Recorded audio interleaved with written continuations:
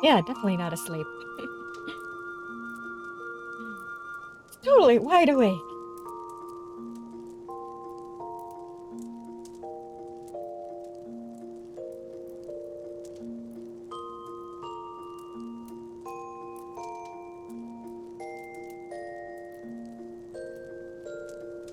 Just ignore the soft snoring sounds. Okay.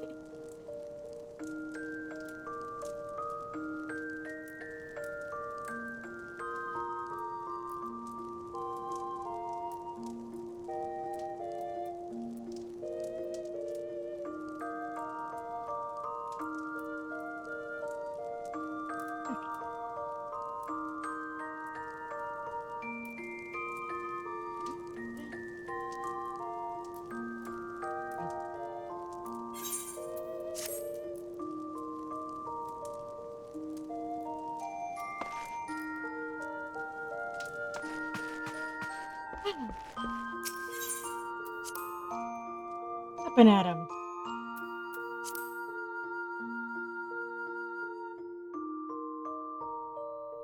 Oh, hey, I stole something. Yeah, definitely. I totally wasn't falling asleep in front of the fire.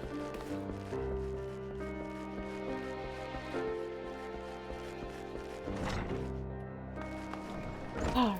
Thank you.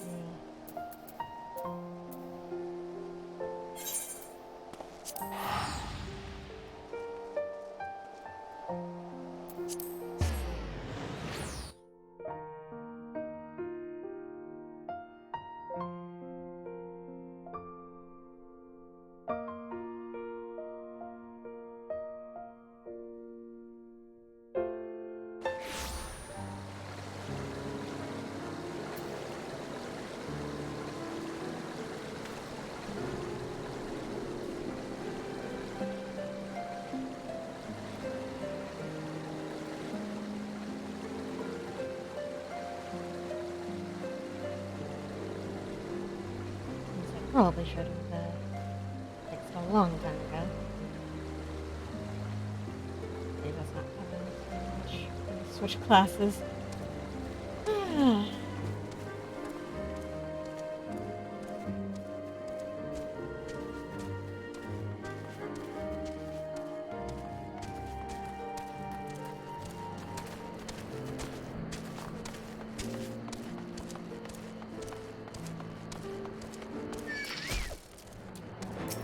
Right.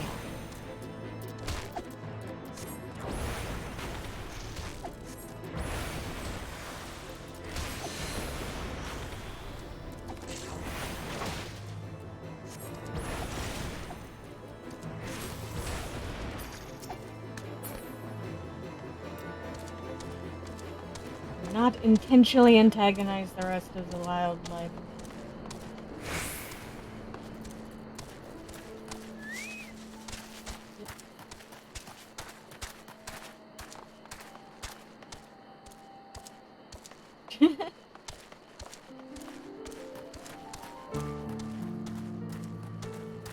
I don't think your quarry is going to be too intimidated by me running by, sir.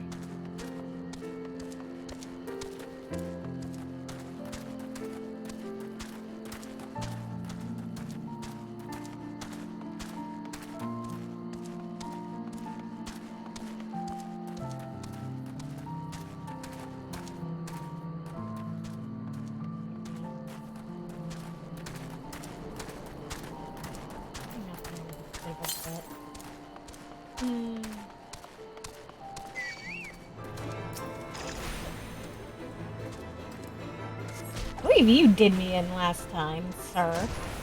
But consider this my vengeance.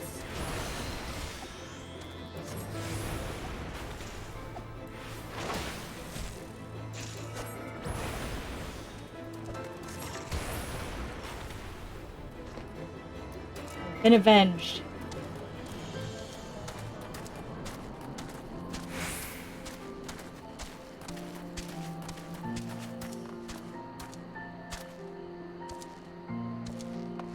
I'm trying to remember how that form's supposed to get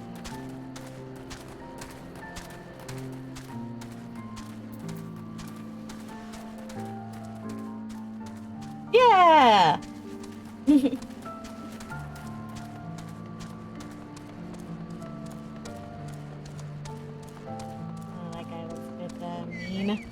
Oh dear. Run away!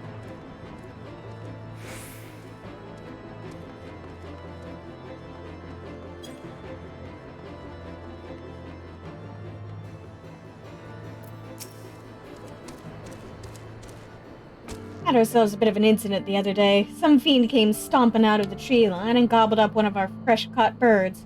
Wasn't a damn thing we could do about it. If we're going to keep on in this area, we'll need some extra hands. You tell the chief that.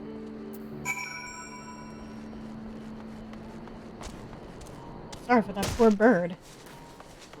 And my poor ankles.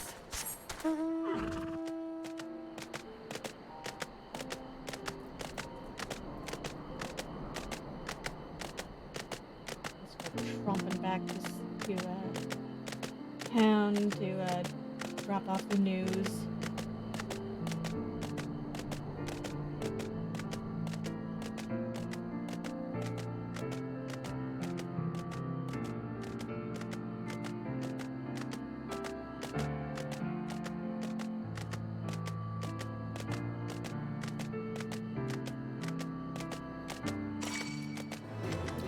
Excuse me.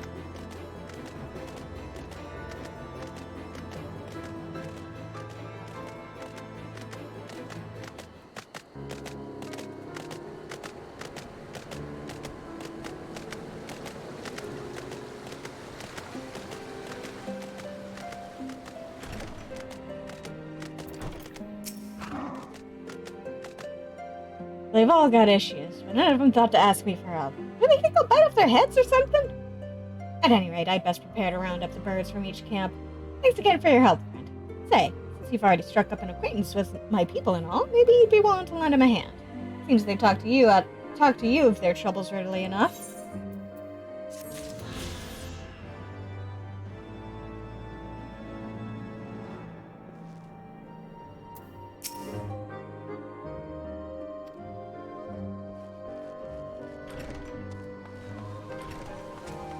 Alright.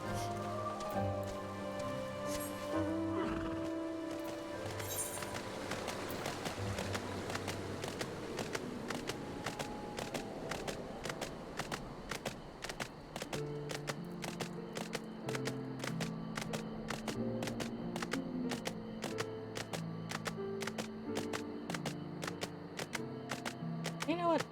Just for fun. Why not? Let's go see what these guys want me to do for them. Ah! Pardon me! Oh dear. Yeah. God damn it. There we go.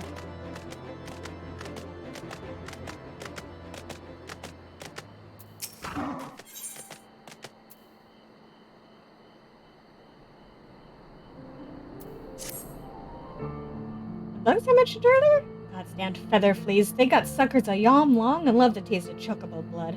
Been wondering what to do about them. I managed to drive them away whenever they come near our birds, but there doesn't seem to be an end to the buggers. I would go into the forest and squash them myself, but that'd leave the chocobos defenseless. Say, why don't you kill a few of them in my stead? You could put down about 4 so you'd have my thanks.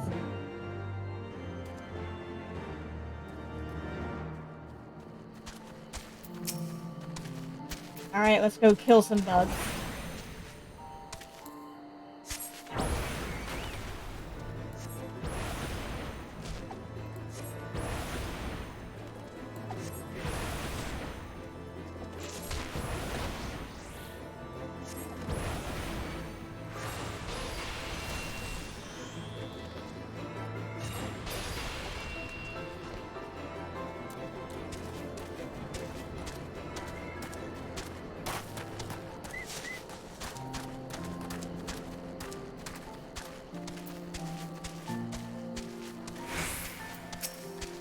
Yeah. Whole bunch of them. There.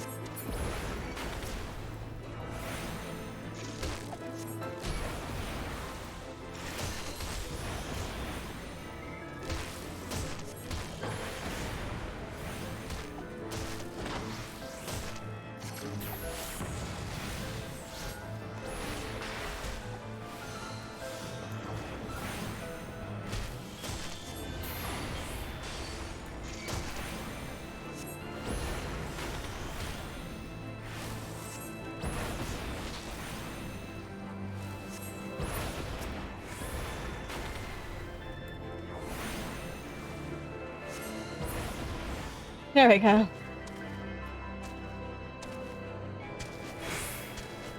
Oh.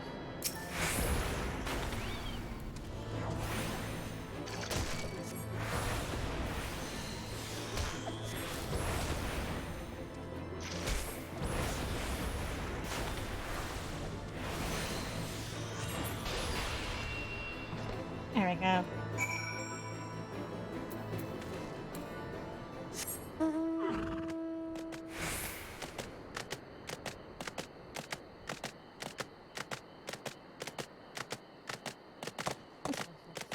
Easier way to get up here.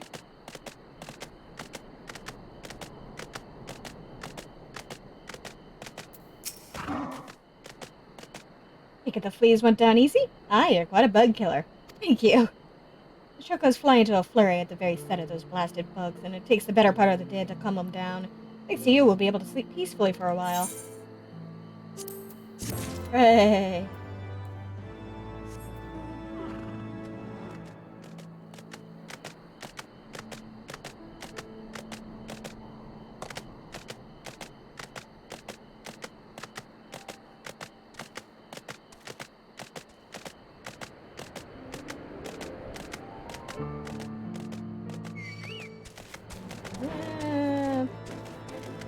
Please leave me alone, chocobos! I'm just passing through! I mean you no harm!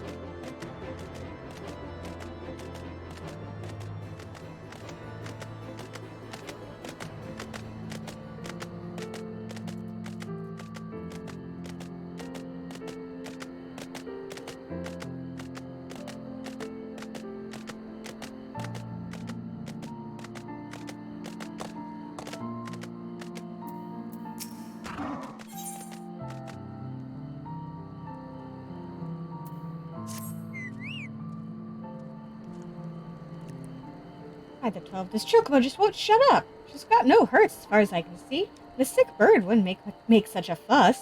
Leaves just one possibility. I've been on to go and verify my suspicion, but I'm not overly keen on leaving this bird while it's wailing away like this. Could attract predators. Would you mind going? Here, lend me your map. I'll mark the place we caught this bird. Chances are there's a nest nearby. If you find it, note what's inside and come back to tell me.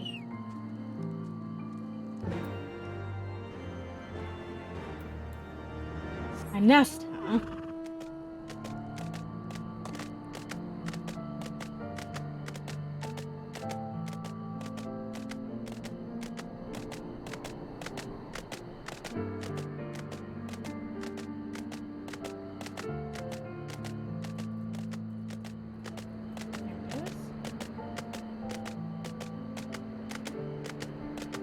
Hidden away among the trees. Hey, what's what we have here? There are eggs in the nest.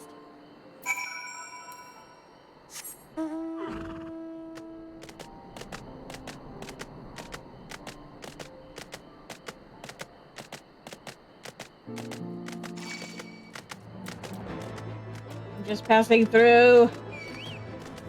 I'm just passing through. Leave me alone. Hello there, ma'am. Seems to have let you out.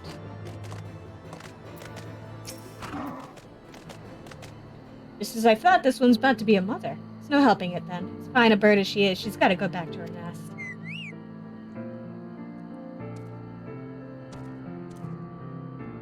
It's a rule of ours, you see. You can't catch a chocobo what's brooding. It don't matter that it's the finest specimen you've ever seen, or that you've been having a bad spell. Nay, whatever the circumstance, we've got to see beyond the present, elsewise we hunters won't have much of a future.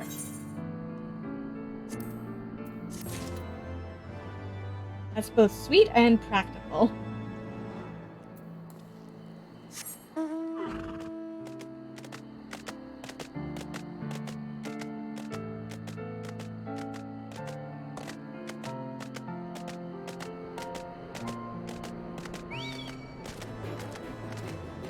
I'm just passing through. Don't mind me, please.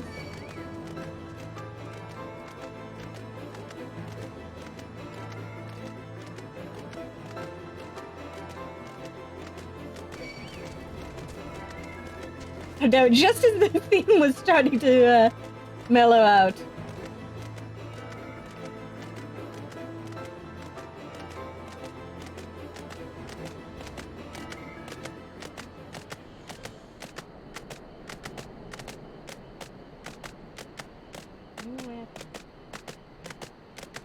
takes a long way around.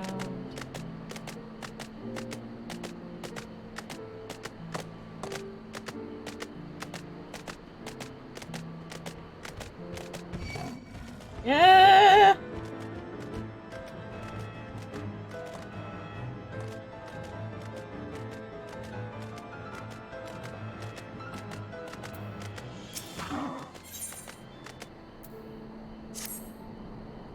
God damn it, that's the third time this week. Blasted Bandersnatches keep snapping up the chocobos before we collect them from the traps. Blasted beasts got a taste of chocobo meat, and now they won't stay away. I seen 3 prowling nearby not a bell ago, waiting for an easy meal. If you were to get rid of them, might be as I'll make it worth your while.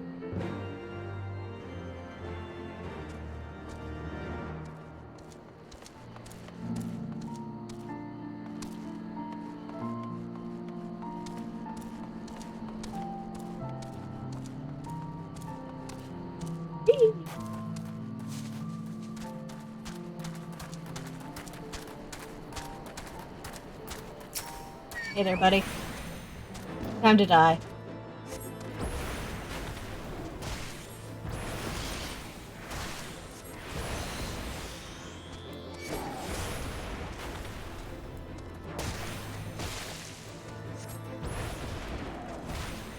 And by time to die, I mean preferably you die rather than me. Thank you very much. Oh, Jesus Christ. Okay. Oh, shit.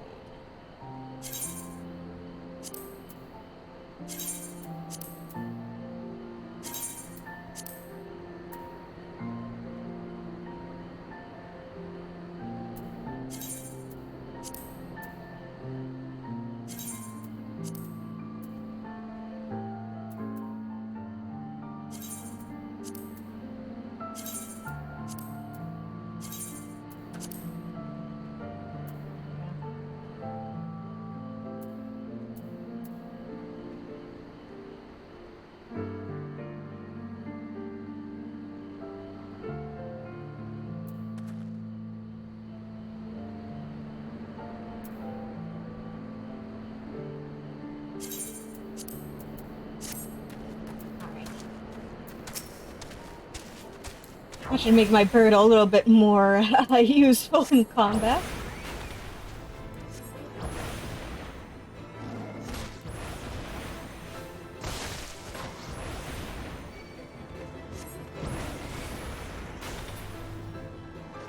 Yeah.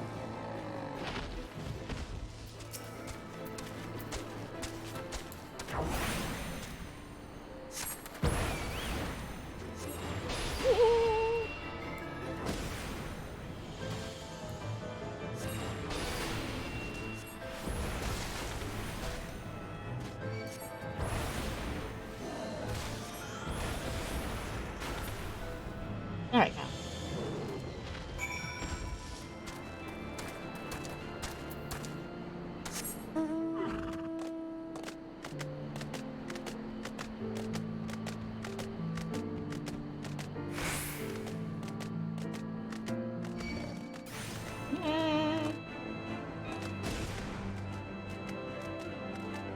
I know I just killed some of your buddies, but please.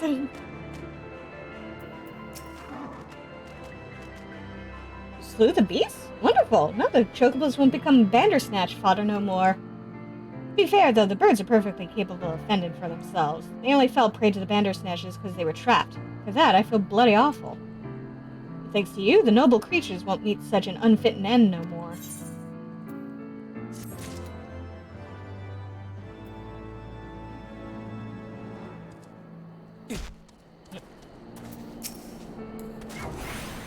Let's just get rid of you so I don't have to worry about you.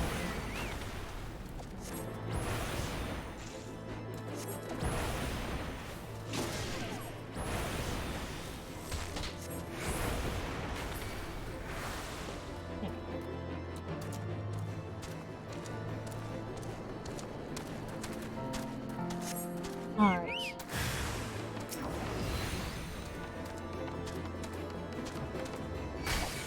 Come on.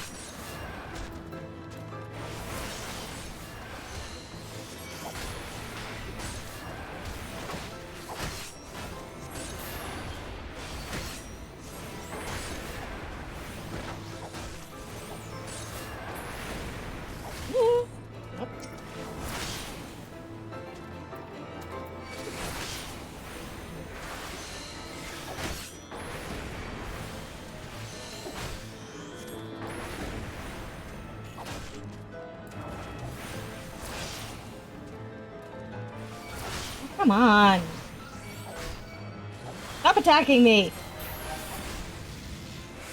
Stop attacking me while I'm trying to kill you.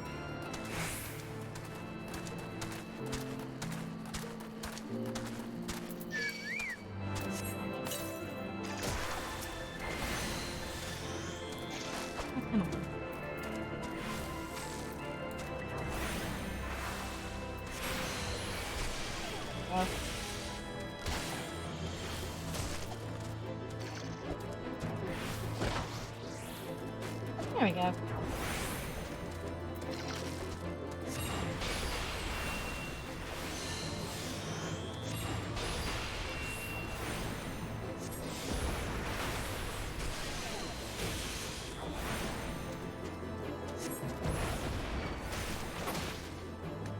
There we go.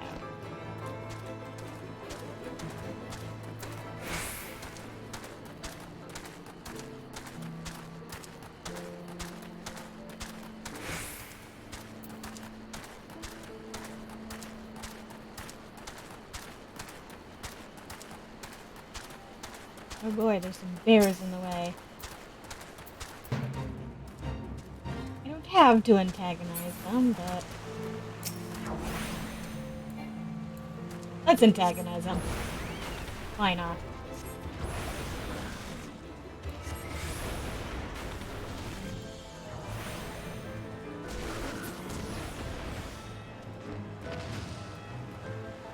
Everyone would probably come charging after me anyway if I don't, so...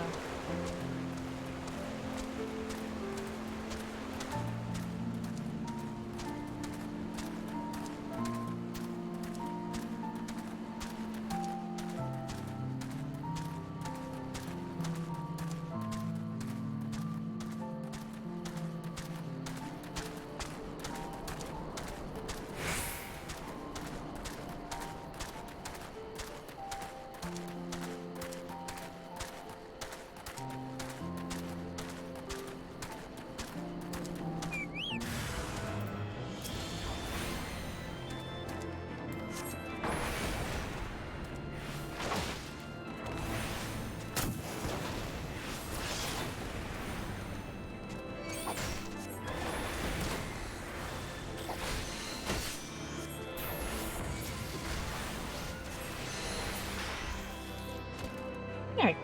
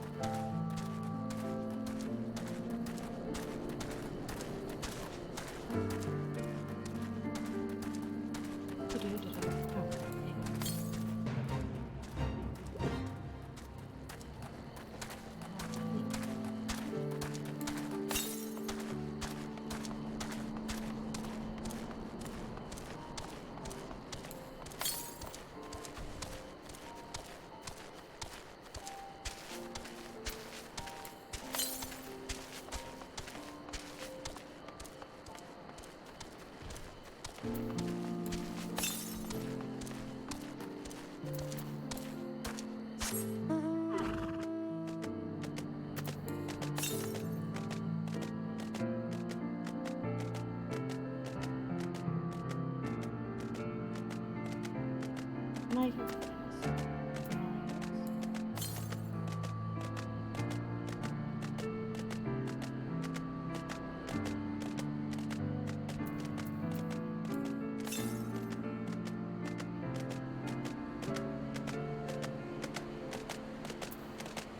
oh, there we go.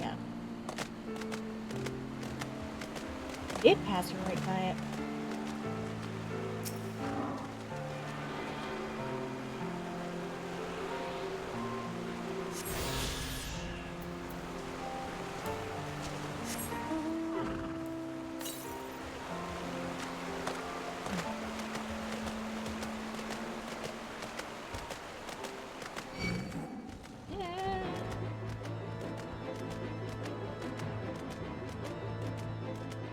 mean you no harm.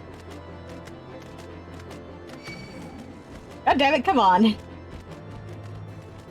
Just as it starts fading out.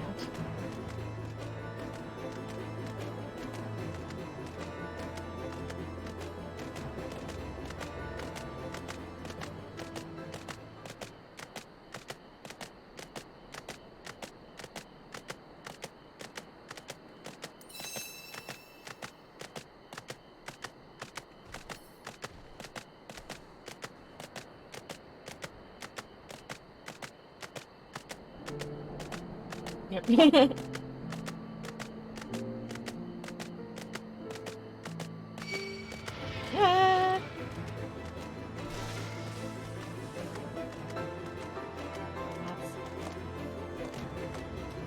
Yeah, nuts.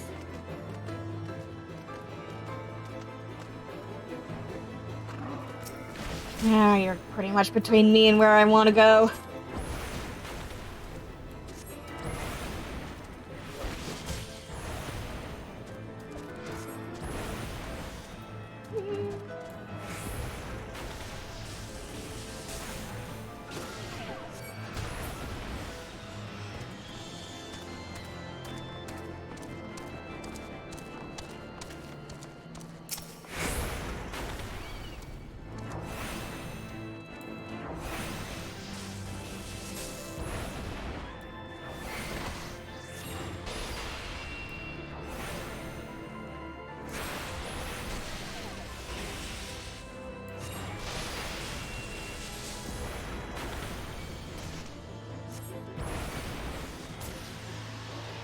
There we go.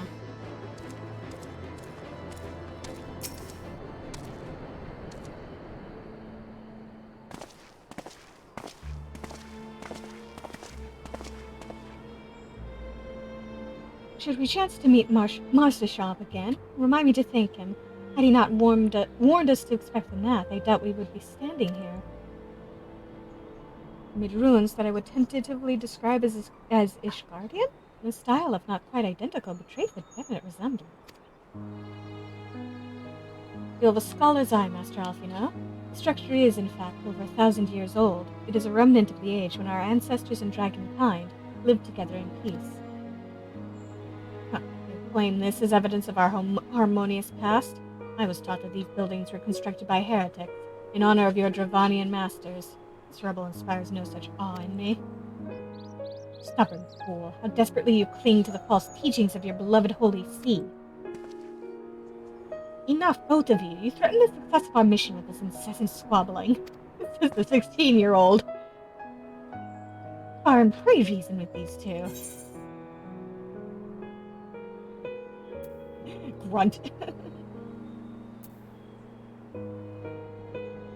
We'll figure out what really happened when we get to the end, I guess.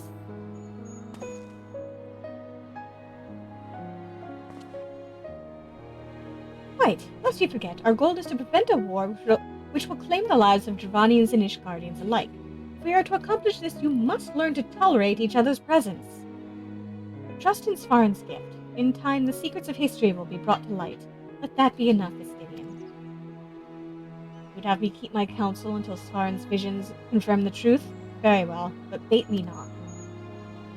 Our meeting with Hraesvelgr will likely provide the catalyst Svarn's gift requires, as it did mine. Let us press on.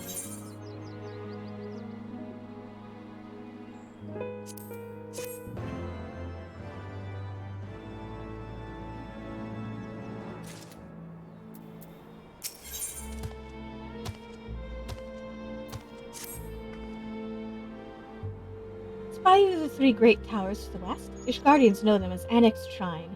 The place serves as a roost for Hraesvelgr's lesser kindred. If we are to reach the peak of Soma-All, then we must first beseech these dragons to open the way. But do not be disheartened. The one who leads them is a friend.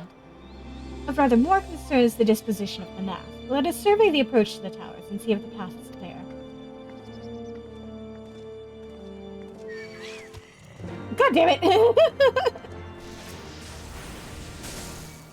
I was hoping he wouldn't bother me at all during that bit. I guess he didn't, but... It's only just barely patient enough. Yeah, seriously, come on!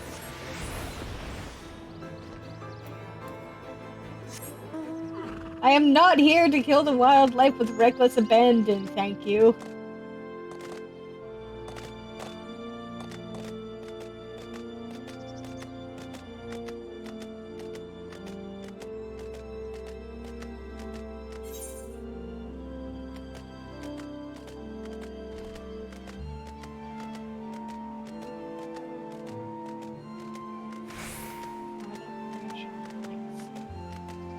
It's been so long since I've actually had to hoof it on the ground.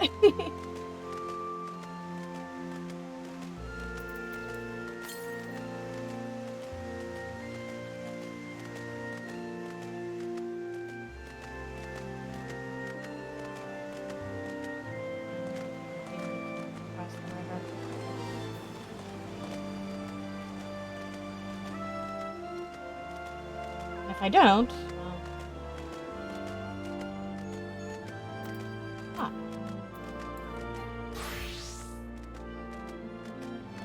Quick detour. Hopefully the wildlife won't attack us quite so much.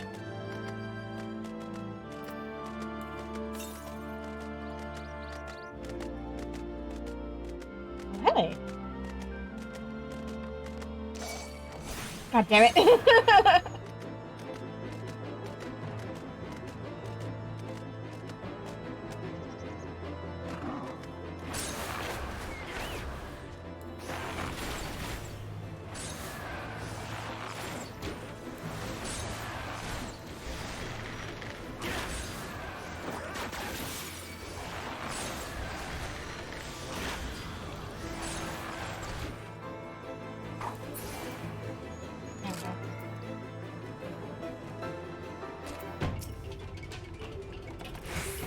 This man is Silvio's assistant. He managed to win free, but Silvio is still being held within.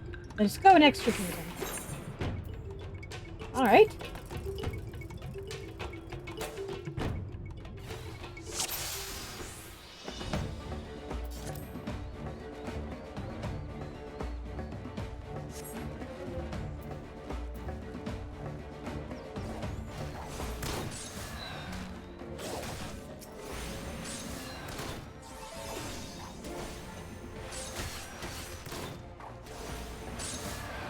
Here to help.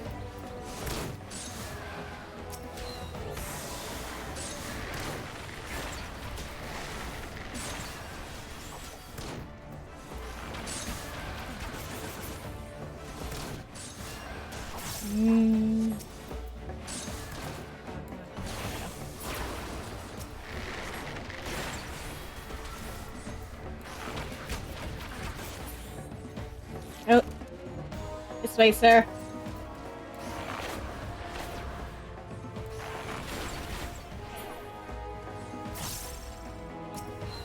Damn it.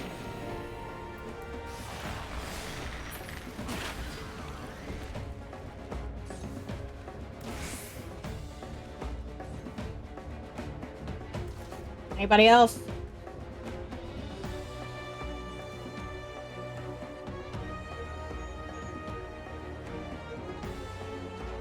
All right.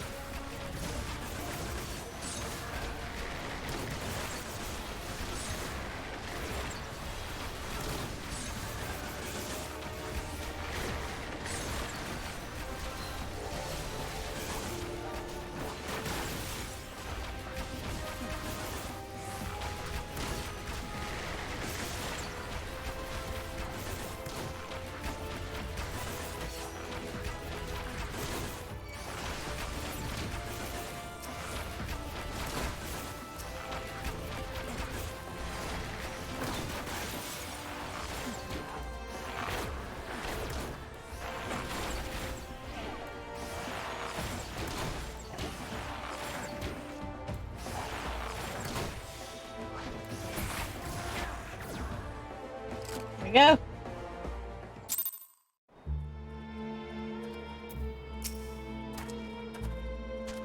you all right, Master Silvio? I, a little shaken perhaps, but otherwise whole of body. Statement I am able to make thanks to your timely arrival. May I ask the names of my saviors? I am Sanson of the Order of the Twin Adder, and my companions are the bards Svarin and Guidolo. We three are on a journey to find a legendary song. The Ballad of Oblivion 'tis called, and we were given to understand that you may have knowledge of it. But this is not an ideal place for conversation. Let us first return to Tailfeather.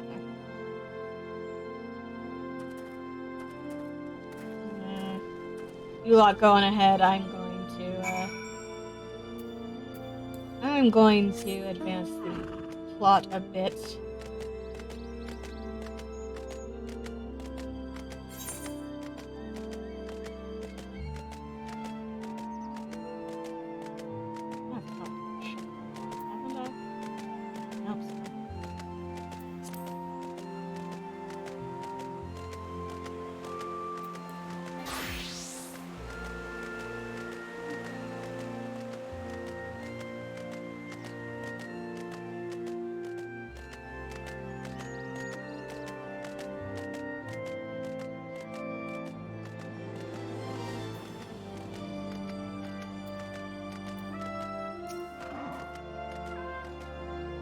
It's as I feared. The road ahead is teeming with Nath's soldiers.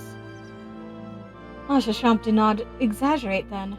These beastmen have grown brazen indeed if they would threaten the dragon so openly. But they intend to assault the lair itself.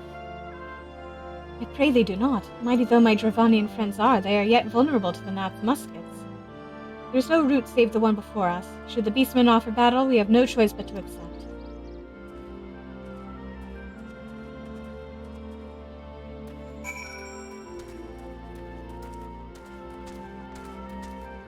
Why must it always end in violence?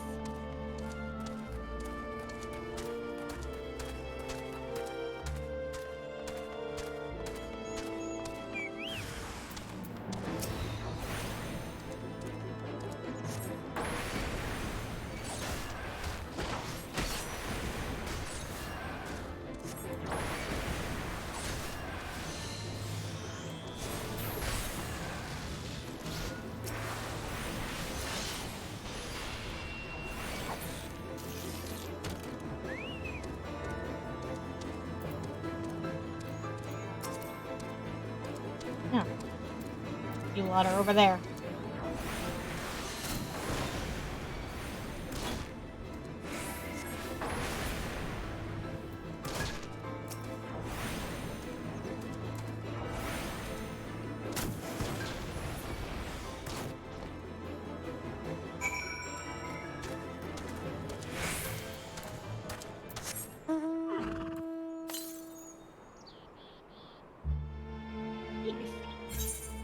I mean, so far east.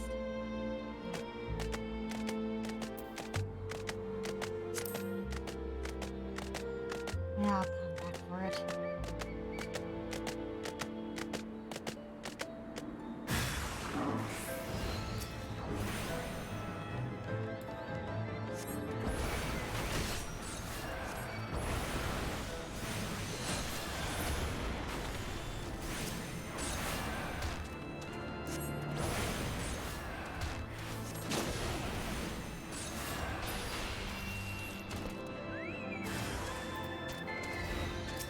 Jeez, come on.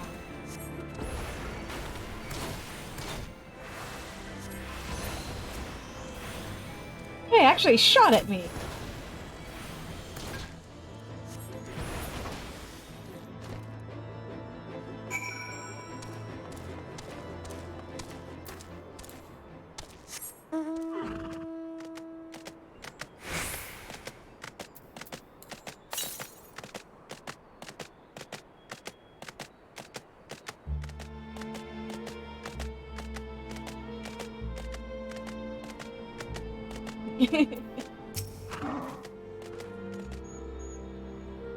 I take no pleasure in killing the Nath. 'Tis to avoid bloodshed that I agreed to join you on this journey. Well, it cannot be helped. We may proceed into the courtyard together. Leave the task of hailing its occupants to me. And keep your lance on your back, Dragoon. On my word to the Warrior of Light, I shall start no fight, only finish it. Surely are beyond salvation. Come then.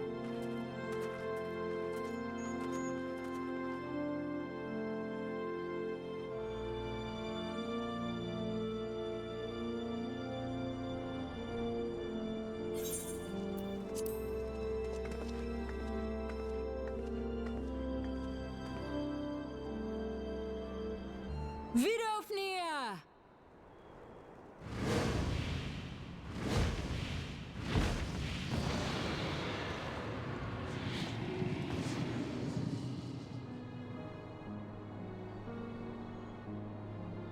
Ah, 'tis thee, little one. From above I did mistake thee for a nath. 'Tis well I chanced to look again, or thou wouldst now be ash. Dear Vidofnir, how I have missed you. Would that I had come sooner, and not out of dire necessity. Thou art troubled. Speak that I might know thy plight.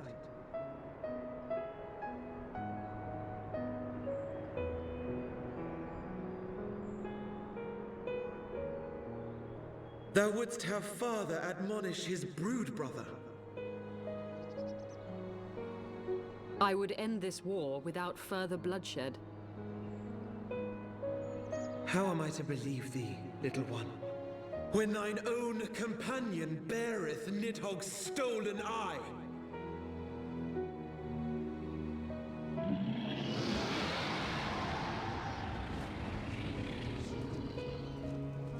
Have care, dragon, or I shall gouge out one of yours. You forget yourself, sir. We are here on a mission of peace.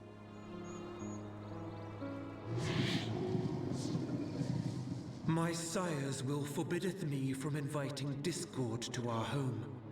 'Tis for this reason and no other that thou still drawest breath, knight. Vidofnir, please. We must be allowed to convey our intentions to Hraesvelgar in person, with words of our own choosing. Grant us this favor, and open the way to Som Al. Thou hast ever been welcome, little one. But I cannot grant thy wish. I am bound to remain here and protect my kin from the Nath's god. The Nath have summoned a primal.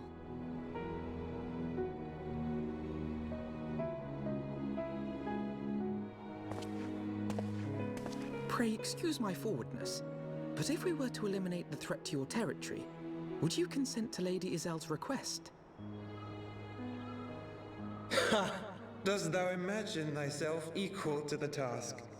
To succeed where dragons have failed?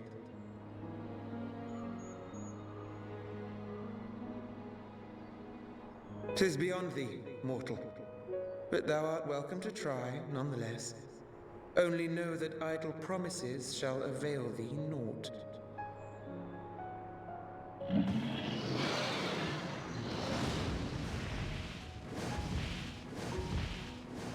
It would seem we have no choice but to make good on Alphino's offer. Why must our every bid for peace breed yet more war?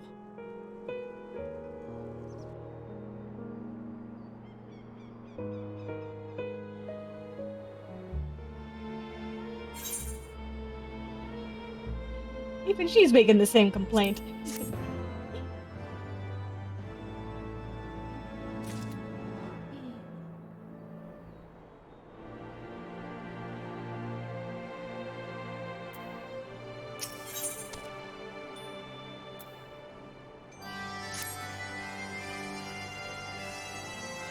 So, the Nath have summoned their god, and thus is the mystery of their newfound belligerence laid to rest. Are you not glad, Lady Icehart? I thought you would applaud them for summoning a primal to further their own ends. After all, you did. I did not reach out to Saint Shiva to further mine own ends. I desired her strength only to forge anew the peace between man and dragon. What a fool I am to speak of peace to you, a bloody savage who murders without thought or compunction. Enough, enough, I say! If the Noth have truly brought forth their deity from the ether, we must face it together or watch our hopes fall apart. All now rests upon this primal's defeat. But ere we think of confronting it, we must first study its origins. What is the nature of this god? What manner of faith sustains its existence? My apologies. You are right, of course. Let us return to Tailfeather and consult with Marcel. He knows more of the Noth and their culture than most.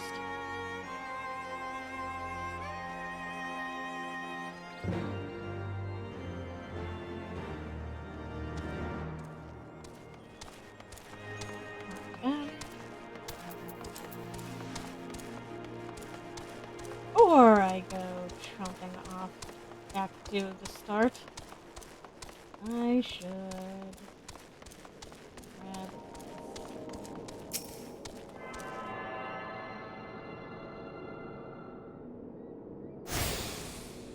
Go.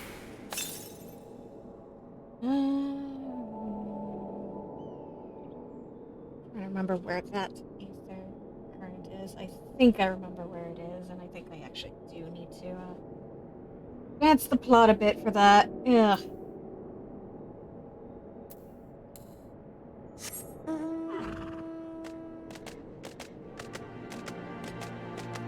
Alright, back we go.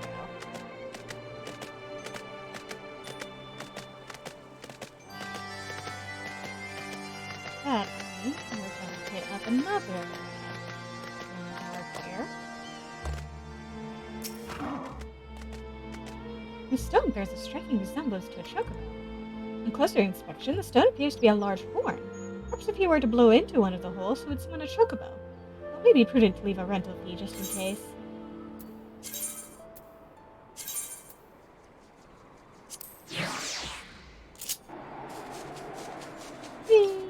Ooh.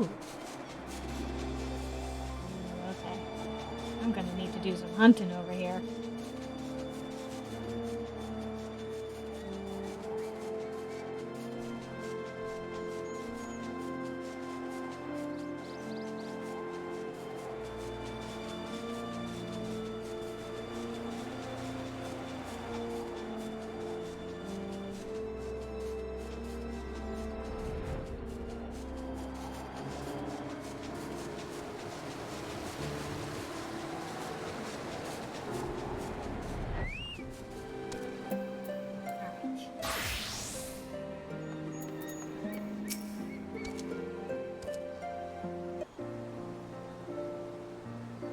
Hunter here wishes a word with us.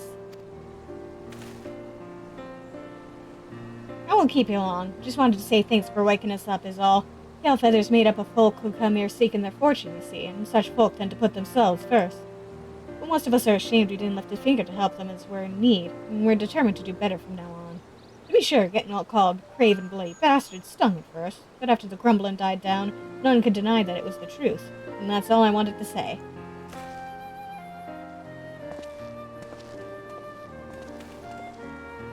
You certainly have a knack for moving people, my friends, though I suppose it is only to be expected of bards. But come, let us speak of the song you seek, the Ballad of Oblivion.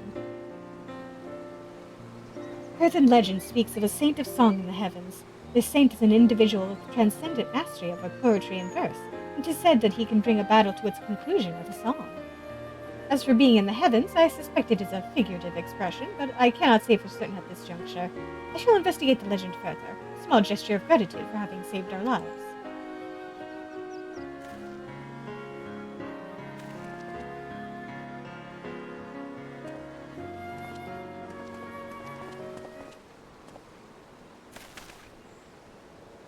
While we wait to hear from Master Sylvia, let us conduct our own investigation. Earthen literature may yield us some clues.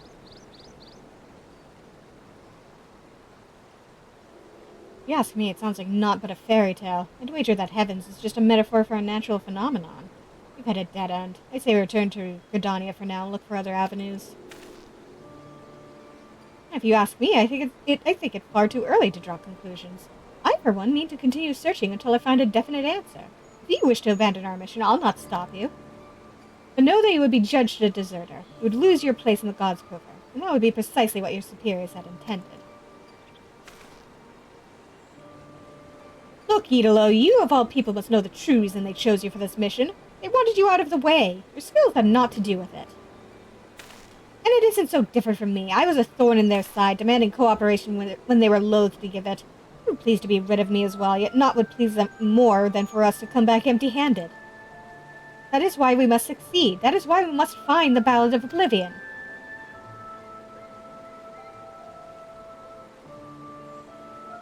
You want to find the song so badly, you can bloody well find it yourself. I've had a gutful. You're no bard. I doubt you even understand what gives a song its power. But here you are, gallivanting about searching for one. To you, the Ballad of Oblivion is just a means to curry favor with the brass hats. Oh, that's an insult to honest-to-God's bards like me and Starin.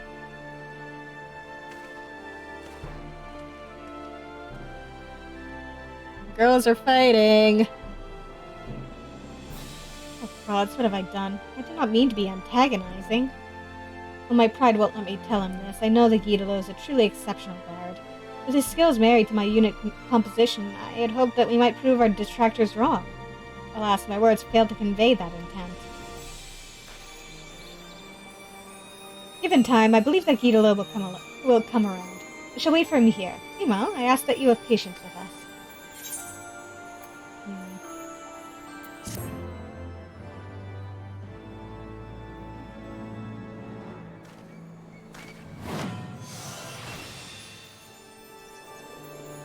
Yeah, seriously, come on.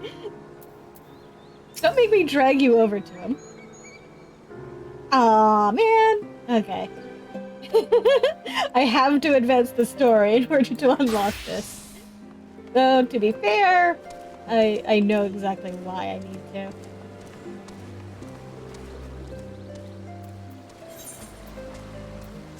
I know why and I know how.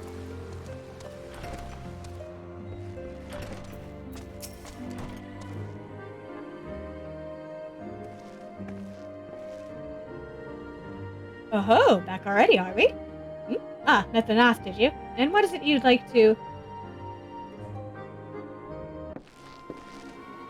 Summon to Primal, you say? Seven hells. Well, I don't know bugger all about Nath religion, if I'm honest. Beyond their trading habits, there never seemed much point in asking. But it shouldn't be that hard to find out. From time to time, we barter with a small hive to the north and west of here. Outcasts from the main tribe, from what I understand. I reckon they'd be willing to tell you a bit about themselves if you give them the right incentives. That sounds promising. And what exactly would an Nath consider to be the right incentives? Oh, nothing your average hunter couldn't scrounge up in a day or two. But seeing as you're in a hurry, you might want to divide the chores amongst yourselves. You'll want a good-sized jar of land trap nectar, a basket of calum tree fruit, and, always a Nath favorite, a generous portion of young Nanka flesh. I shall gather the fruit. Leaping to the lower branches of these forest giants should present little challenge to me. Then I shall collect the nectar with Master Alfino's arcane assistance. And that leaves you to bring home the meat. You'll need to carve it from the smaller Nankas that live in the rivers. 3 big hunks should be enough, I reckon. Once you've got everything together, you'll need to set it down at what we call the trading post. Here, I'll mark the spot on your map for you. You've been most kind, Master Marcesham. Well then, let us attend to our respective tasks and reconvene at the trading post. I need hardly add that the last one there is a rotten Nanka egg.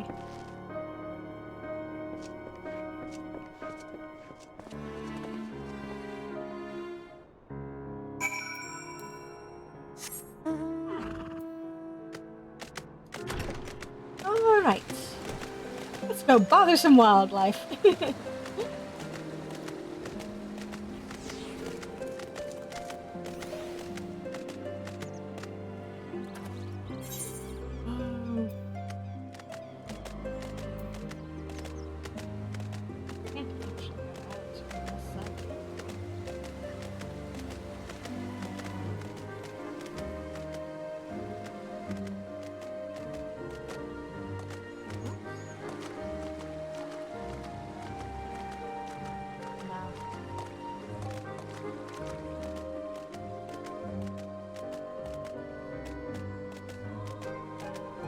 Yeah, no. Take the long way around.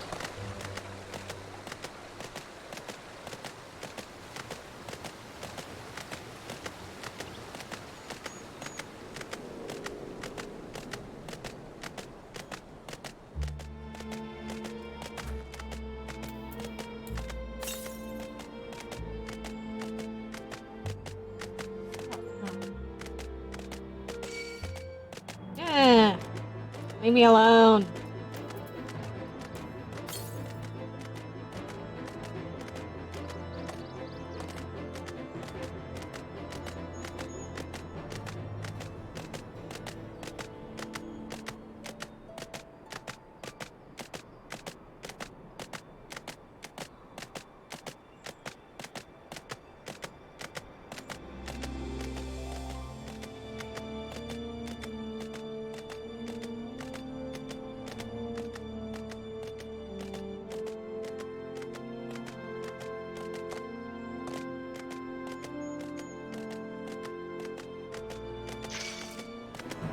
Leave me alone.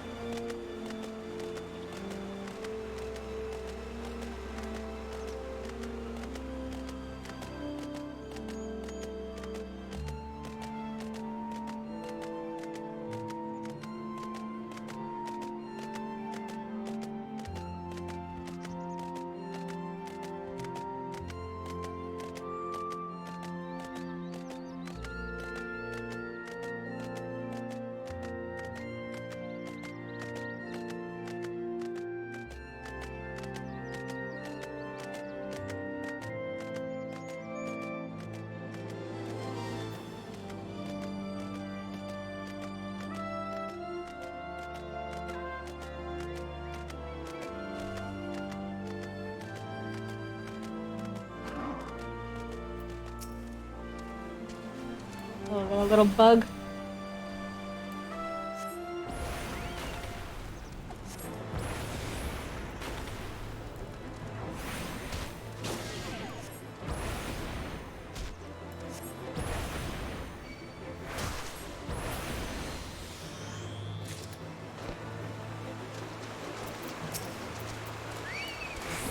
Oh dear. Mama's not happy. Yeah.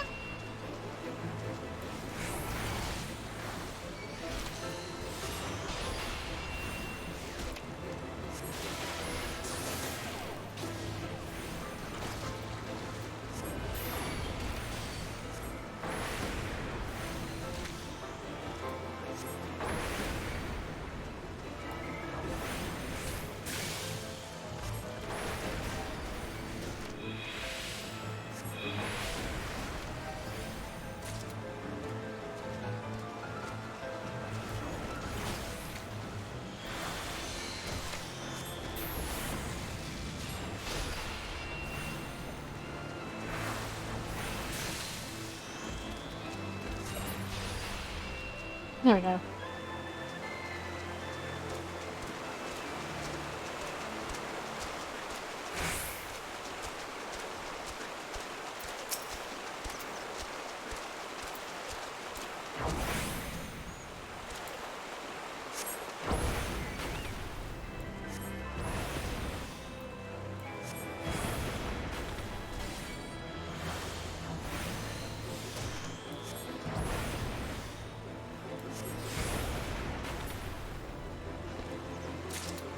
Yeah.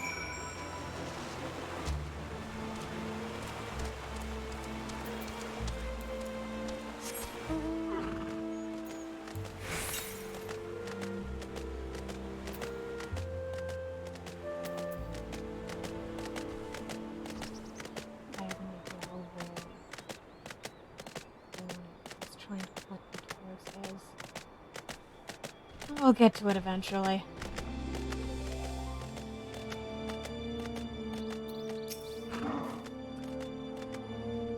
I was able to gather a goodly amount of nectar from the lamb traps, though I would not have known how to harvest it without Izel's help.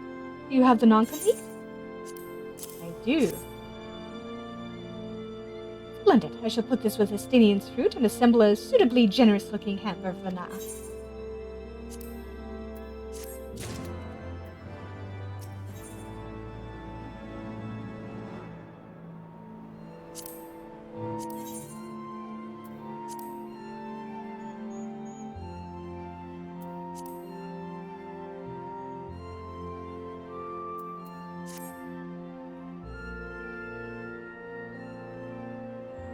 Well, everything appears to be in order. Assuming no one has any objections to my choice of presentation, I shall place our offerings at the trading post as instructed. Were I of the North, I think I would be suitably impressed.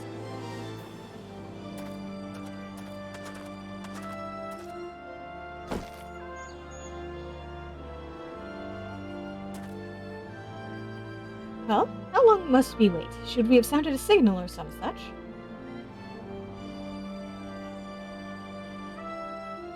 Calm yourself, Master Alfino. Our offering has not gone unnoticed. Oh, hello.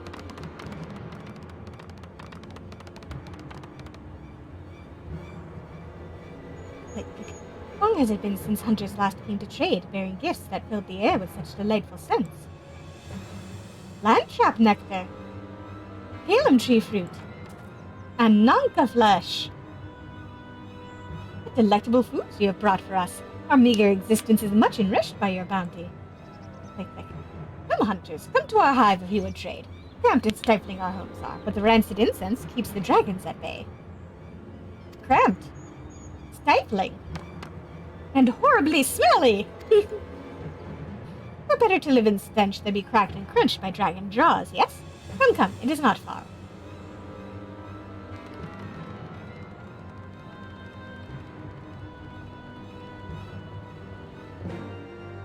Oh,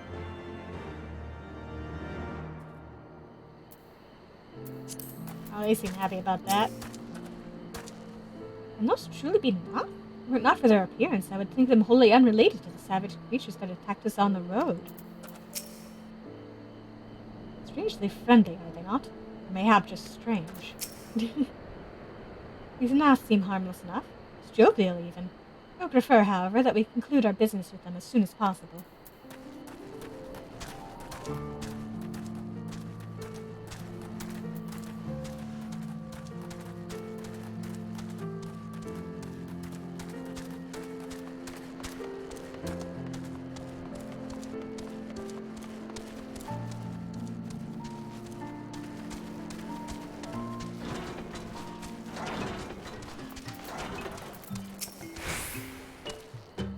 Click. Your presence has been announced to the storyteller. We must speak to our chosen leader in words, for we are Vath. We are the non-mind. I mean, I don't think we can talk to him in anything other than words, so,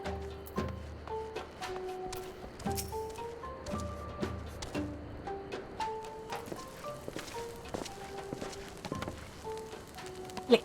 Welcome to our hive, hunters. You have brought delicacies much sought after by our people, and we are much pleased. What would you have in return? Honored Elder, pray allow me to begin by thanking you for welcoming us into your home, and for accepting our humble offerings. My companions and I are come in search of knowledge, specifically knowledge of your people's god. Knowledge alone? Strange hunters you are. But if it is words you desire, then words you shall have. We are the Vath, the non-mind, and to speak is our fate. You will hear the tale of the Nath's god, of the god the One Mind summoned into our midst. The One Mind. These are the Nath who reside in the main colony. Yes, they are one, connected. But let us begin the story at its beginning. Some moons ago, a single dragon flew in from the east, bleeding and weak. It fell from the sky and into the hive, where it was swarmed by my brethren, and with spear and spell and musket the dragon was slain. It was likely one that had fled battle with my kinsmen. I should commend you for finishing the job.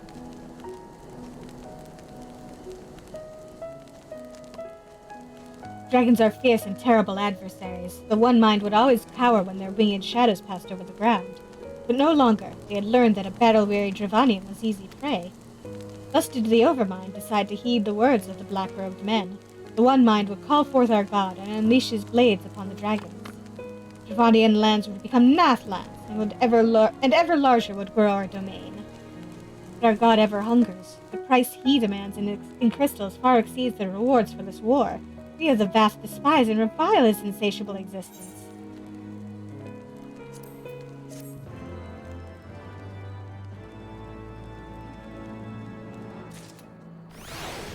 But hey!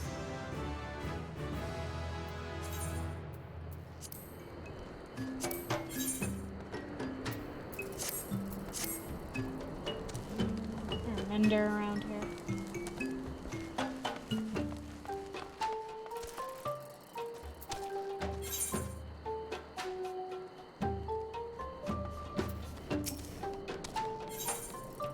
Yep.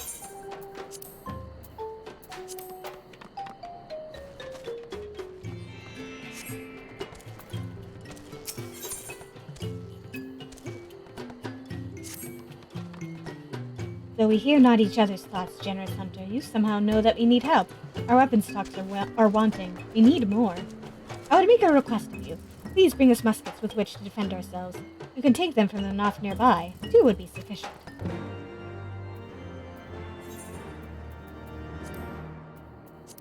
Alright, easy enough.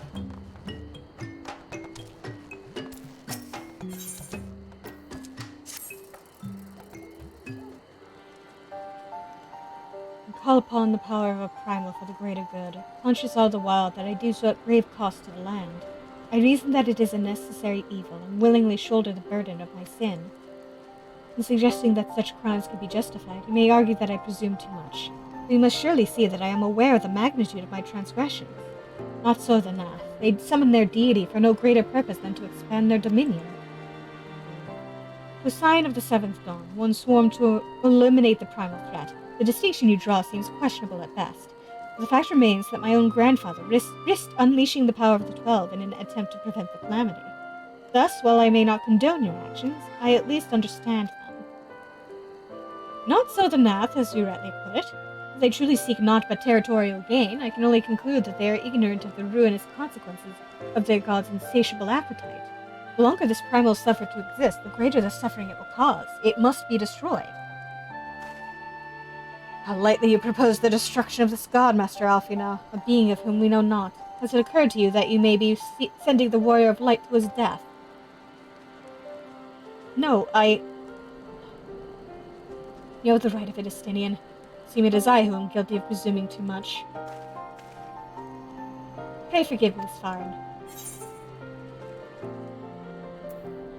I've killed plenty of gods before. This should be fine.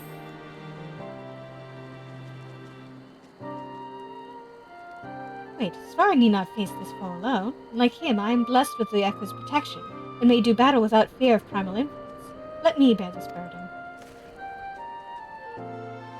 Ha! Do you truly imagine yourself a second warrior of light? Remind me, how many primals have you faced, my lady? Not that it matters. We know not where this god resides, or how to challenge it. Unless you mean to pray until it appears. And I'm just looking at Estinian saying, do you imagine yourself a second warrior of light? And just thinking, wait your turn, Estinian.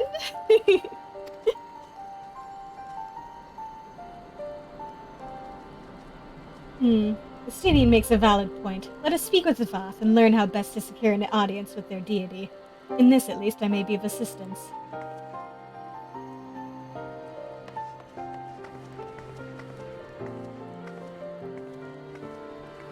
The young lord certainly seems eager to prove his worth.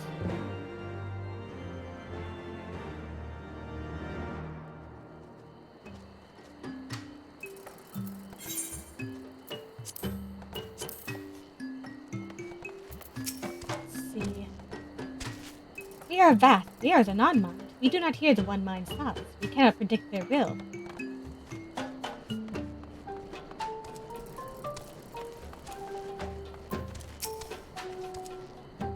By the fairy, I would swear these beasts would know less about their god than I do.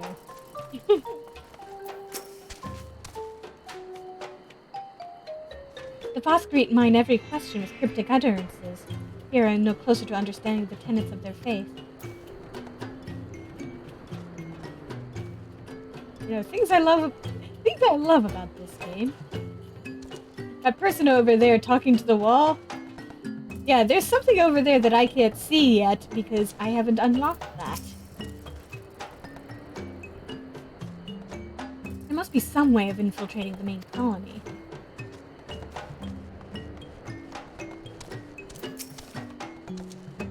Click, click. Put this idea from your minds, generous hunters. If you meet with our god, then he will have your souls. Surely you are not so generous as that. Yep. We are not yet worthy to see what that person sees. Click, click. You wish to meet our god? Offer yourself as a sacrifice, and you will soon be brought before him. You would mourn the loss of such generous hunters, however.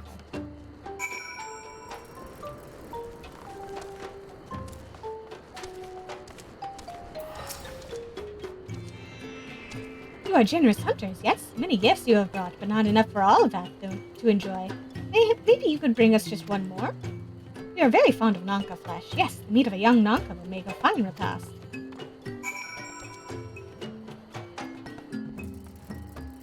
Someone's still hungry.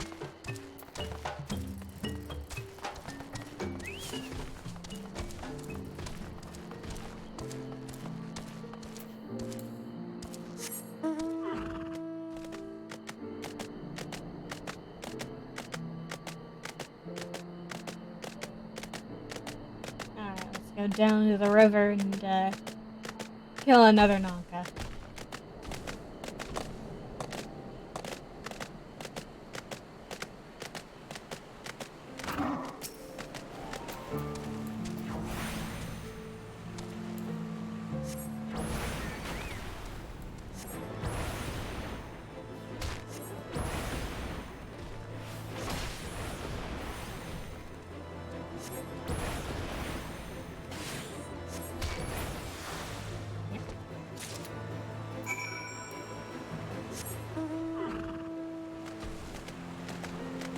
Back.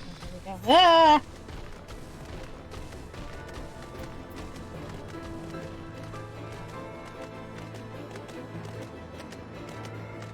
I'm getting attacked by trees. Leave me alone. Leave me alone, angry trees.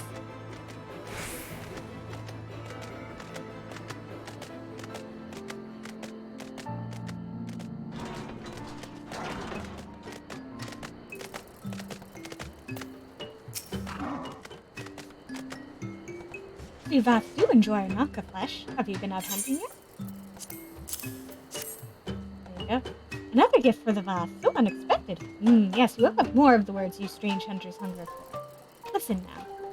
The senses of the One Mind are enmeshed by the Overmind. What one sees, all see. What one feels, all feel. Alert a single Nath, and the whole hive is alerted. To reach our god undetected is all but impossible.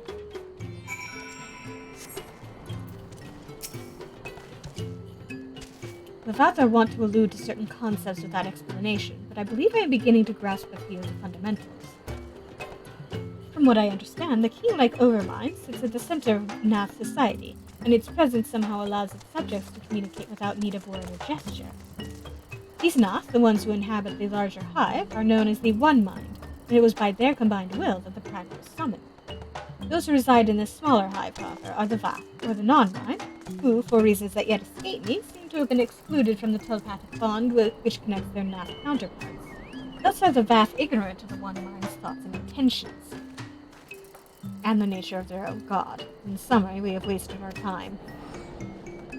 Not so. Perilous though it may be, the Vath did furnish us with one certain method of approaching the primal, as sacrifices. Should we allow ourselves to be captured in the environs of the colony, the Nath will bring us before their deity to make an offering of our souls.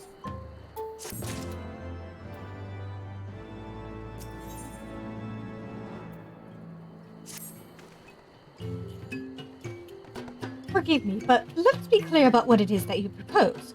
You mean to say that you would deliberately provoke the Nath, surrender yourself into what might generously be termed their custody, and then wait until their god arrives to claim your soul? That fairly well describes my plan. You will join me in this endeavor, will you not, Sparn? Judging by the great risks you took to prevent the summoning of Saint Shiva, you are not a man to err on the side of caution. Would that I could fight at your side, warrior of light, but the power of the dragon is no protection against primal influence. Forgive me, but I must remain here with Master Alfino. Then it is settled. Svarin, you and I shall challenge the guards at the entrance to the colony. Once the hive is roused, we shall feign a brief show of resistance, and then allow them to take us prisoner.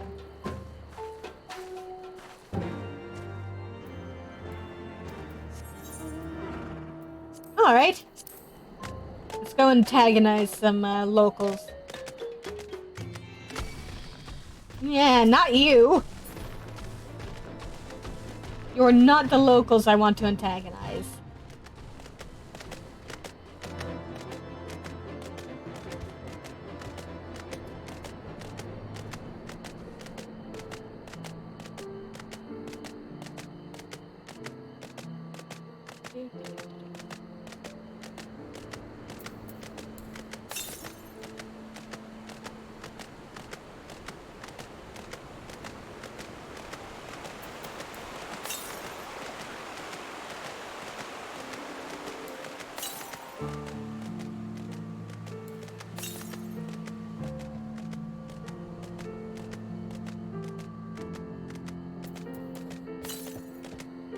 Look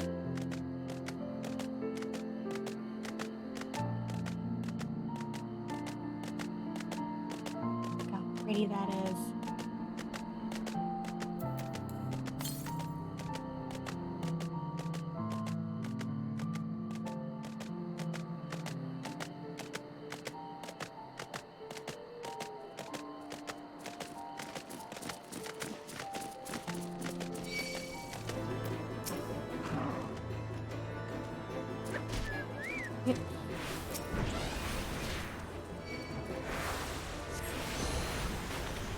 You are not what I'm here to kill.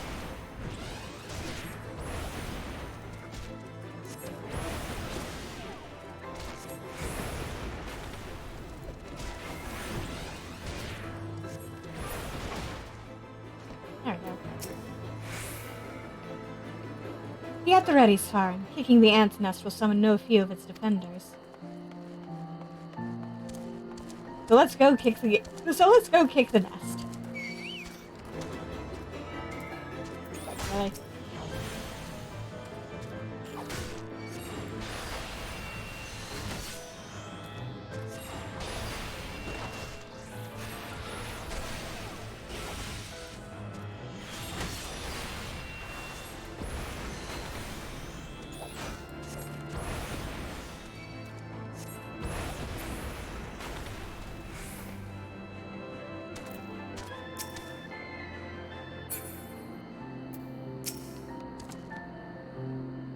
Intruders, your lives are forfeit!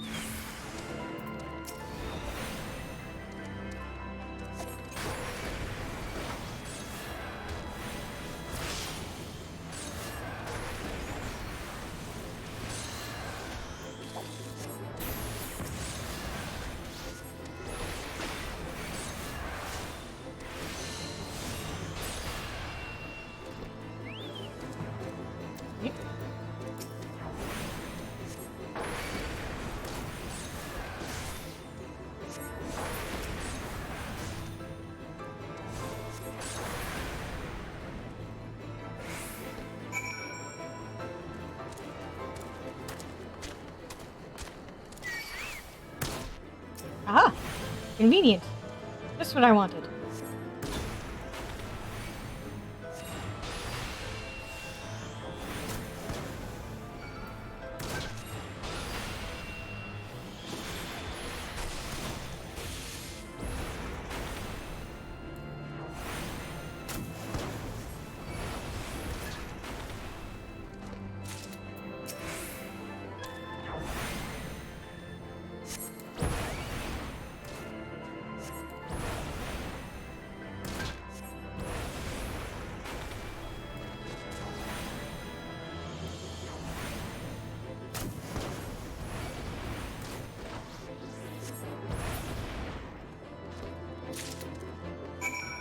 There we go.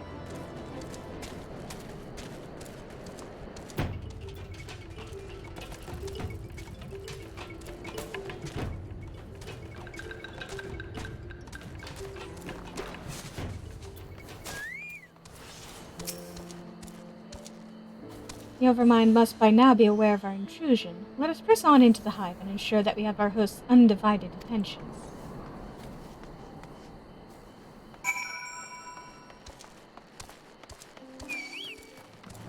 Oh.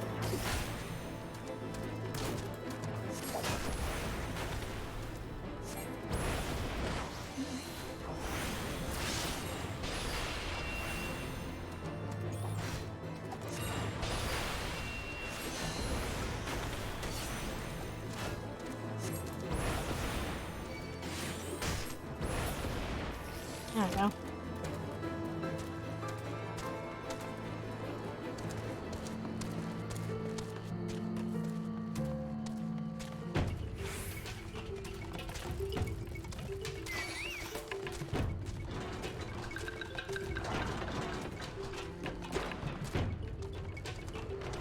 Yeah.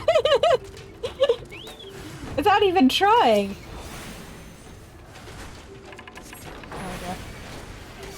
Oh dear. This is maybe about to get a bit dicey.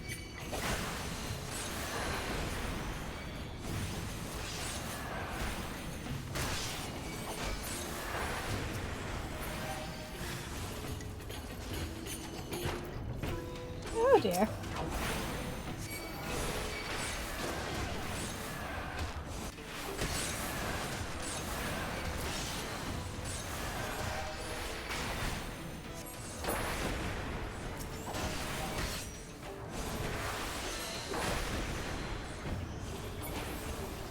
Oh dear. Okay. Oh dear.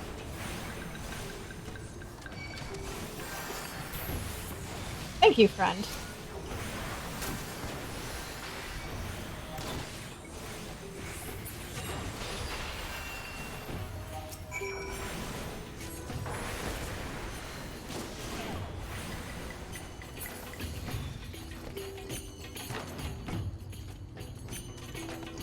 You have to pay attention.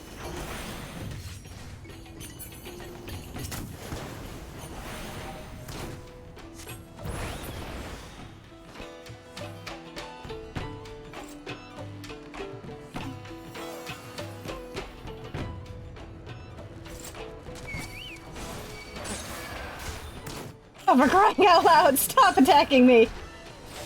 Go away!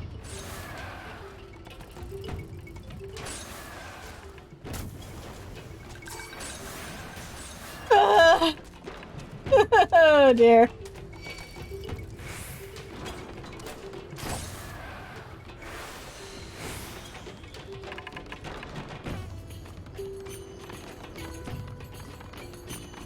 Ah!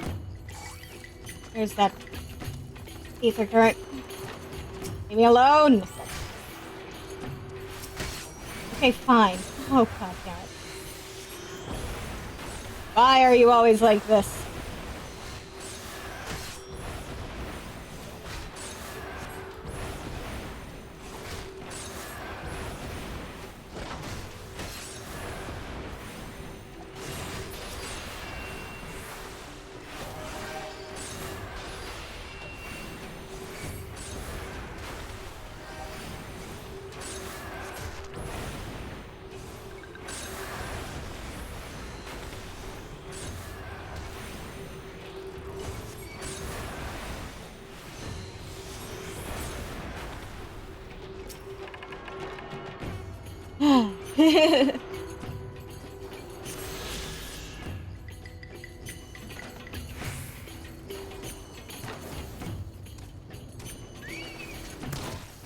Really?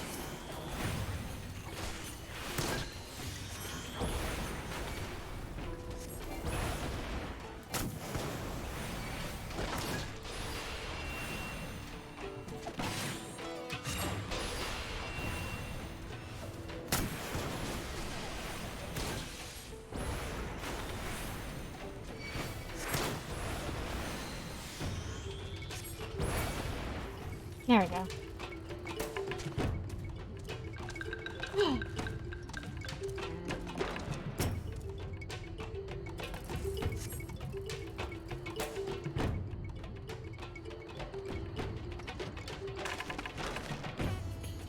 That should be sufficient. If we did not have our host's full attention before, we must surely have it now.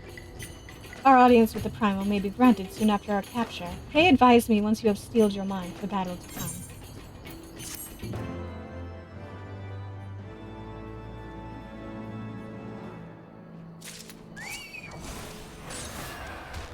Really?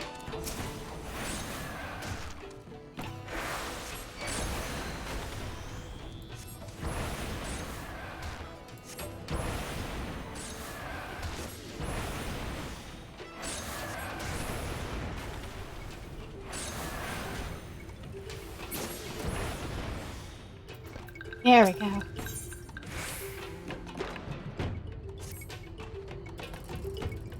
Yep. You are prepared then? Yep, totally ready to die.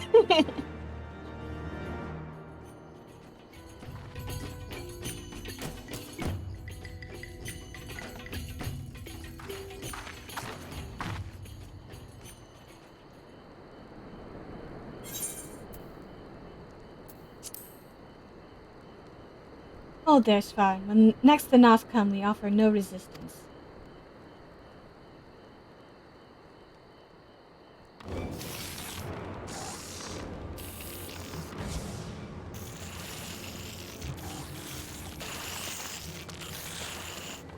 Surrender, intruders. There is no escape.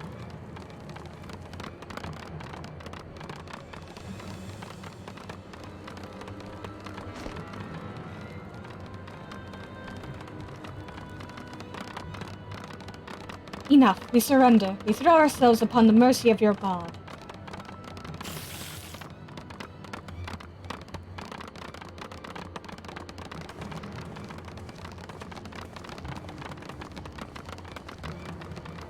Yeah.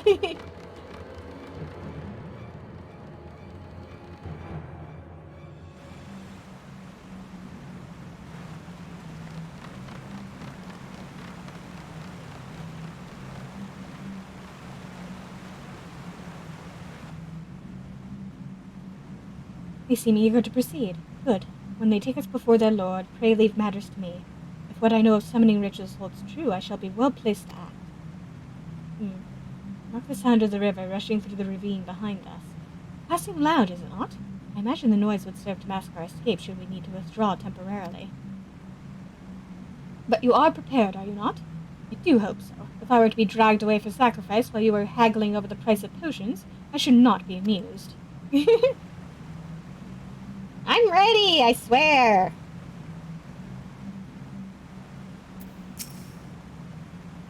Though I dismissed Master Alfino's concerns, I confess that I did wonder how the Nath might treat their prisoners. Happily, it would seem they are not wont to harm sacrifices, nor even to disarm them. Plainly, they imagine their god invulnerable. The plan goes better than expected.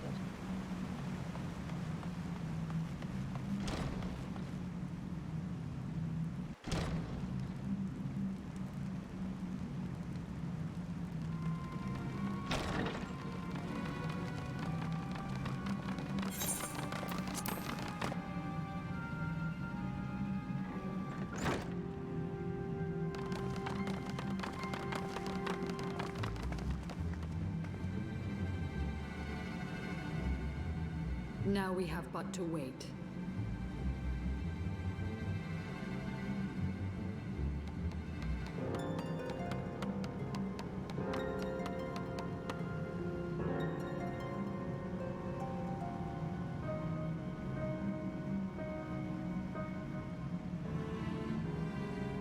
O Lord Ravana, master of the sacred blades, wrath of the colony, conqueror of the world, hear our prayer. Pray grant unto your devoted children the gift of your divine presence.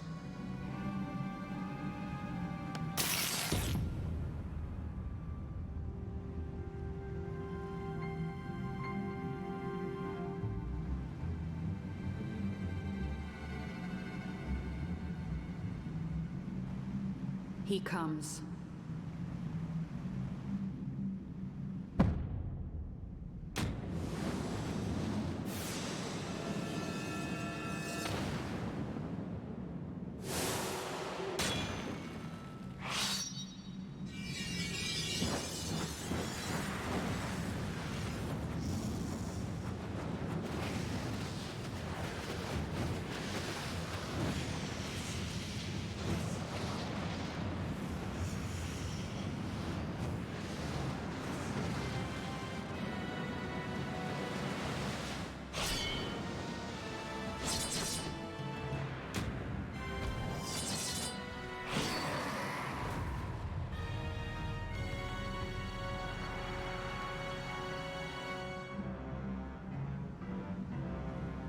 All strength to the colony. Speak and I shall listen. O glorious general, we have captured intruders and would make unto you an offering of their life's blood.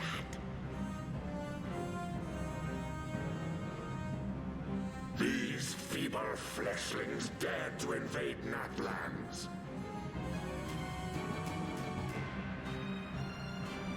Hear me, Lord Ravana. My companion and I did not come to contest your children's territory. We wished only to learn the reason you wage war against the dragons.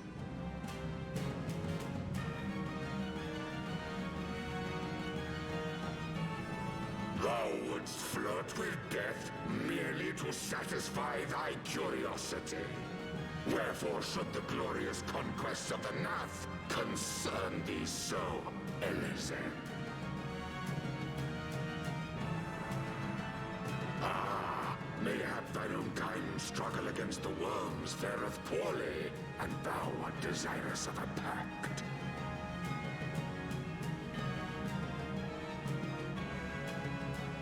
We crave no alliance, Lord Ravana. Only peace. We would bring an end to our war with the dragons. Yet so long as they remain embroiled in this conflict with your children, our goal shall remain out of reach. Never before have the Nath risen up in such numbers, and never yet with you at their head. Why do you lead them to war? Thy question hath no meaning. To live is but to fight.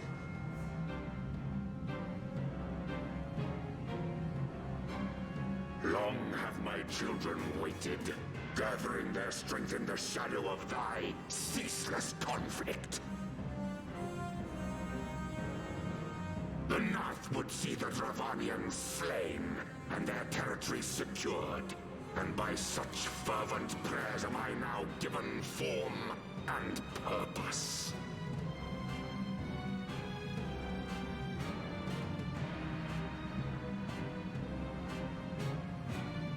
As I feared, your very existence is an obstacle to our goal. Since you are so fond of fighting, we challenge you, Lord of the Nath.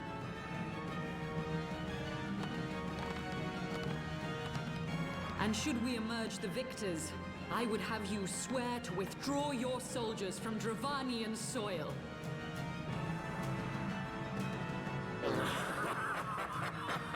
Thou art bold indeed to risk thy fleshy hide so readily. Very well. I, Ravana, fourfold master of the blade, do accept thy challenge. But should I emerge the victor, I would have thee swear to serve in mine army till thy last breath is spent. Do you accept?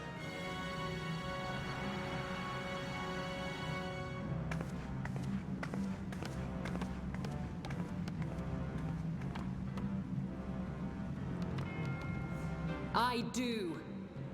And I believe the first bout is mine.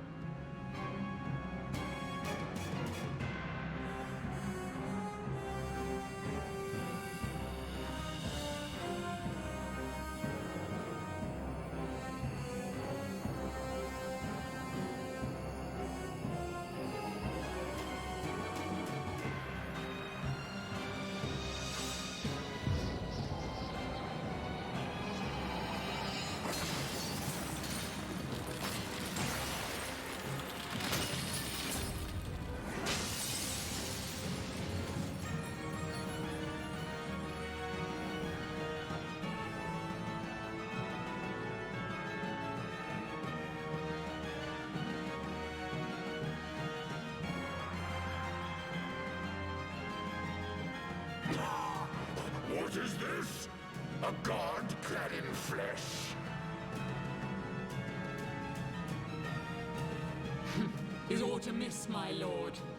Thou wilt not break thy word, I trust.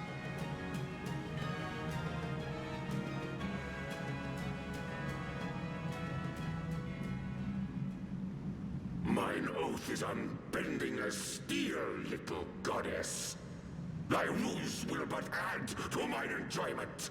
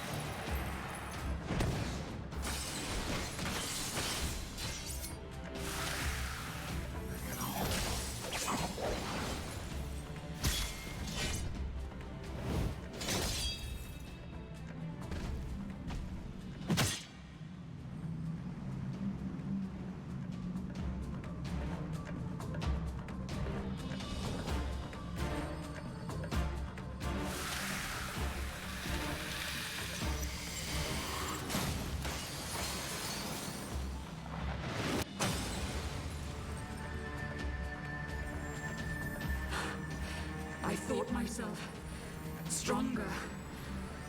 Mayhap with more crystals?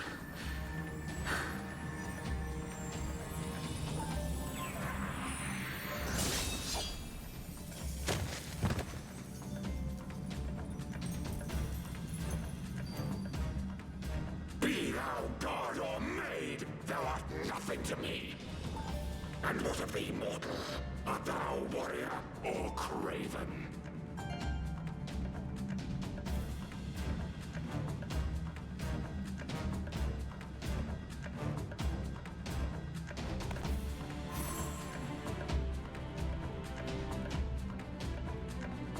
A warrior, then? Good! Mayhap thou will provide more sport than thy feeble companion.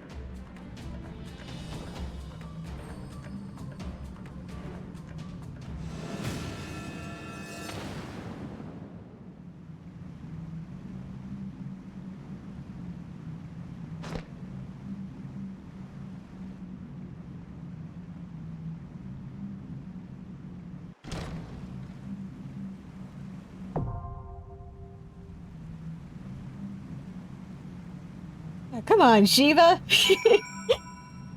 You wrecked my shit the first time I met you.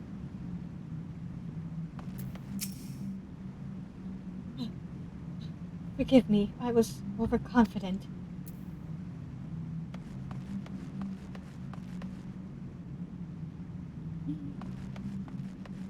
Well then.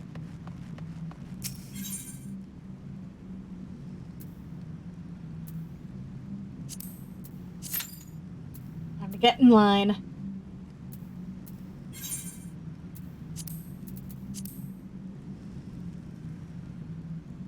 Yeah. Yeah, at least it softened him up a bit for us. It should be so much easier.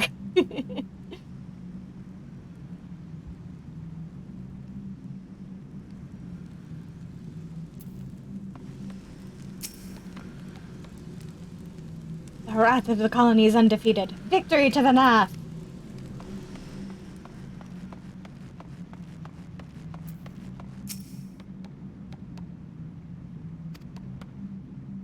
You're just saying the same thing. How about you, buddy? Same thing? Yep. You just have one-track minds, don't you?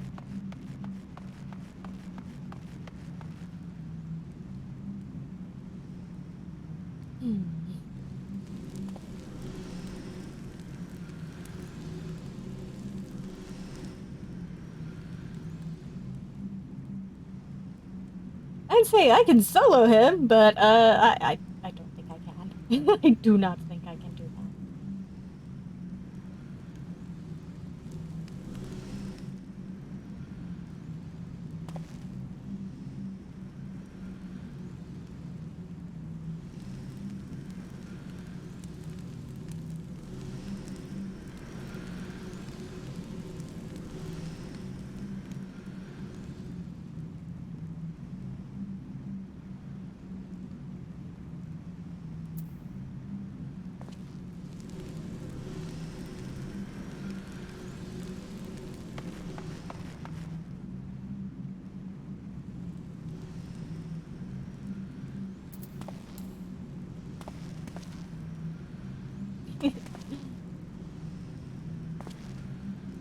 Yeah, things are pretty good.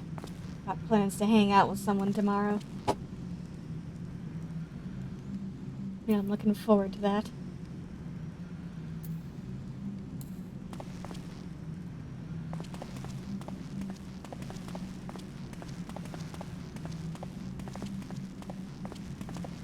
Thank you.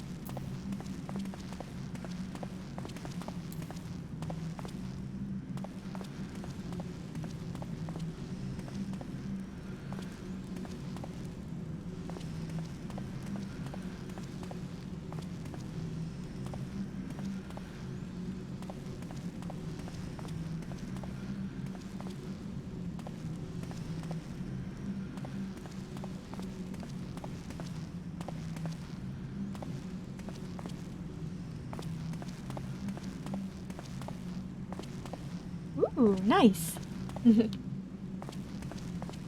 I need to actually, like, sit down and play more Violet. I have started a save on that, but I've gotten barely anywhere.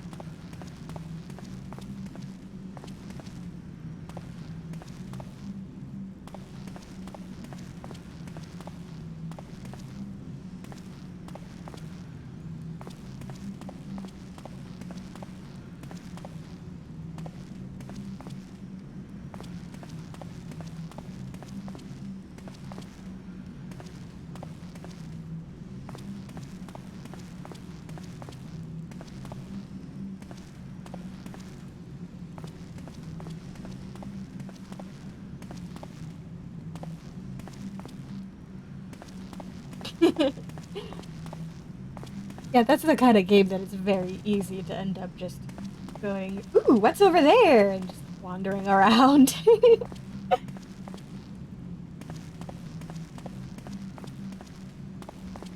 That's what happens when you have an open world game.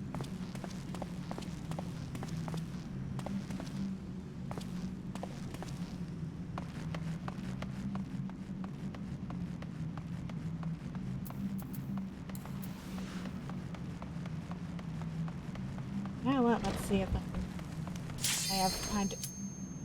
Just as I was about to be like, oh, why don't I just go outside and do deliver that one quest? It's like, hey!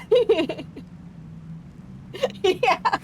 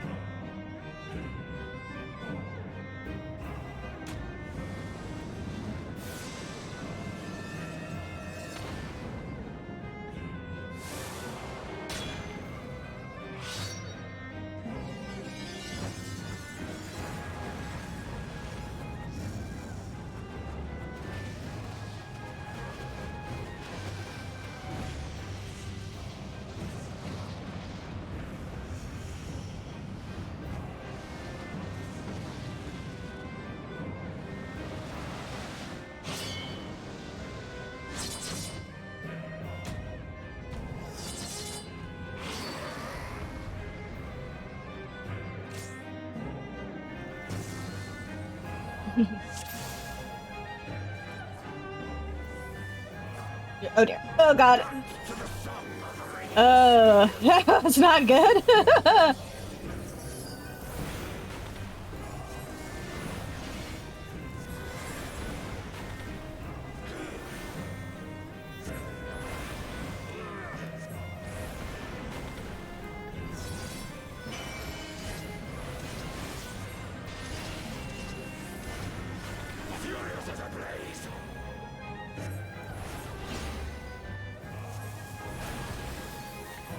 Right? This thing rocks.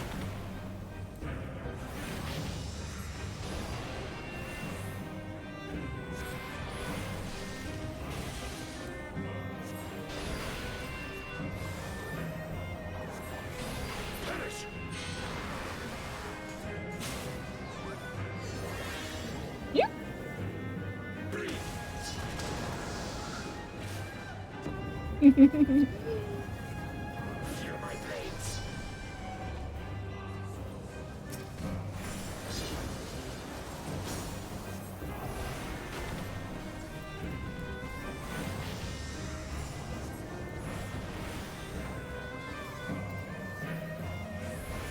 Not know where to stand.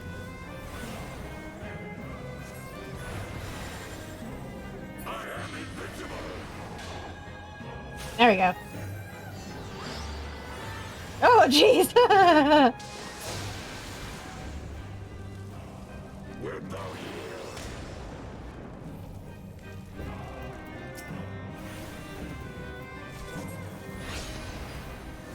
Take wing, ye souls of war!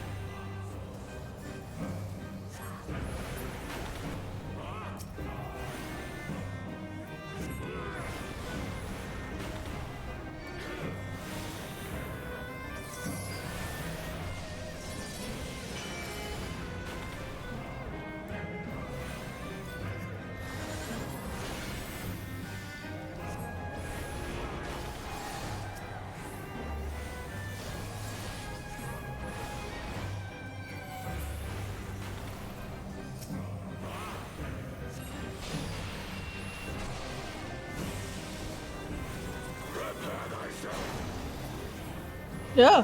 In the glory of combat!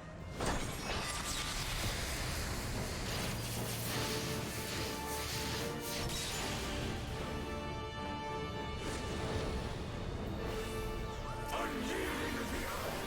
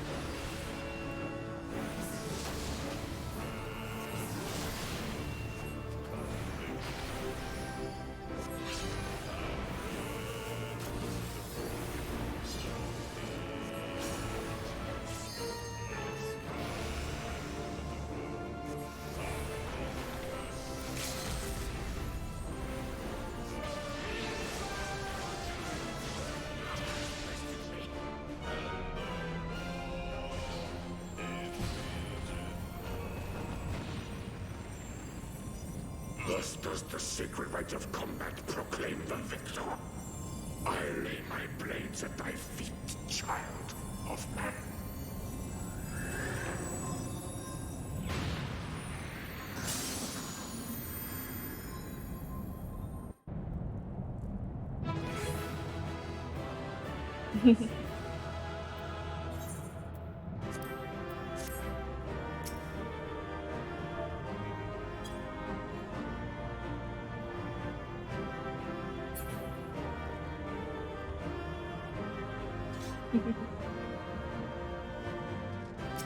Just 2 buttons left. Yep.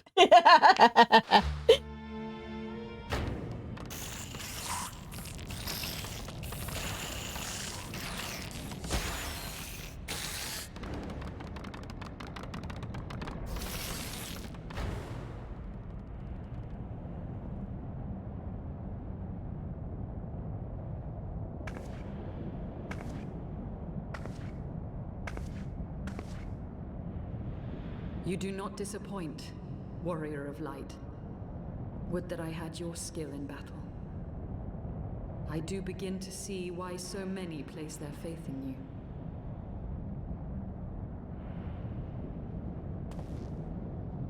For all his savagery, I do not think Ravana one to break his word.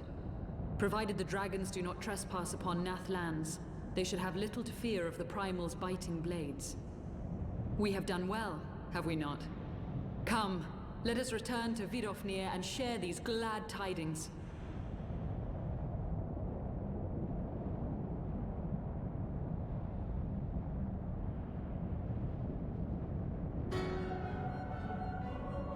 Once more you achieve the impossible, bringer of light.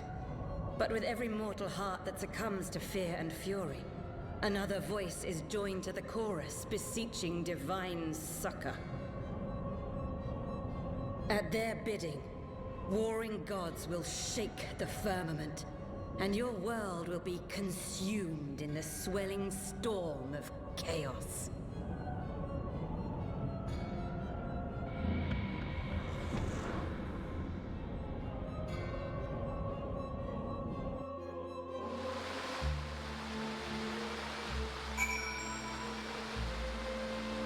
Wow, that sure was ominous. Hey there, friend. I love how they were. I love that little tippy-tappy sound that their feet make, though. Never since we first fought have I seen you draw upon the full extent of your power. Never from afar to this day. You were a marvel to behold, Scarad. Well, this time we rejoined our companions. They will be eager to hear the tale and to continue our journey.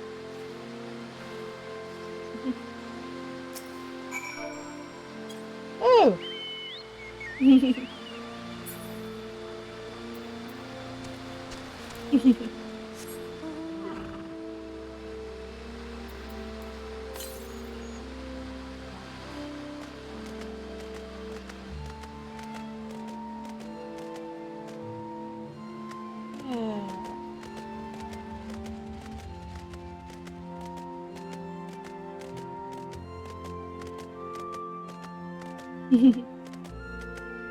Yeah.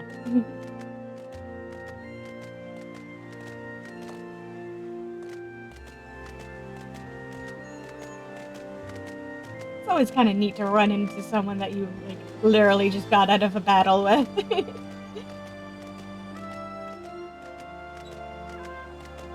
Like, hey, we're doing the exact same quest!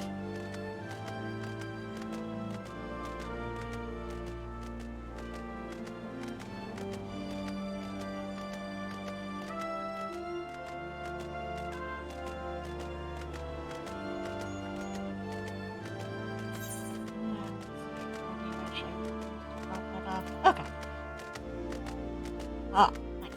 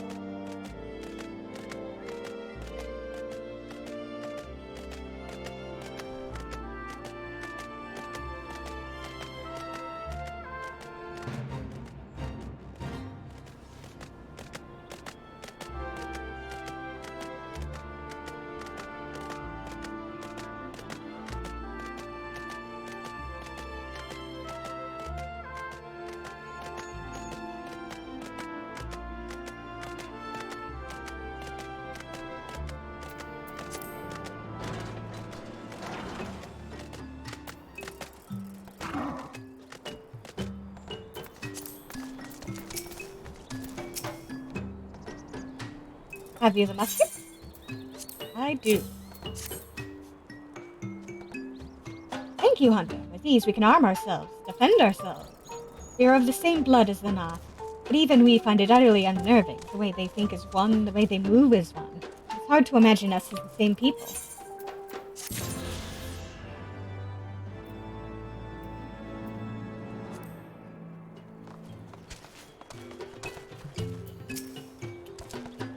Hey, Alfie.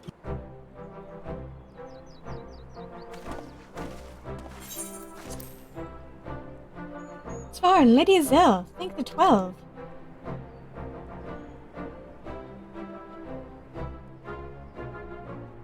Lord Ravana, you say? How curious that the Vath never mentioned his name, and you are quite certain he will keep his word. There was honor beneath his savagery. That we survived the encounter at all was a miracle I must attribute to Svarn. Yeah. So, what were you talking about, boys? Never did I doubt you, Warrior of Light. Unlike some, you were gone so long that Master Alfino here nigh lost his wits with worry, cutting like a maid for her sweetheart he was. Justinian, was that truly necessary?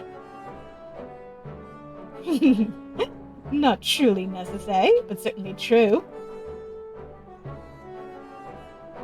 Ahem. What matters is that the Primal is banished and our promise fulfilled. We should return to Vidofnir without delay.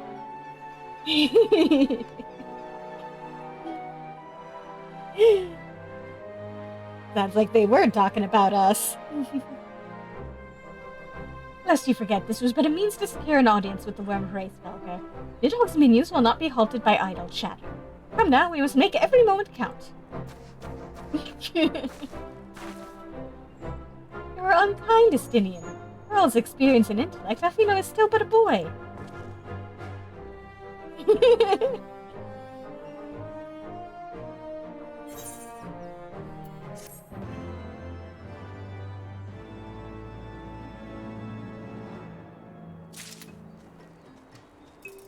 Ooh, nice.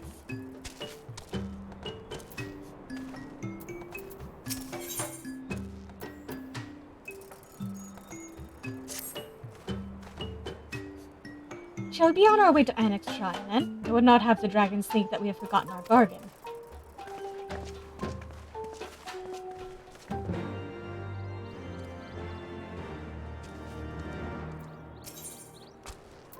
Aha!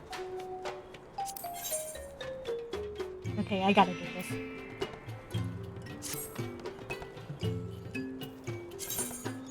Blessing. Certain quests employ an automatic level adjustment system known as Quest Sync, which adjusts the difficulty and XP rewards to your current level. Please note that when accepting a certain class, the message will appear indicating that you may not proceed with a class or job that is different from when you accepted the class. In this case, changing your class or job will prevent completion of the class's objectives.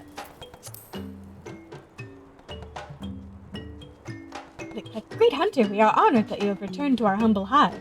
There is something which weighs heavy on our mind, very heavy. We have a newcomer to Lothas Vath. He has not yet proved himself useful, and so he has no name. So determined is he to find his place that he left the sanctuary to forage in the forests of the east. He has not returned. It has been very difficult as of late, very difficult. We have grown hungry, and food remains scarce. One mind has seen to that. This nameless one means well, but he is highly curious with his newfound senses. This makes him vulnerable. The forest is the domain of the hunters, and his intentions may be misunderstood, for men have not the means to tell Vath from Noth at a distance, at a glance. Will you not lend us your assistance in finding him? Will you travel to the hunters of the east and ask if they have seen him? Click. Kind hunter, generous hunter, you have our gratitude. Please make haste so that the weight on our mind can be lessened.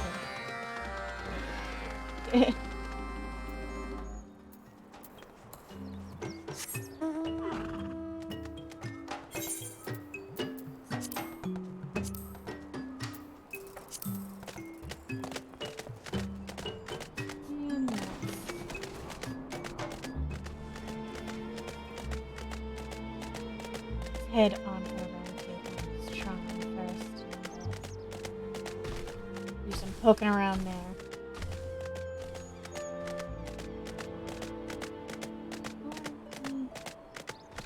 Actually, no, this would probably be closer. Whee! Look at how fast I'm going.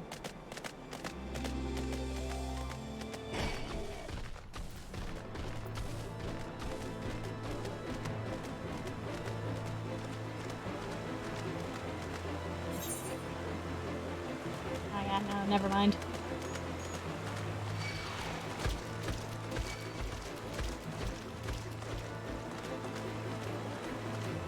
Just go to Annex Shrine and,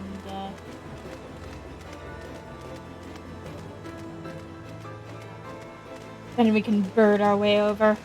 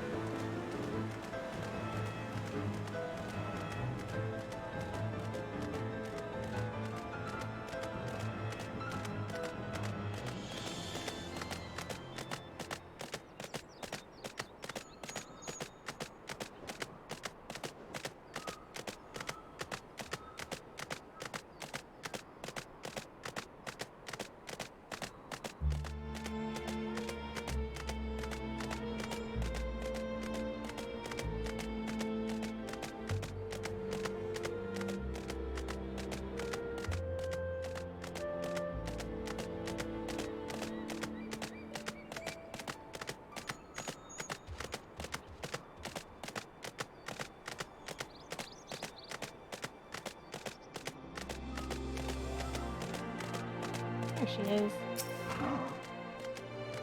Thou art returned, little one. Hast thou abandoned thine ill-conceived contest with the Noth? Nay, my friend, we return in triumph. Thy Svarn's hand was the beastman's god, Lord of Ravana, laid low. In his overconfidence, the Primal swore to withdraw his followers from your lands in the event of his defeat. How must we believe your truth? The Noth shall trouble you no longer. The deity is slain, then. How didst thou contend with his biting blades? But the particulars matter not. Thou hast fulfilled thy promise, and I shall fulfill mine. Attend me, mortals. Hie you unto the deepest reaches of Morn, and there shall you find Halo, the altar from which you may begin your ascent to the summit of Somal. But be fairly warned, the minions of Nidhogg shall not lightly suffer your presence on that sacred mount. By your struggles within the cavern shall I judge your party possessed of sufficient fortitude to proceed. I shall not disappoint you, Vidofnir. If memory serves, the Cavern of Morn is entered from the second floor of the central tower. Let us begin the climb. Oh, at least it's only the second floor.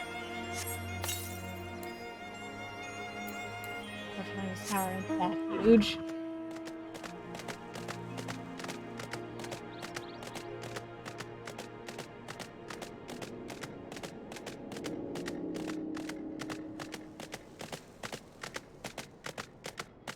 Whee!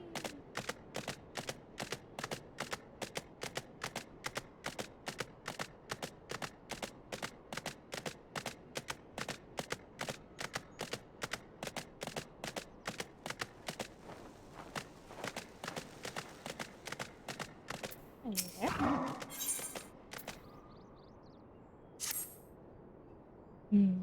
I sense a great power within you. Yes, you will make a suitable adversary. Our younglings must learn the hardships of battle. We will find them just beyond the tower. Go, and hold nothing back.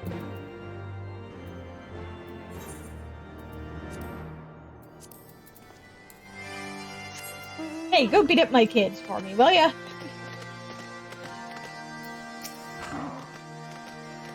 The bridge beyond this chamber leads to Morn. It is a place of silence. Tread softly through its halls. Duly noted. I'm doing a side quest.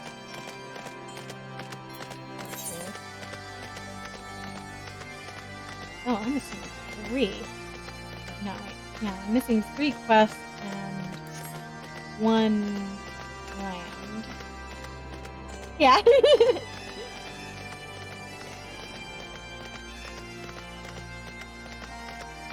Of course, the question is, who's going to be laughing?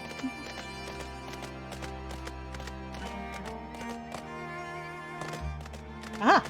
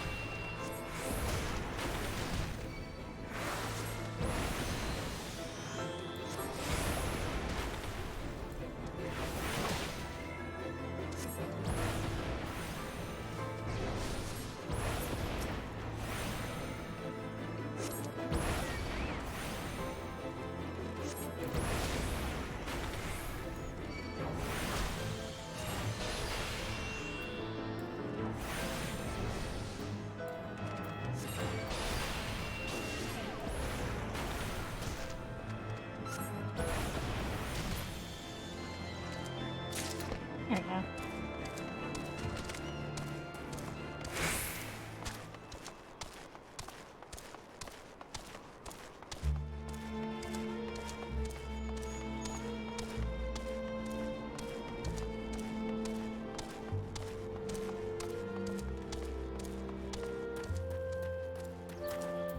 Alright.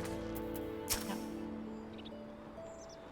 I don't understand. Man is not fit to battle with dragons. Nevertheless, I will do as father asked.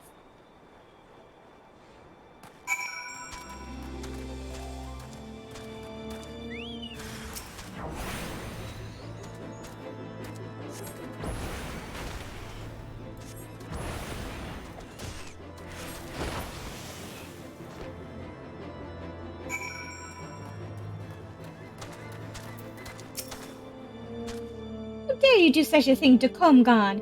You may have beaten him, but your games end here.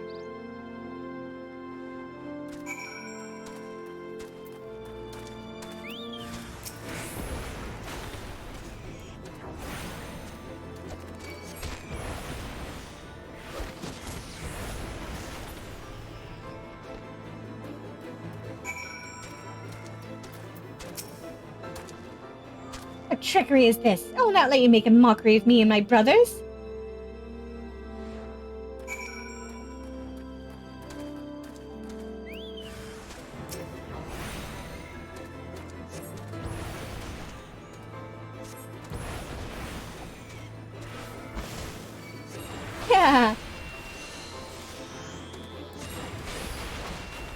little fellas.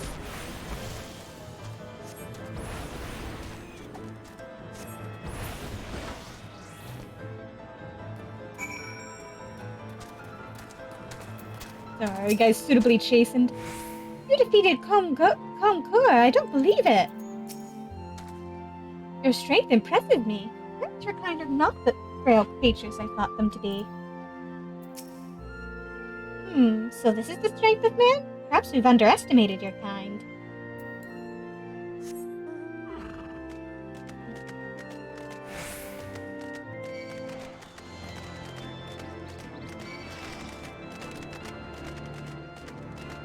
You must pet all the dragons, especially the cute little baby ones.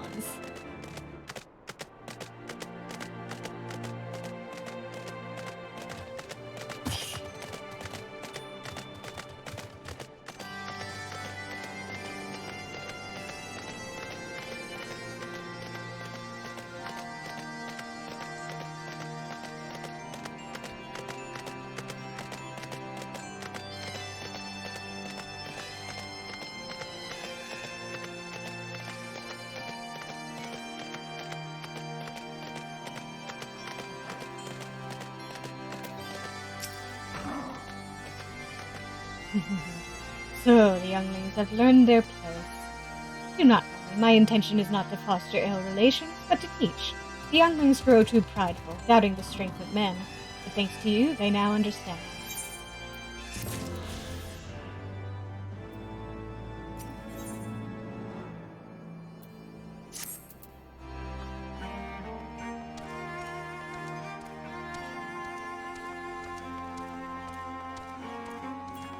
Alright. Before we go venturing further, we'll just go head back to Tailfeather and do the quests in that vicinity.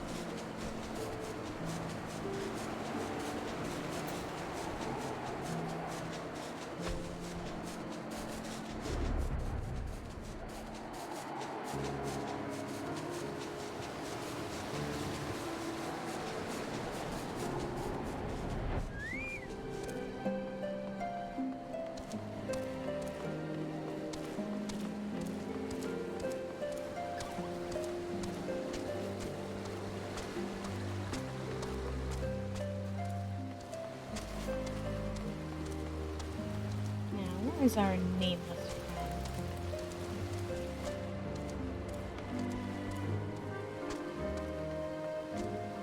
Where are you hiding, little guy?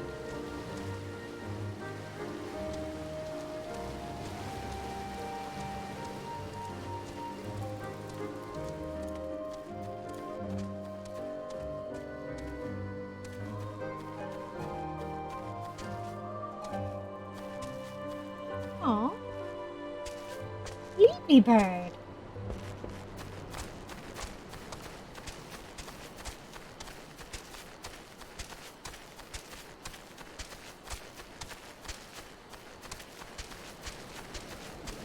There you are.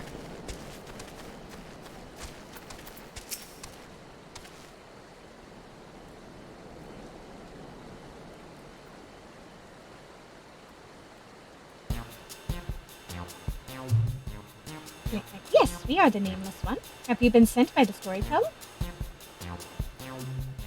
Tell your hunter friend to release me at once. We are not of the one mind, we are Va. I don't care if he's a two-headed bandersnatch. He isn't going anywhere. I'm detaining him for stealing our resources. Normally, I'd say we're more lenient than not in terms of territory, so long as they don't hunt in excess or attack us. But then this overgrown vilekin comes and gobbles up all the Gisselgreens we laid in our traps. Enough bait to keep a drove of chocobos sated for days. Gone, with nothing to show for it. So hungry we were. Could not help ourselves. Unable to hunt, unable to forage. You're no different from a parasite. Click, click. If only we could find a way to release ourselves from this pitiful way of life. Yeah, well, if you insist. You must understand, spare us our life, it is all we have! Aye, spare it he will. Stop tormenting the poor creature, Grimald, he doesn't know any better.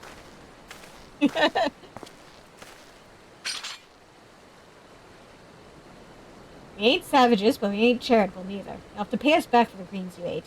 Seeing as you don't have anything on you of value, it looks like you'll have to work off your debt. Last I checked, we're running a mite low on arrow shots. Harvest me some Melia branches and we'll call it square, eh? Click, click. Very well. Release us and we shall do as you say. Of course, I ain't fool enough to let him go off alone. I'd ask that you see to it that the beastman don't flee from his debt. And if he does, I'll have every hunter from here to the 100 throws after him for thievery. Understand?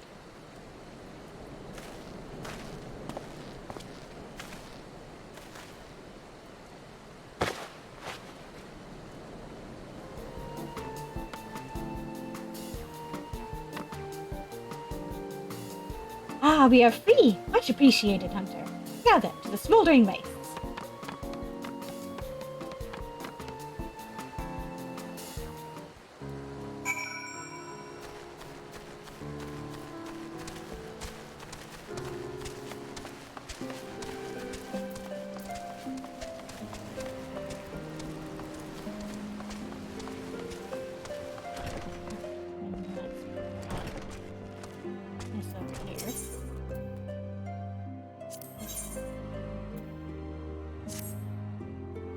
One of my men was attacked by a chocobo. I think that's a common story, what with all the hunting we do, but I'm told this one was unnaturally big. Of course, in the end, size don't matter. We can't be having our quarry stalking us. That's why I'm planning to capture the beast before it harms any more of my men. I already know you as a reliable handler of the birds. That's why I need your help tracking it down. Think you can lend old Marshall a hand one more time? If the prospect piques your interest, it'd be best to start off by asking the leaders of my camps what they know of the monster. Come back and share your findings with me when you're done.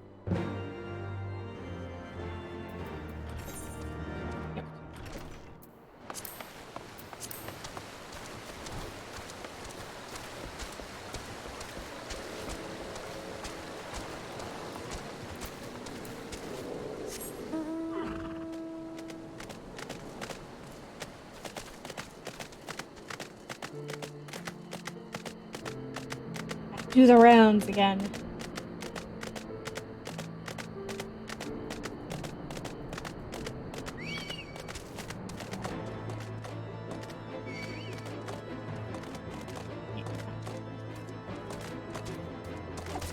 Easier to go around this way.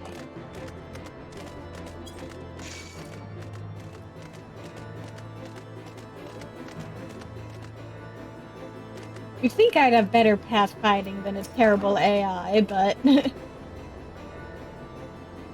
From the way I heard it, one of the hunters was attacked unprovoked and got knocked unconscious by a single kick. I never heard of a chocobo doing that.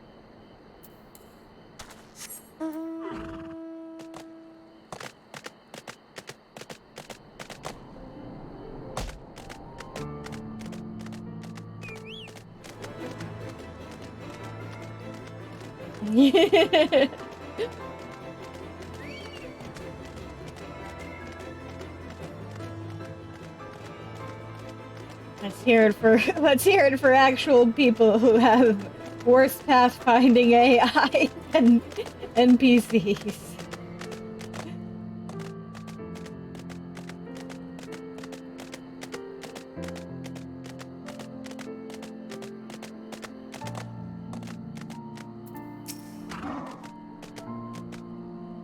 You ain't never seen a chocobo like this one. Monstrous it was, with a razor-sharp beak.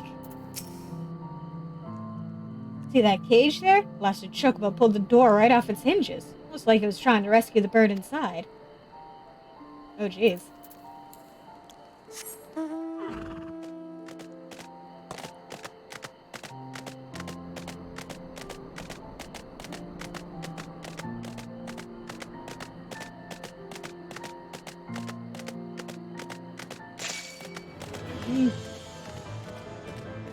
Go away, bug.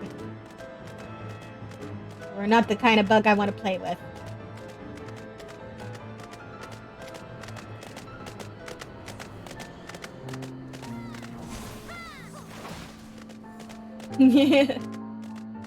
Yeah.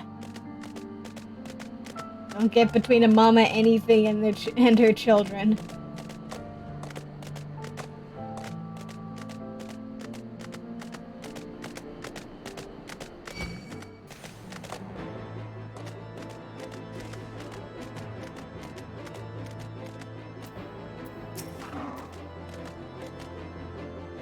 That bird ain't scared of us hunters. I can tell you that much.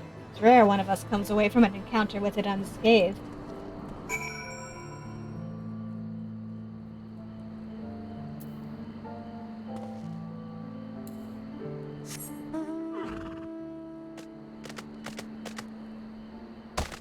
Yep. Ouch.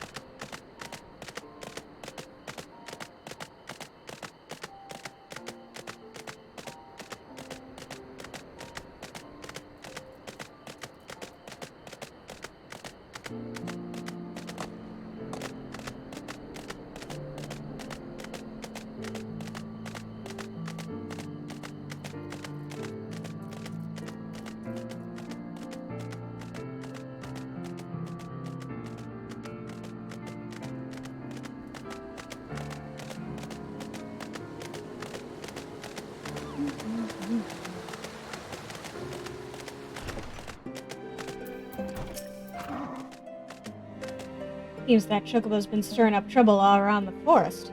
While you were gathering information, I went out and checked the traps that are set up around Tailfeather. Ain't nothing left of them but scattered straw and broken wood. Can't say we've ever dealt with a problem like this one. Might be that this chocobo's taken some kind of revenge on us hunters, and these acts are a means of provoking us. By all accounts, this chocobo's stronger and more clever than the rest. I expect capturing it won't be a simple feat.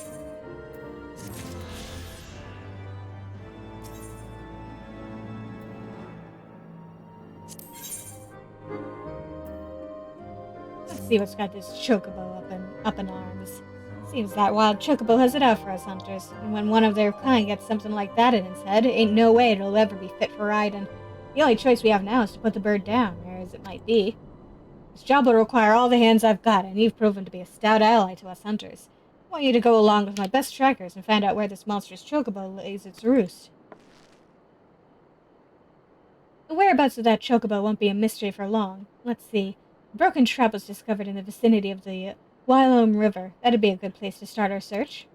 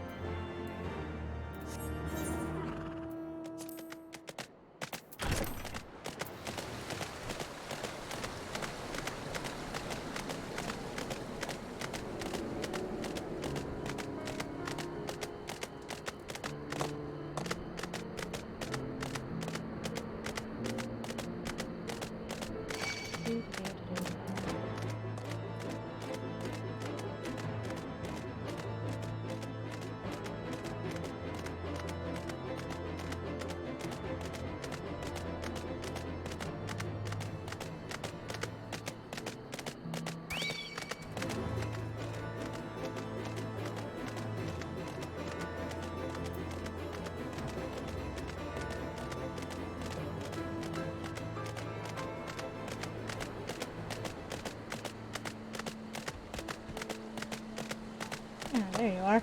Oh. Hello there.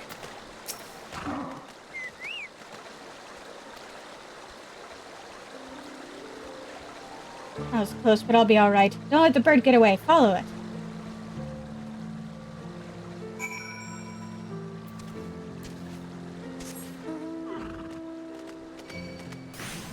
Yeah.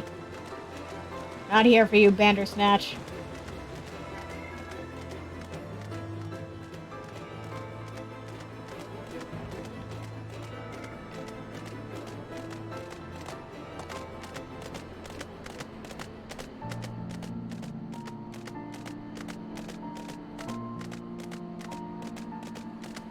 I? I'm giving you a wide berth.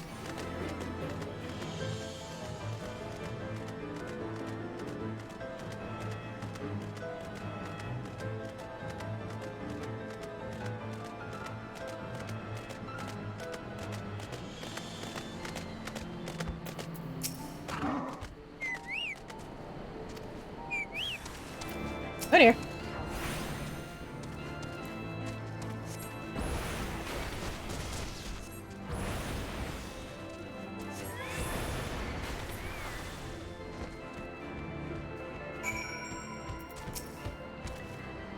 Ain't never seen such fight in a chocobo before. It's all over now, I suppose. Don't worry about me, I can manage my way back to camp in a bit. Did you go ahead and tell the chief, though?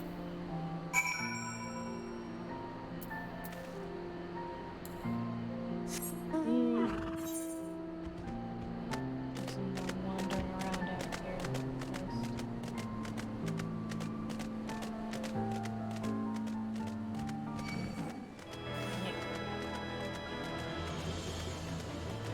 Take care of the Voth.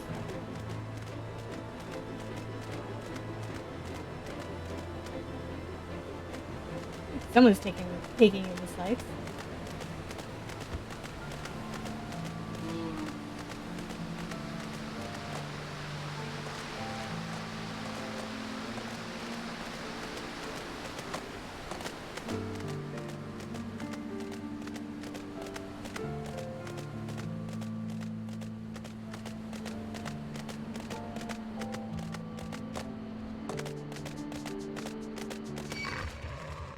Leave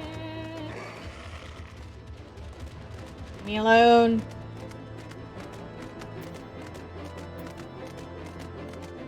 Hello, nameless one. Well then, the storyteller must be waiting for us. We make for Lothas Spa. Come on, buddy. Lick, yes, we know. If we flee, we will never again be able to move freely. The non-mind, independence is all. If we take too long, the hunters will surely come after us. Kind hunter, will you help us? We will not ask you to bear the entire burden. One sapling should be enough. We will gather the rest on our own.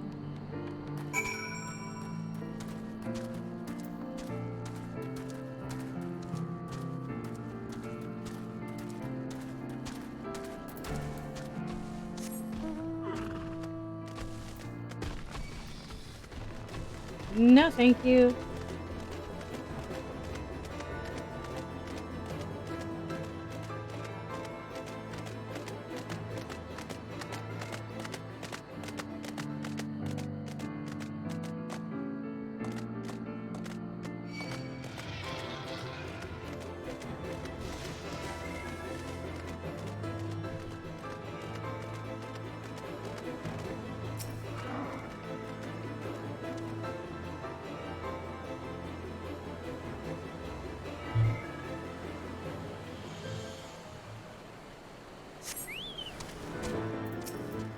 Nope.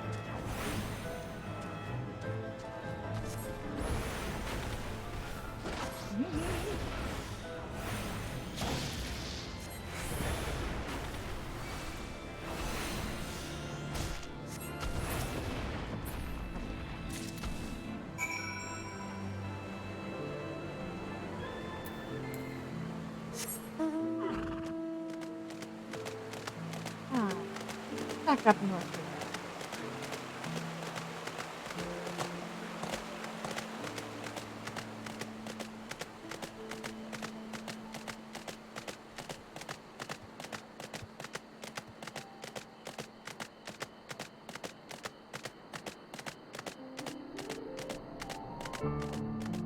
Hey, little fella. Got you the sapling. Lick, have you the branch?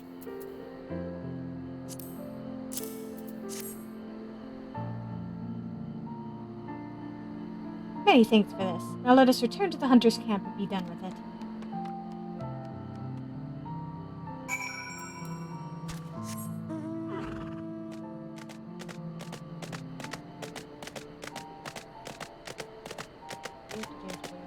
Back we go.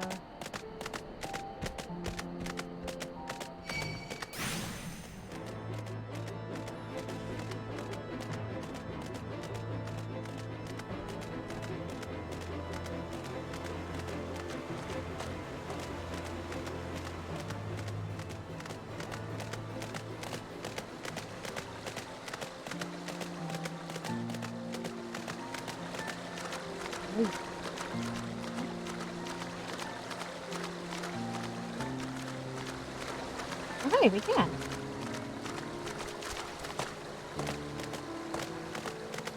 Okay, that'll make things a lot easier.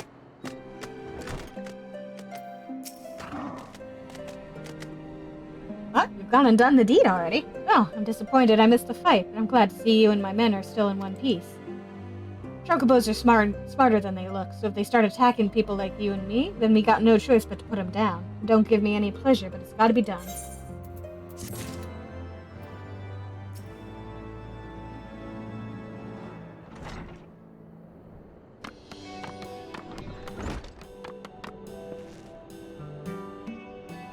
Well, call me a Chocobo's uncle. I'm impressed. You've given me more than your debt called for. These branches will make for fine arrows. You usually got to send a whole party of hunters to gather this much, what with the Meliers thrashing about and the Nath lurking in the brush. Even with those scrawny arms and legs, you proved you're more useful than I thought. You were useful? Aye, I would say so. To be honest, I didn't expect you to come back with so much. Or to come back at all, for that matter. We too will be honest. We thought to flee, but this hunter persuaded us to stay. But we were useful?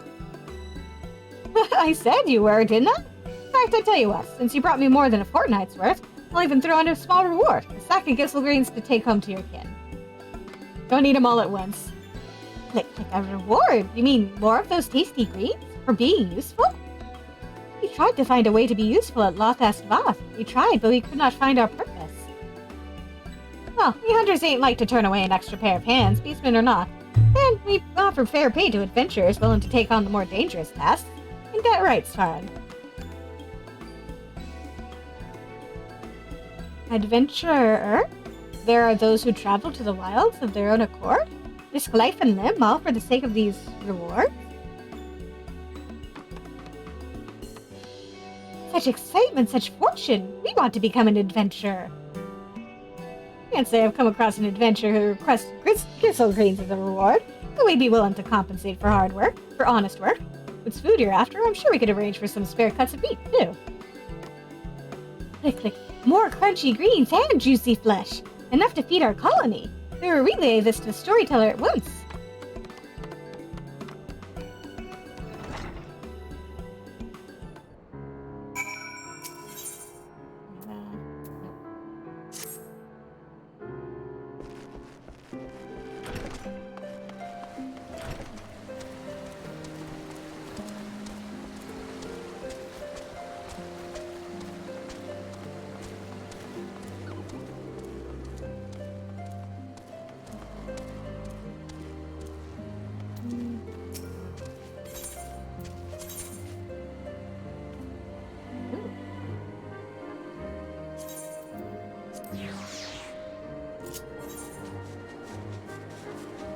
Fly over to the previous area too.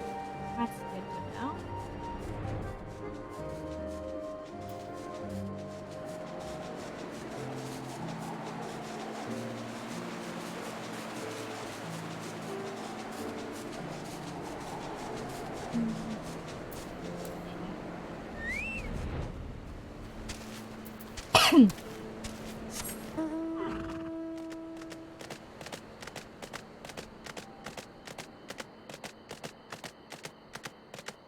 Let's go deal with the naming of the nameless one. Yeah. Go away.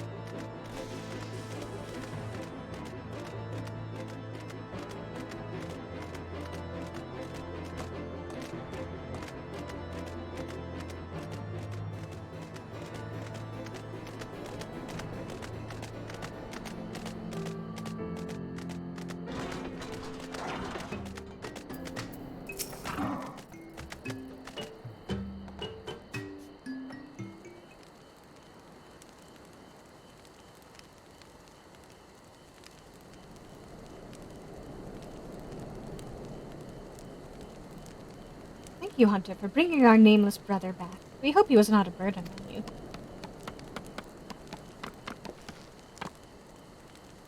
He is no hunter storyteller, he is an adventurer, and we are a burden no more. Look at what we have brought you.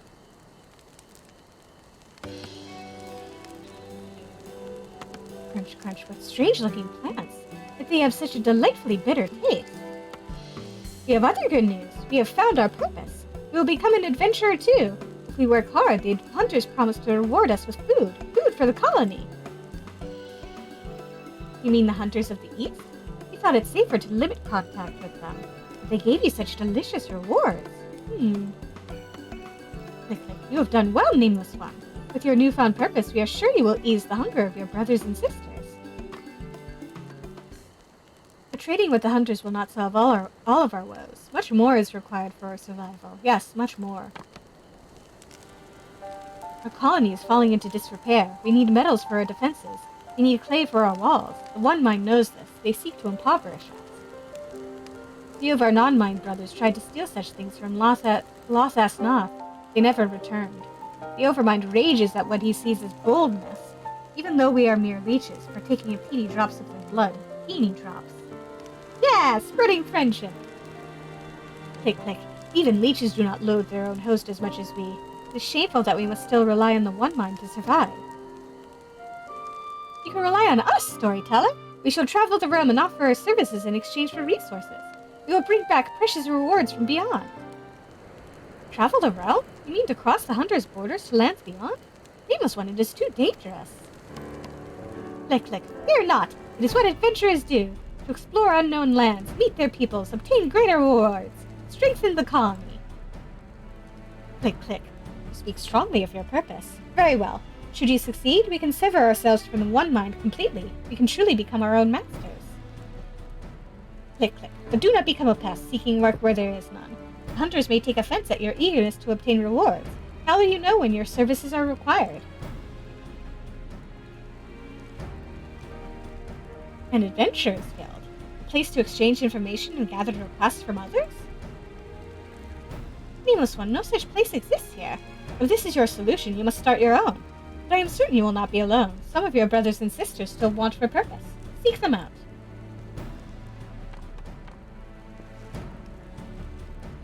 Click, click. An adventurer's guild.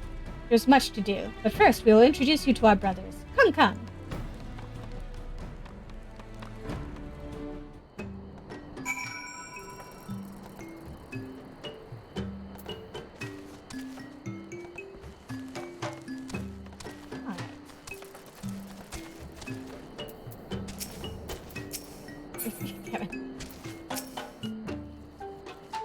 Click, click. This is the stick peddler. He peddles sticks. He lost his connection with the Overmind near the same time as we did. There was one other, but we do not see him. You mean the Keen-Eye? He saw shadows fly across the colony. He was hungry and said he would hunt the shadows east toward the river. He could not have gone far, for he fears the water. Fears it much. He would not cross the river unless it was near the bridge. Wise Voth know to avoid the bridge, for ferocious dragons often lurk near it. Could it be they were the shadows that the Keen-Eye saw? Brave adventurer, could you check the bridge while we search the area for the Keen-Eye? You could be in trouble. But do not slay dragons if you see them. Dead dragons will invite reprisals. We will lend you one of our Kongamato. We have fitted it with a contraption which sprays a putrid smoke which irritates, but does not wound. Yes, irritates. We got too close to it once. Most irritating. I love the Voth. They're just so great. The Kongamoto are unaccustomed to fleshling riders. If you fall off, talk to the stick peddler. He will help you get back on. Now let us find the Keen-Eye. Ride the Kongamoto to the bridge and use its spray on any ferocious dragons you see.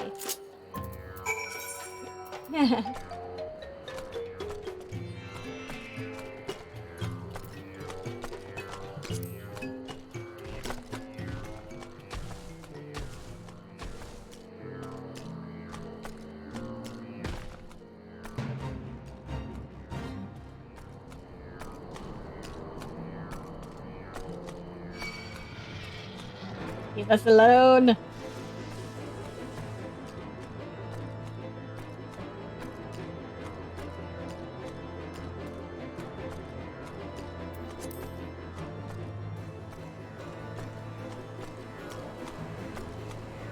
Hey. Aw, little babies.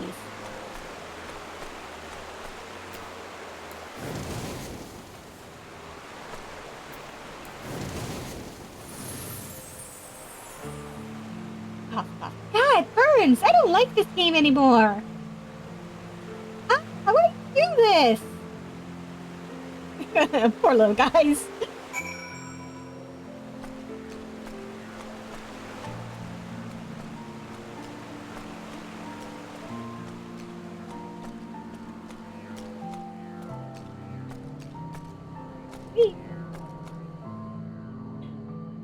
Look at this little bug.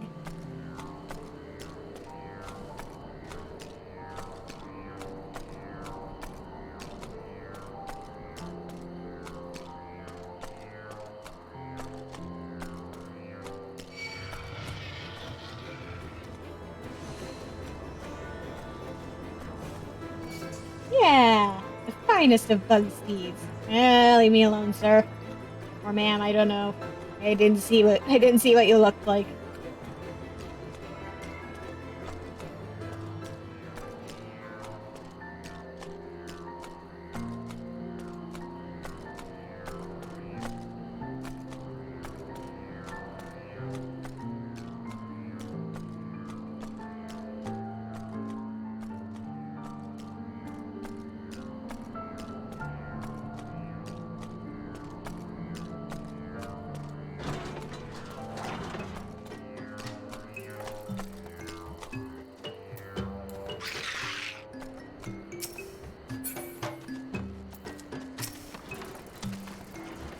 Click, click. He is the Keen-Eye, so he named himself, for he never tires of discovery. He returned to the hive soon after you departed to search the bridge.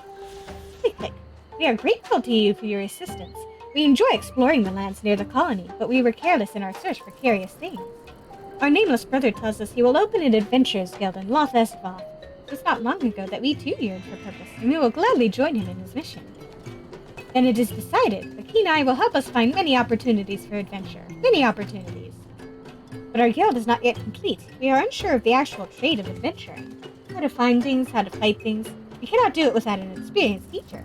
What kind of adventure? Will you not teach it? Will you teach us your ways? Click, click. Very well. Click, click. Wonderful, wonderful. From now on, we shall call on you as a master of the craft. Master? Leave the construction of the guild to us. The Keen-Eye will be on the lookout for our hunter friends and any requests they may have. There are very few adventurers to carry out the tasks now. Very few. In fact, only you. We were hoping you could show us how it is done. Storyteller told me he is most pleased with your deeds to our colony. Consider us friends, and from now on, let us work together for the guild. Click, click. And now that we have found purpose, I shall be nameless no longer. As long as I have so deft an arm in adventuring, I shall call myself Deft Arm.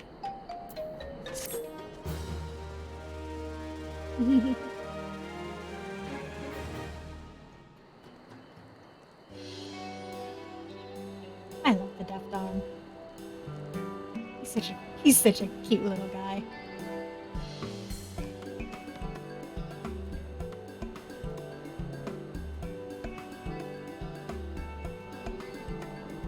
The Nameless One is now called the Deft Arm, and an adventurers guild has been constructed in Loth Estvoth. The hunters of Tailfeather are now called the Adventurers Guild.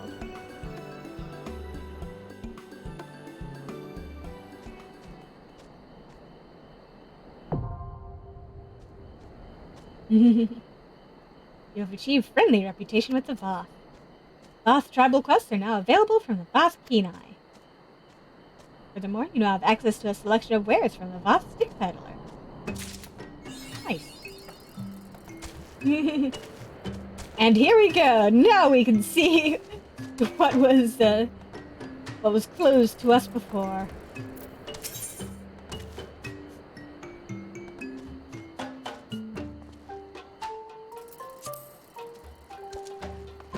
I think I'll leave those be for now.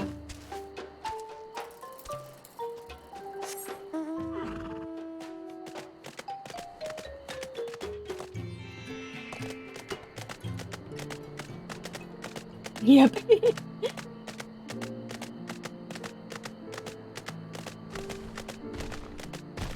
Can you believe that wall was covering up so much?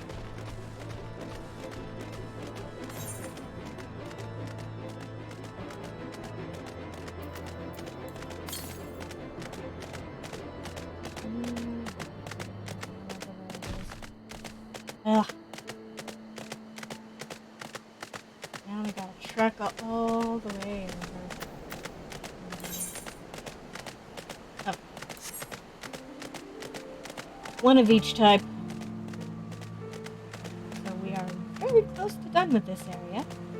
Which, yeah, we definitely are. If I couldn't figure that out from the way the quest is going.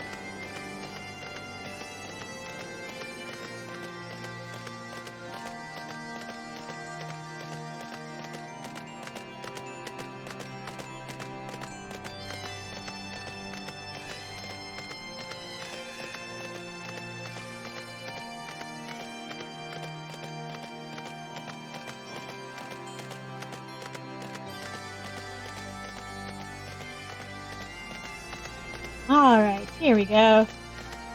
Into the morn we go.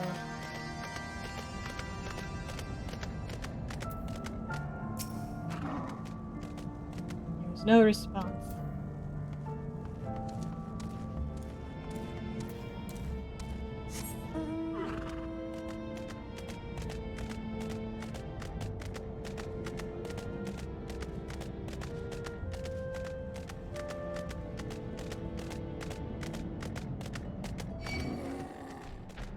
No, thank you.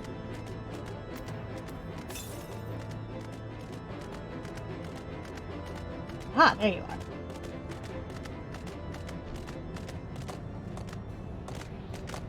Come on.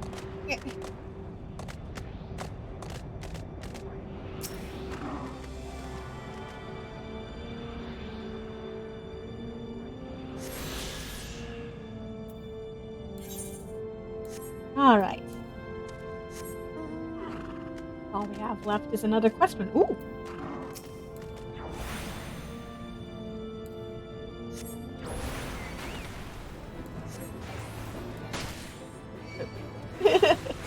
Damn it.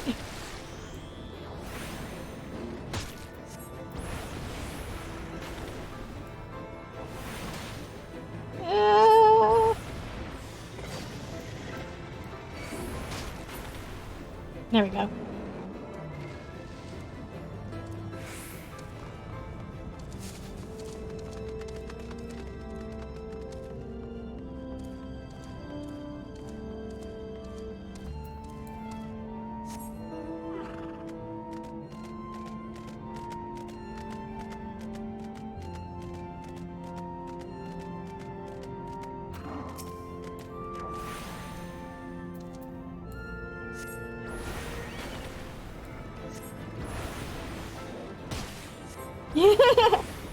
I think it does have pincers.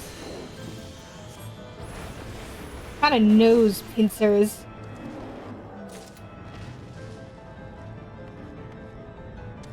Yeah, see? Little pincers on its nose area.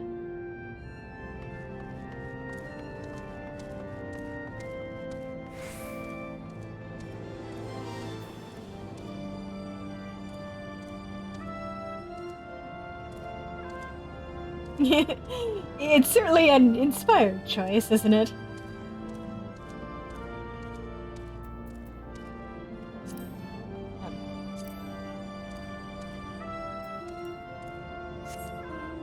Really needed two of those guys. So we are good. Hello? Burn it down. Burn them all. Well, someone's having a good dream, I guess.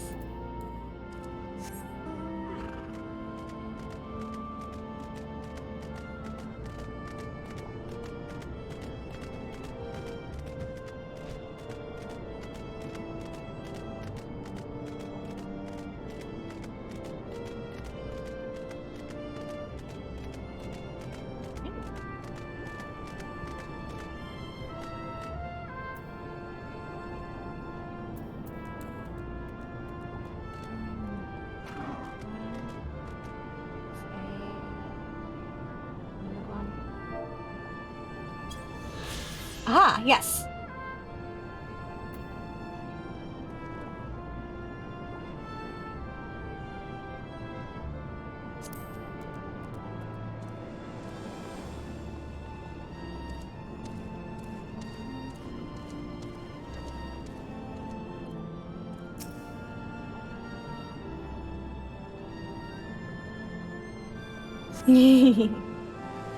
Indeed they are.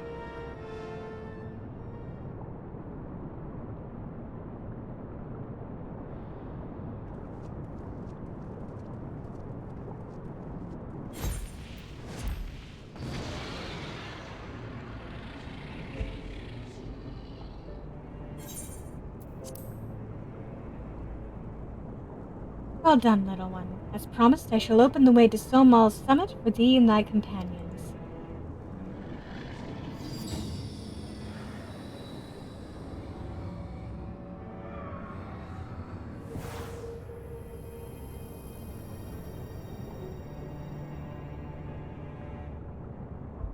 Heed me now, children of man. The domain you seek to enter hath not seen visitors of your kind in nigh on 1,000 years. Though I freely grant you passage, your presence will not be welcomed. To my kin, this mountain is revered as holy ground and nesting place both. Ware you the minions of Nidhogg during your ascent, for 'tis certain they shall take great offense at your intrusion. We are grateful for your warnings, gentle Vidofnir. My final words are for thee, Dragoon. Have care to keep the stolen power thou wieldest in check, lest it breed further despair.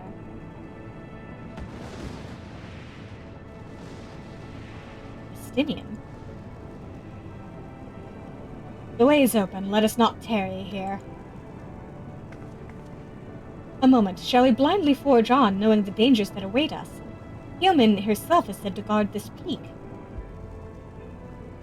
I do not fear Nidhogg's consort. Any dragon foolish enough to bar our path shall feel the sting of my lance. Spoken like a true butcher. Need I remind you that we are come to parley a peace? Let us be clear, heretic. 'Twas to save Ishgard and her people that I first lent my support to this doubtful venture, and 'tis for their sake that I go now to speak with Hraesvelgr. But I said nothing of Tealman. Should the opportunity present itself to rid my people of one of their deadliest enemies, I shall take it. That is my duty as Azure Dragoon. Now come on, Estinian. You're beyond redemption.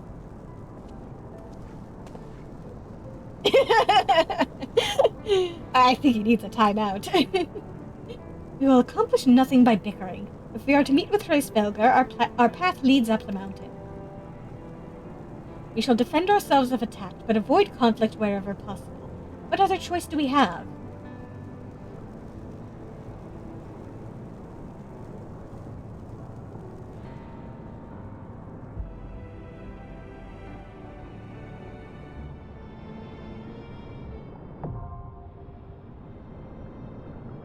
Oh boy!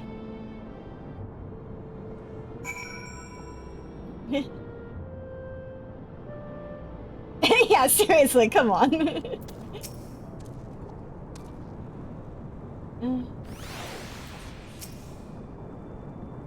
Dragon lost anger is beyond all control.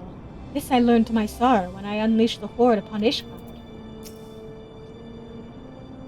I feel the weight of the Dravanian rancor pressing down upon me. Maybe it's because you killed... Maybe it's because of your habit of killing dragons, Estinian. Did you think of that?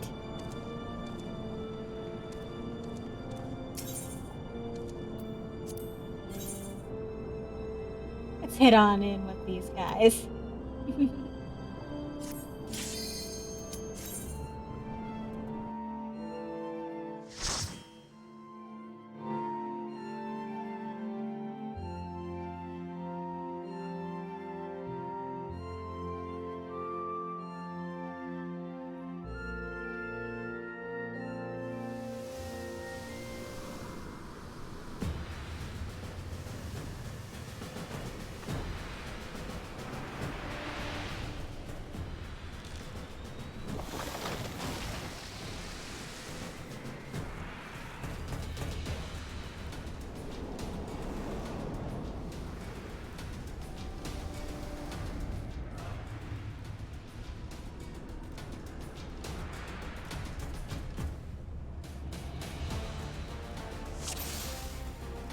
All right.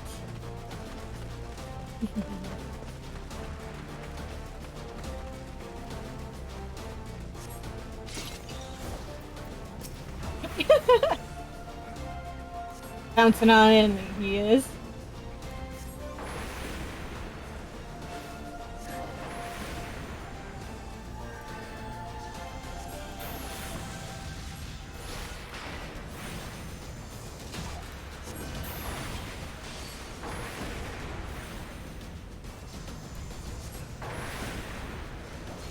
Know your folly.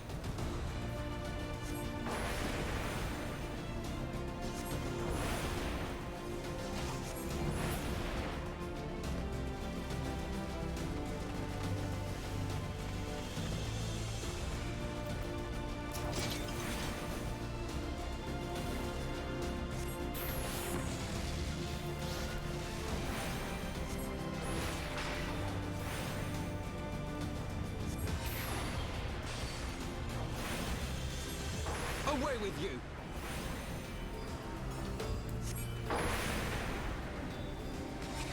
I guess Stenian's going Stenian's going ham on the Drakespur back there. Which is probably a good plan, but...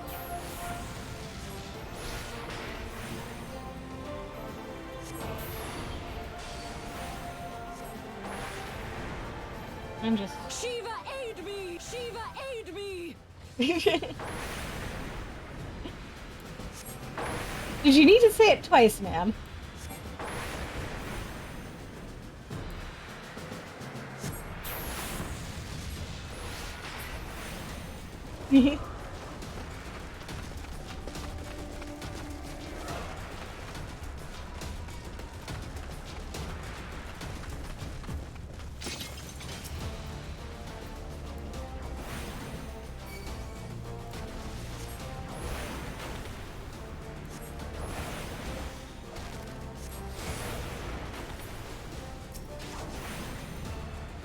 Away with you! Shiva, aid me! Yes!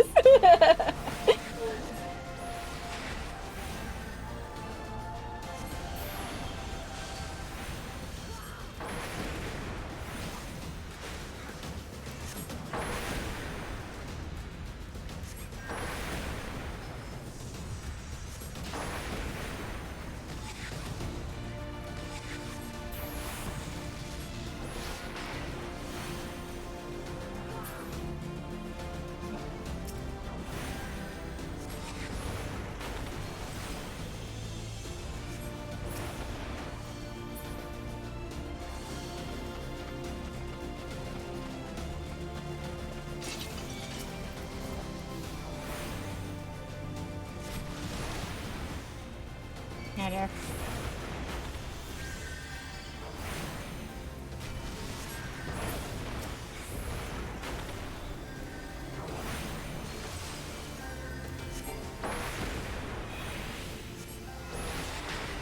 Focus. Release!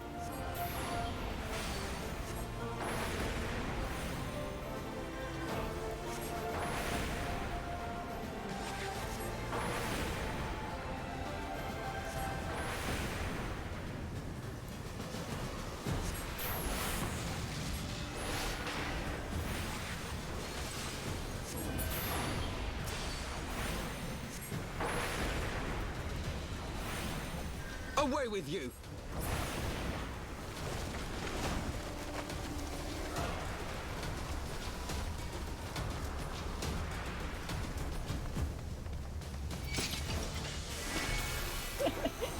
Grassy Estinian.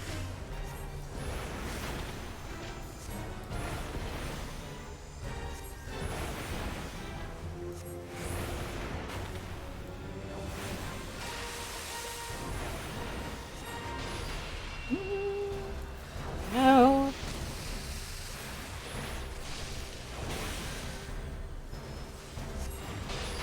Excuse me? I'm trying to cast over here. Oh, man.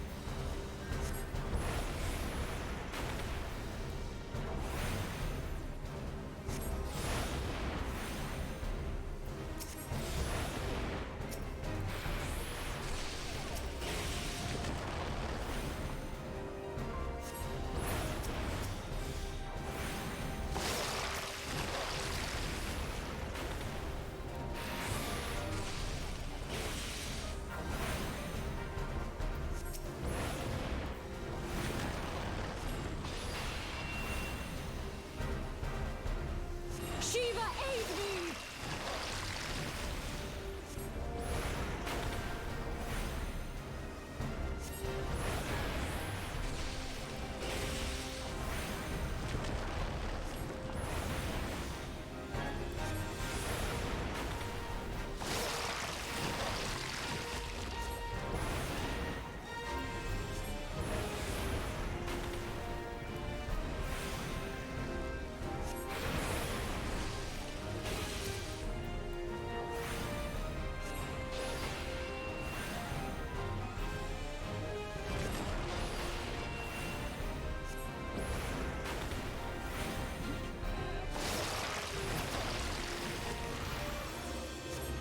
Oh, hell.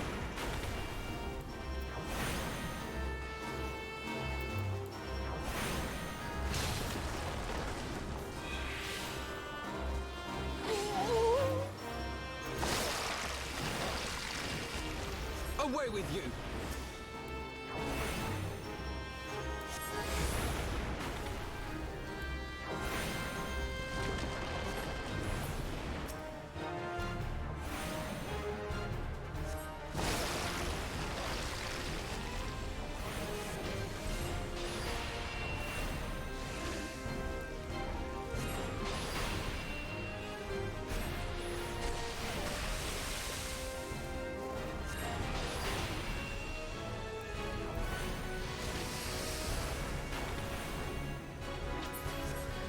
There we go.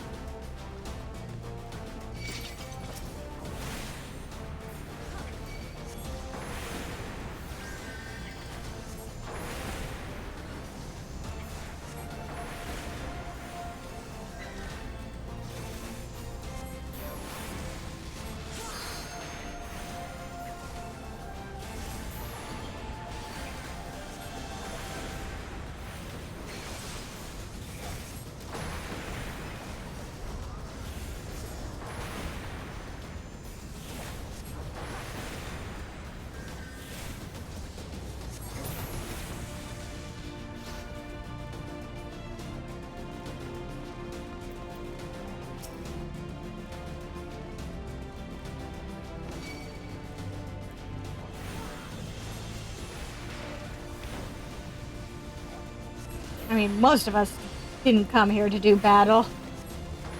Stinian's kind of the odd one out there. Come on.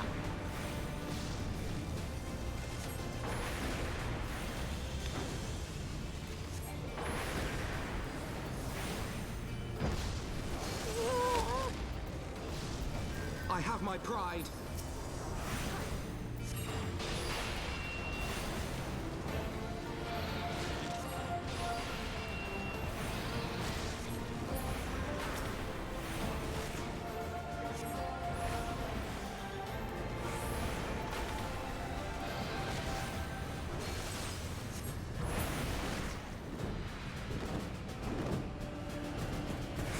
There we go. Keep moving, guys.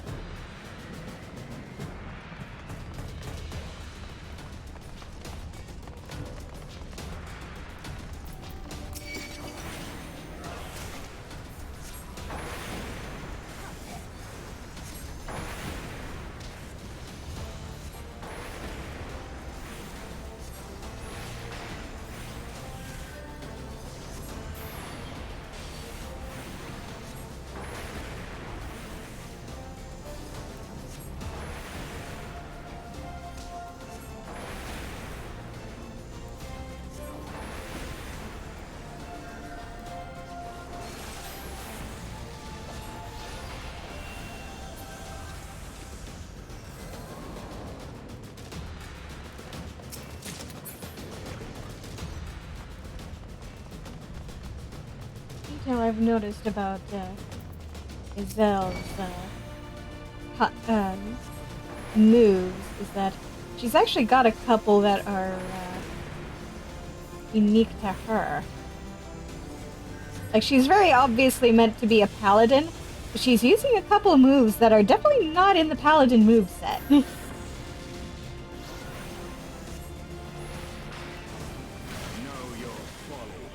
And I only noticed this because I actually have party members' attacks on. Or visible. For the House of Levier!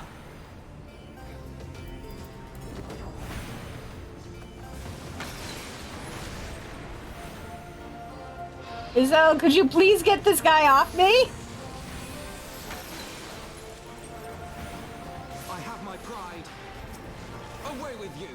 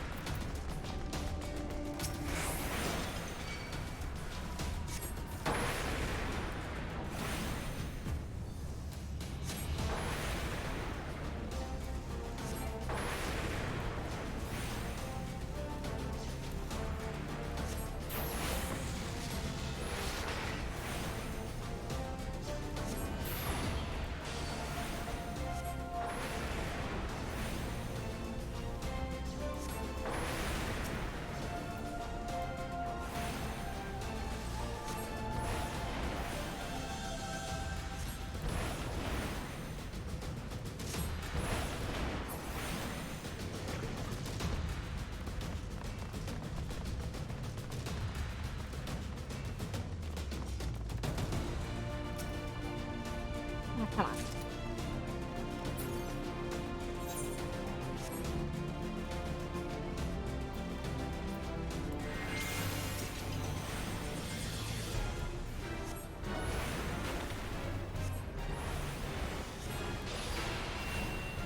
I will end your struggles.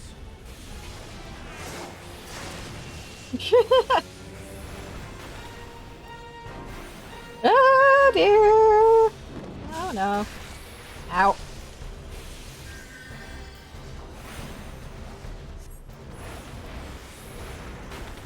Know your folly. For the House of Levier!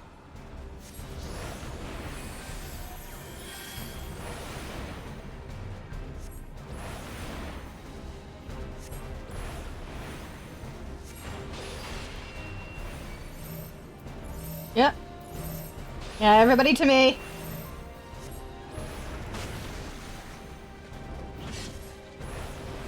Shiva, aid me!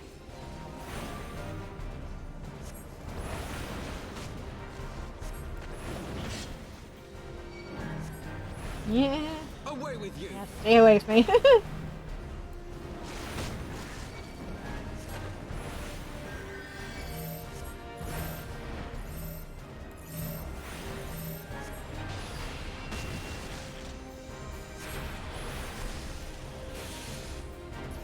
God, I am so glad that they added actual tells to those moves. Okay. That guy didn't last long.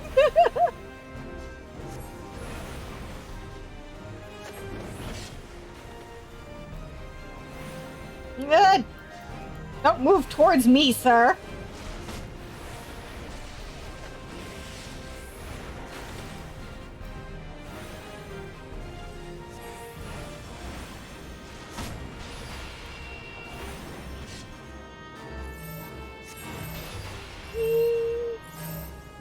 Away Kid. with you. Don't move. Yep. Well, okay.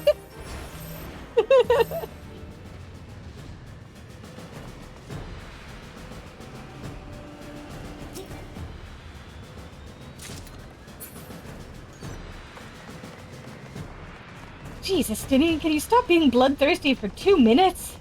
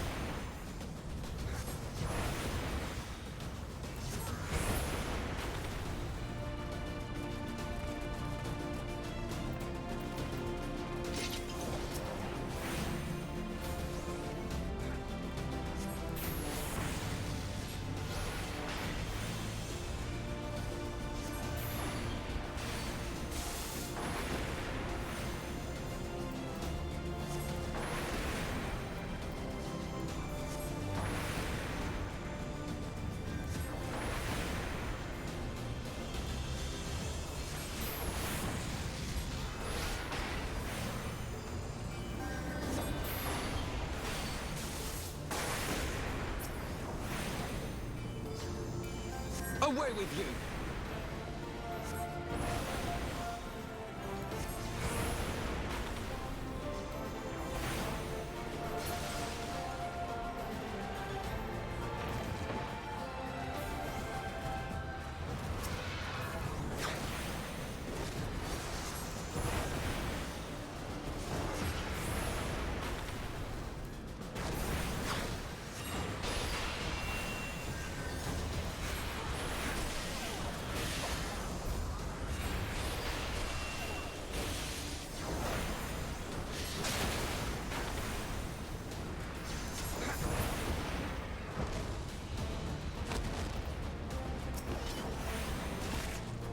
Yeah, I think Estinian's got the right of this. Focus. Release.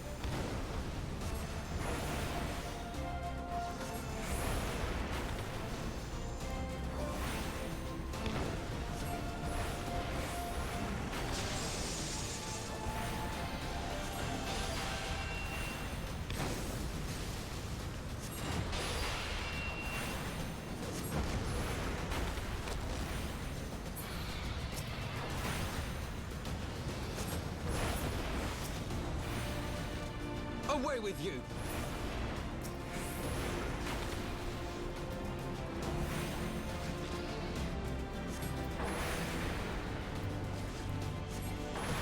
Shiva, aid me!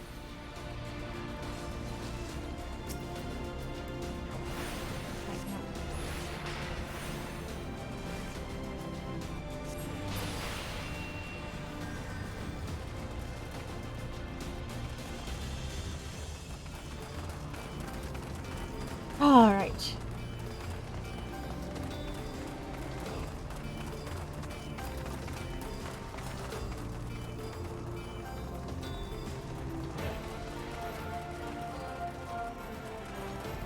Yep.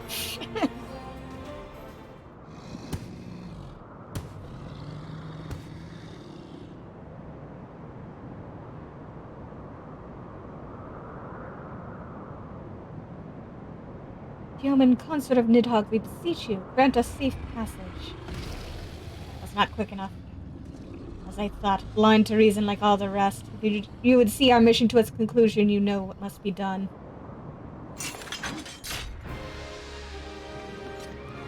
Such rage and rancor, is there truly no other way?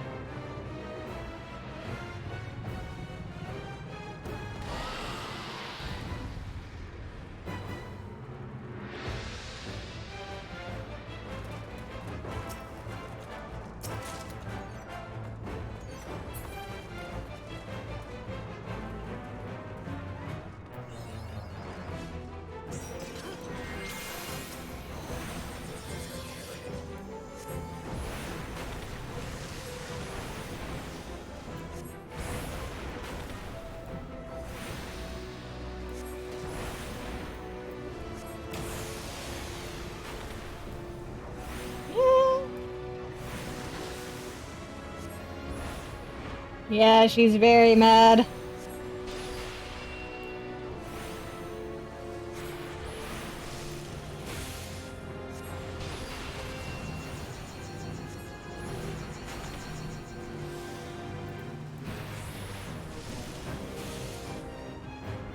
Away with you!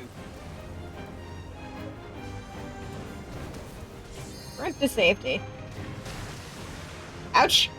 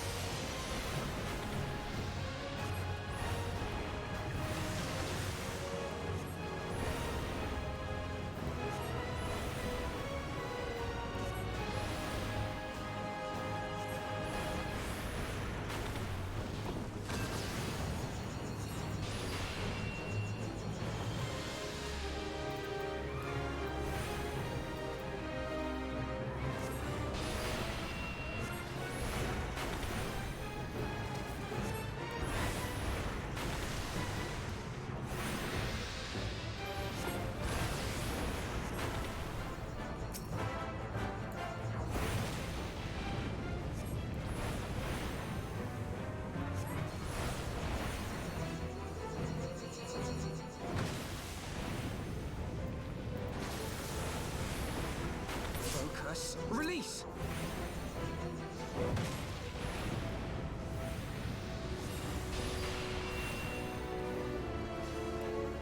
Away with you!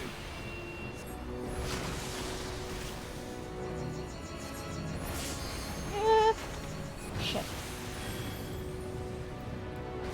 I will end your struggles.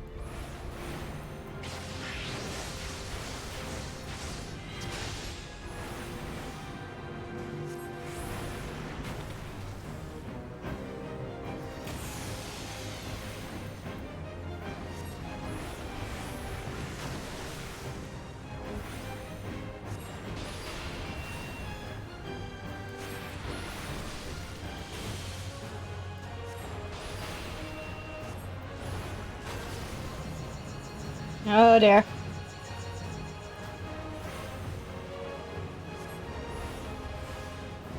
Come on. Here we go.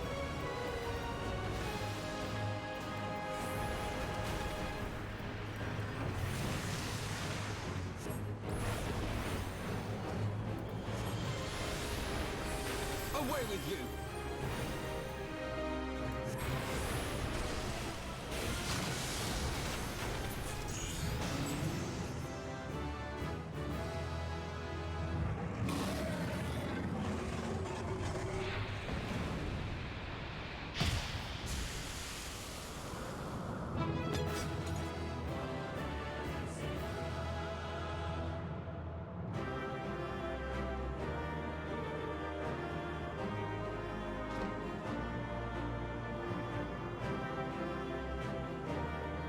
Sorry for forgetting to put the chat box back up. Probably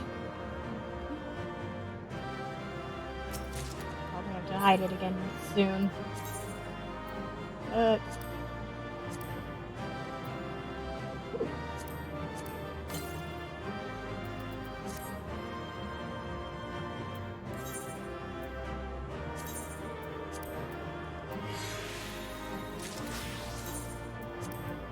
this real quick.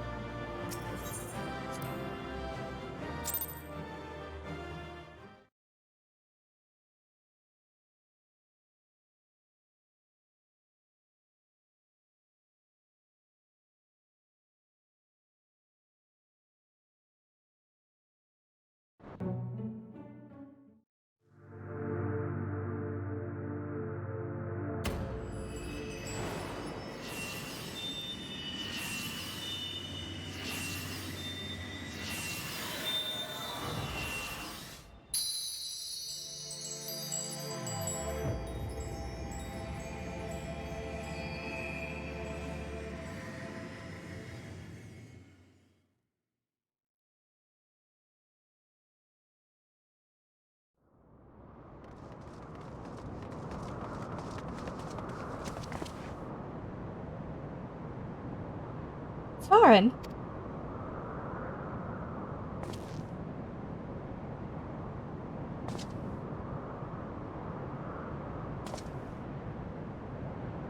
It seemed Tioman was the last. We sensed no other dragons nearby.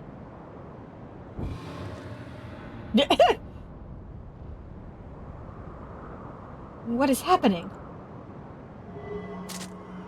Oh. You good? Nidhogg, he roars. He knows we are here then. His fury bleeds through the eye.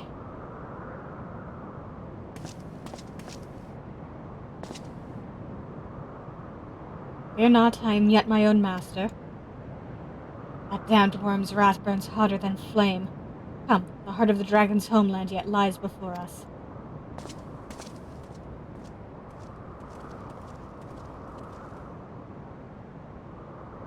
Thus do we add another link to the chain of vengeance.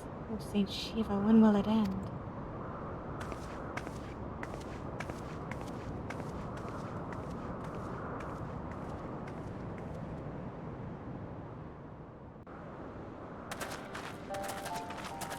To the peak of Som Al, at the end of a perilous mountain path, whence could be seen a string of pearl-like islands floating impossibly atop a sea of clouds.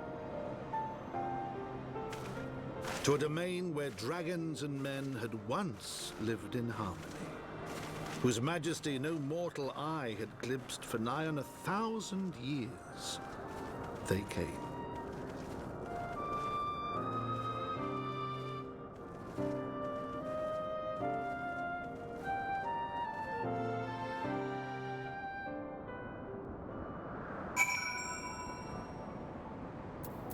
Yep. Feed the bird real quick.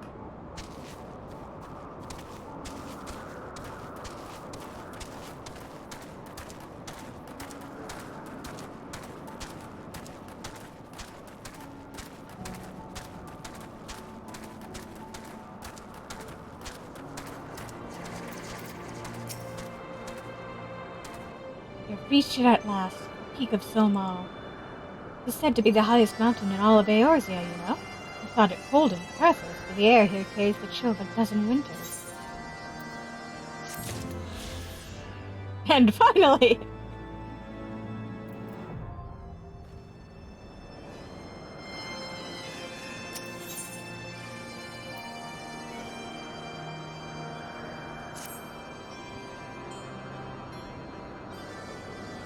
Now that we've scaled the mountain, there remains the problem of finding Hraesvelgr himself.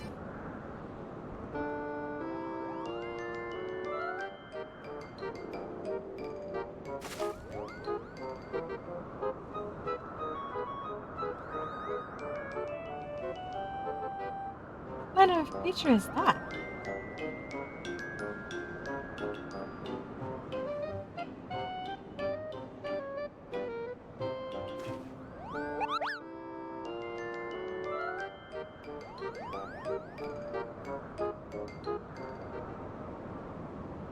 Farn, did my eyes deceive me, or was that a Moogle? That was a Moogle, yeah. It was my understanding that they only dwelled within the Heavensward. I certainly never expected to see one in the churning mists. If the Moogle does live here, however, he may know where Hraesvelgr makes his lair. Quickly now, before we lose the creature completely.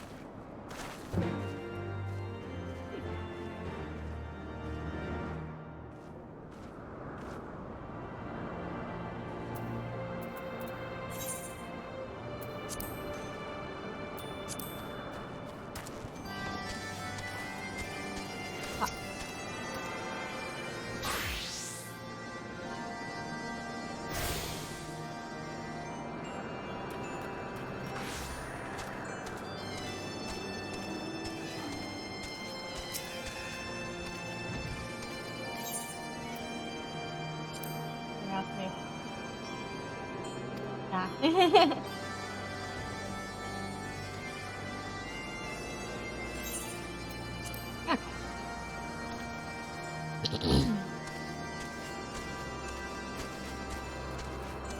Can't travel down with that one. Oh.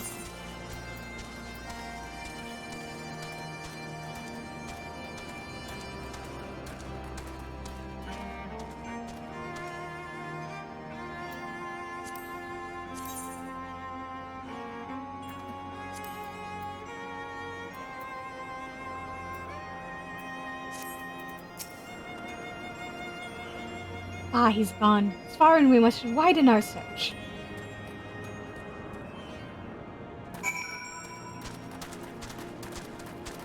Ooh.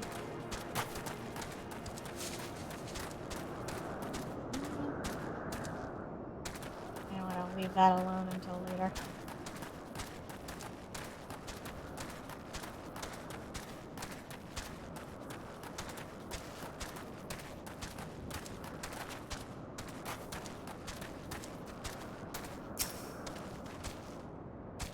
We did see a Moogle, did we not?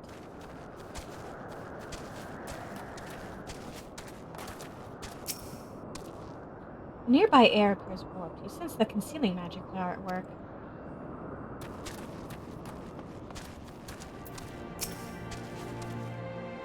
Where could he have gone? Come on.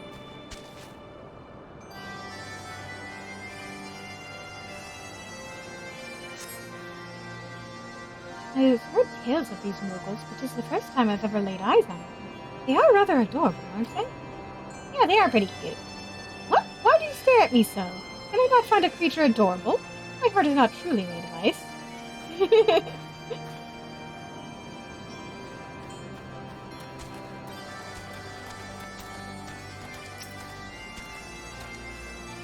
A Moogle, did you say? I'm unfamiliar with the breed, but I shall search for one nonetheless.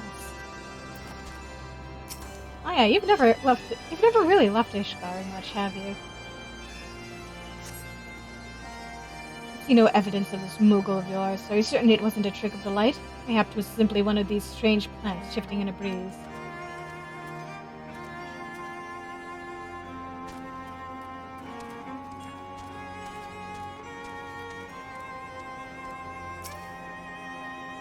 The nearby air appears warped. You sense the concealing magic are at work.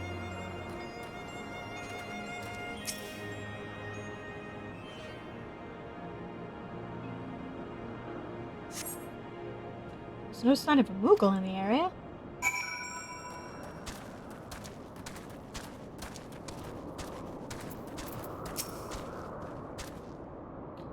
I'm sure I glimpsed the Moogle fleeing in this direction. Could he be concealing himself with magic?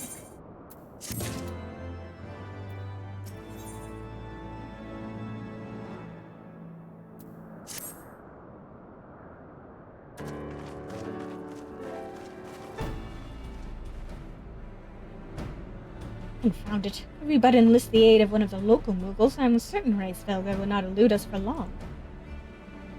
Though the eye enables me to sense the presence of dragons, I can only identify Nidhogg's with any certainty. We could wander the mist for days and not know if we were any closer to his brood brother. And those are days we cannot well afford to squander. Shall we divide our forces, then?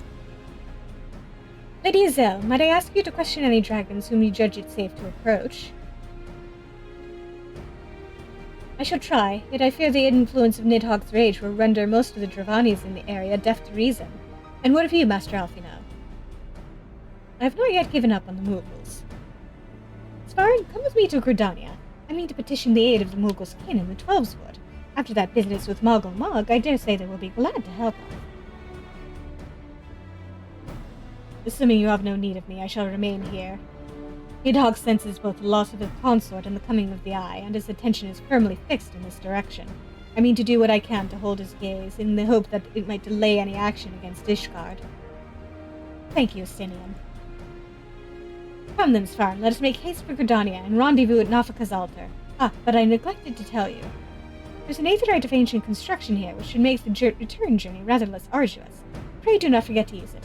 Way ahead of ya! Yeah, don't murder anyone, please.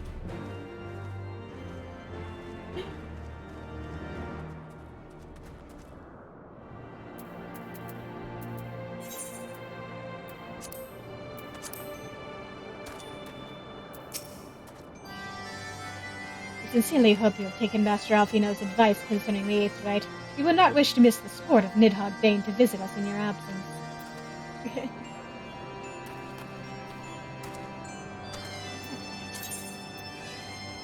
Before we go tromping off to the Shroud, take a detour to Old Daw and catch up on one of our outstanding Black Mage quests.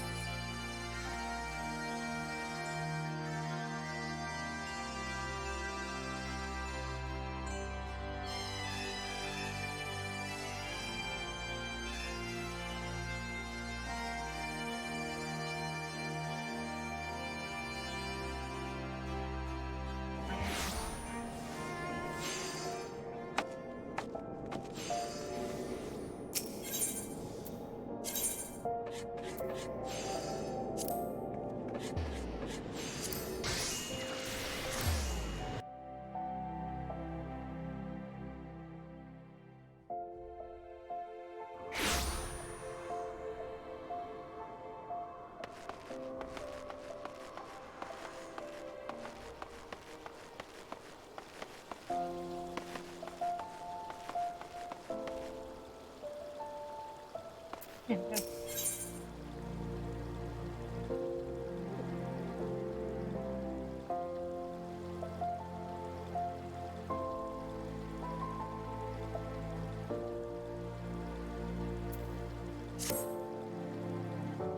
Bard, I've received a letter from 269th Order Mendicant Dazar.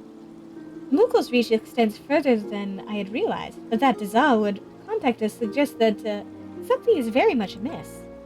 I wait at Bronze Lake, it says, and no more than that, though perhaps somewhat cryptic, the letter's brevity suggests a sense of urgency. Please hurry to Bronze Lake and investigate the situation. I shall inform Zaya Nelha of this development. Though I doubt the fool can render much assistance, I gave my word that we would cooperate.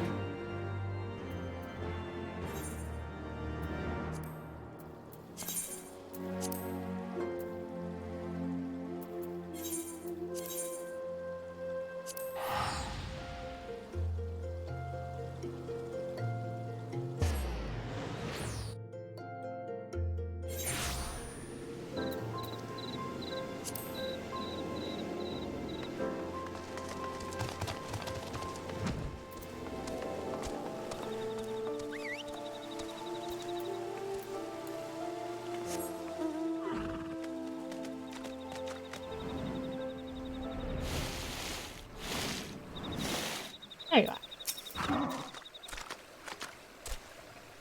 Farin, I'm glad to see you. Pleased, happy, glad.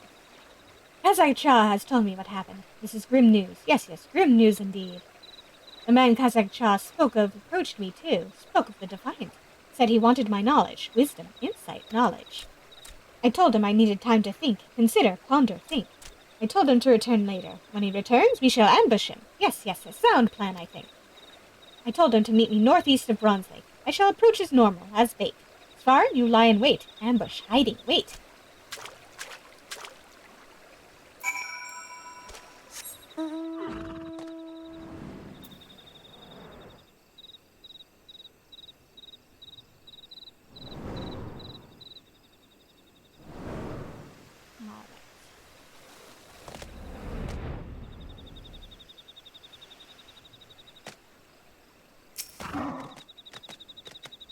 Hide.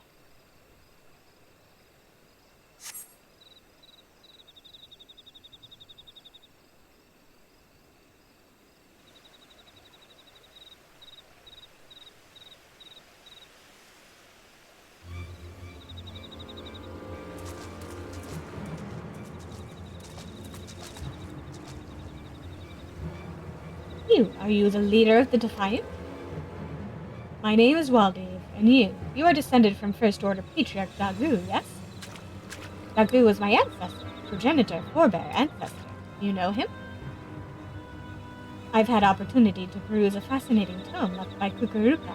In it, Dagu is mentioned as a confidant who assisted the master in his studies of the dark arts.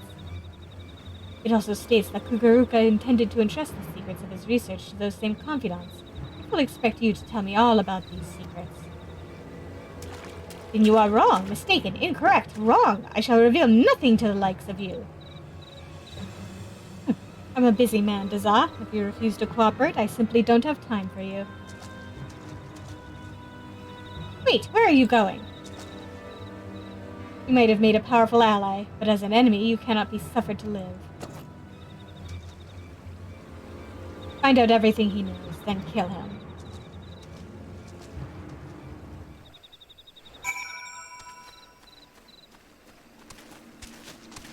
Oh, no you don't.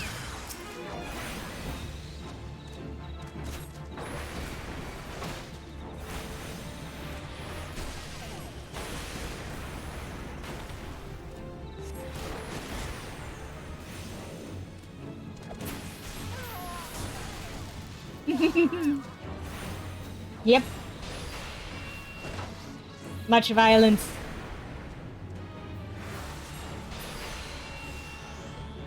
Yes, thank you for that. I am not interested in the fate, but thank you for letting me know.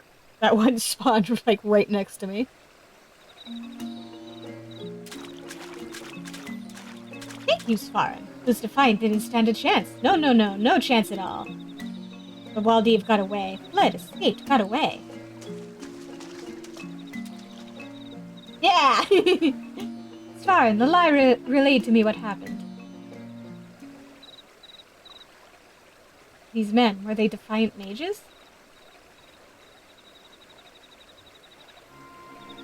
You fool, you killed every last one of them. How do you intend for us to question them now? I knew this would happen. You black mages are quick to wield your destructive powers, but rarely do you consider the consequences. You must return to Lalai. Do not think that I'll forget about what you have done here.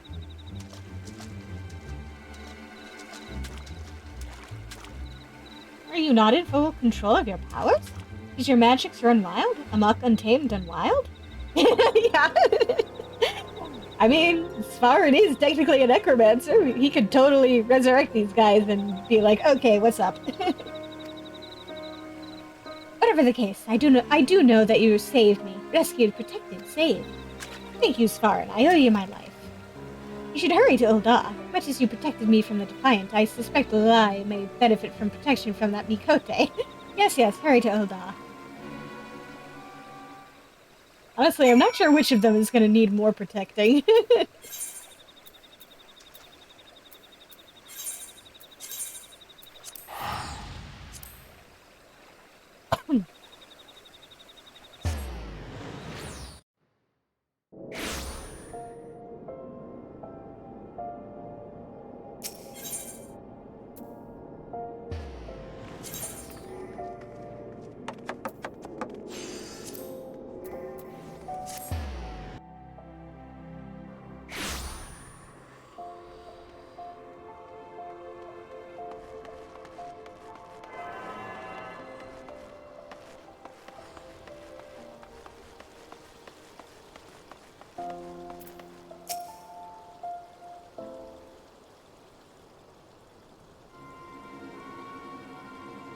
Svarin, Zaya Nelha has been standing there silently fuming for quite some time now. What has transpired?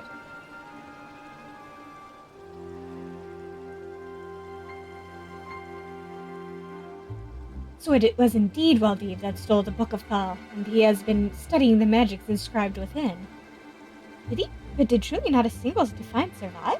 Some will doubt that you are fully responsible for. I care not for your doubts. I explicitly told you not to interfere in my investigation. If nothing else, this shows the bloody outcome of a battle between opposing black mages. Fighting destructive power is more destructive power. It's such thinking that led to the War of the Magi. I'm sure I needed to remind you of the outcome of that war. I strongly recommend you give some thought to just how terrible a force you toy with.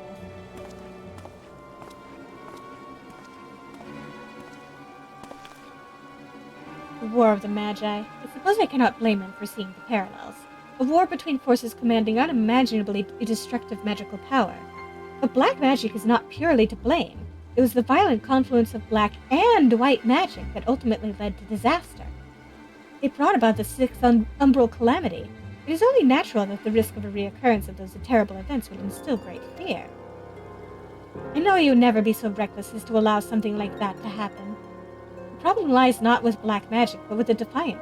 I'm disinclined to pay heed to Zaya Nelha's words when they run counter to those of Daza who witnessed the battle firsthand. I find it hard to believe that you would lose control of your powers. There must be some other explanation for the death of those mages. It also seems that Waldeed is gathering something of a following. To better oppose this growing menace, I shall teach you a new spell I recently deciphered from the Book of Nald. Remember, Svarin, black magic is not a thing to be feared. As a true black mage, you have the power to control it. I believe in you.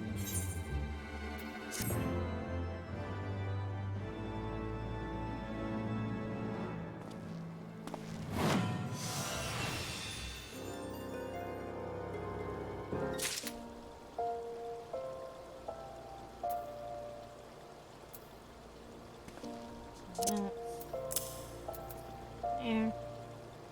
And now let's go to the Black Shroud.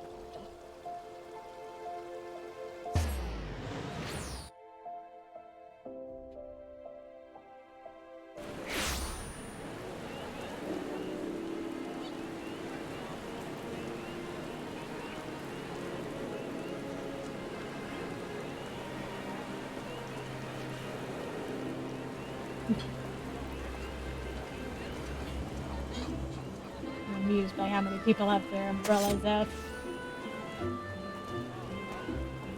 Nobody wants to get rained on.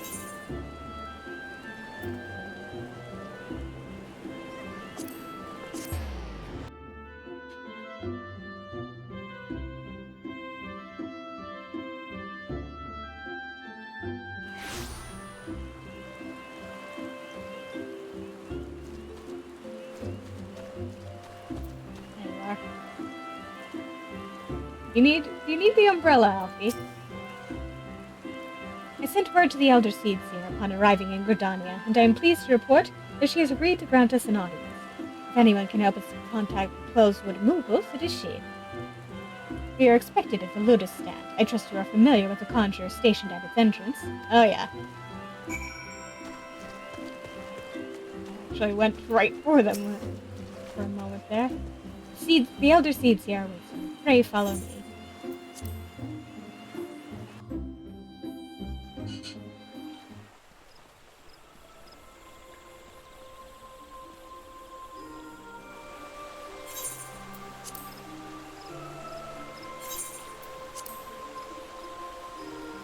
I bid you welcome, friends. The Admiral spoke of having met with you, but 'tis no less of a relief to see you safe and hale with mine own eyes.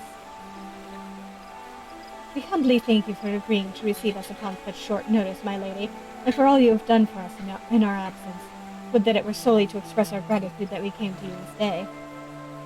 Alas, the tides of battle yet dictate our comings and goings. Elder Seeds here, we would beg your wisdom in a matter that may finally bring an end to the Dragonsong War. Speak on, friend.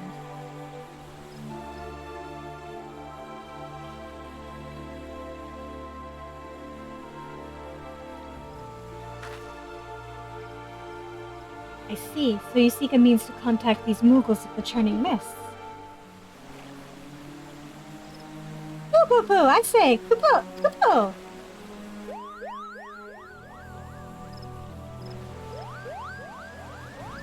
Greetings, Puplo. To what do we owe the pleasure of your company?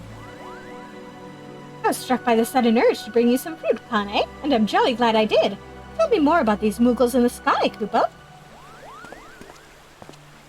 Well, glad you tell you all I know, though it amounts to precious little.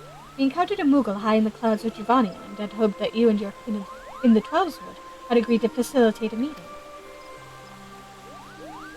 Pray correct me if I am mistaken, Kupo, but there are legends, are there not, which speak of Moogles who dwell beyond the clouds. Indeed there are, Kupo. Long, long ago, back when the world was still young. They say my ancestors served the gods up in the heavens. Of course, that was before their masters took to bickering like spoiled children. Ah yes, the tale of good King Mogulmog XII. He is revered for holding fast to a rope of miraculous length, that his subjects might climb down from the sky and escape to the world below. Ignoring the more fanciful aspects of the tale, it may well be that Kuplo's ancestors hailed from the Churning Mist. Given how long his kin have resided in Rosewood, it is perfectly possible that the details of their history have faded into myth. Indeed, Master Alfino, such stories often contain a measure of truth. It's like that the Mughals of the Churning Mist tell similar tales of the world below. I can well imagine why the one you encountered fled at your approach. Oh, fleeing's second nature to us. We often hide when the larger races come tramping through the forest. Of course, where there's one Mughal, there's bound to be more.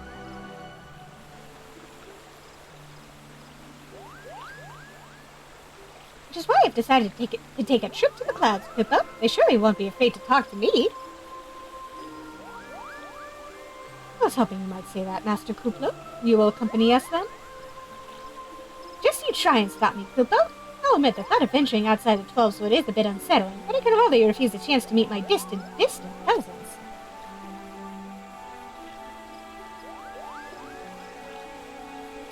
If you will have me, I too will accompany you on this venture, and lend my voice to your cause as an ambassador of Gridania.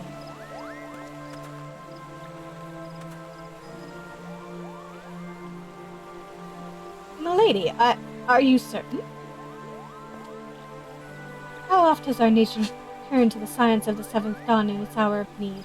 How oft have we asked the Warrior of Light to risk his life to save our own? Oh, many times, I say to you, and never have they refused us. Thus do I choose this day to offer mine aid to our allies for the good of the realm.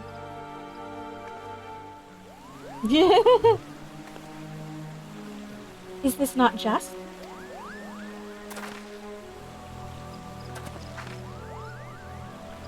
Most unexpected and most welcome offer, Elder Seedseer.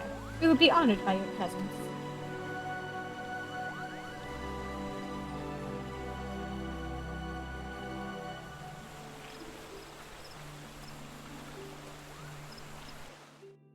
Love how many of them were just like, wait, no, ma'am, no!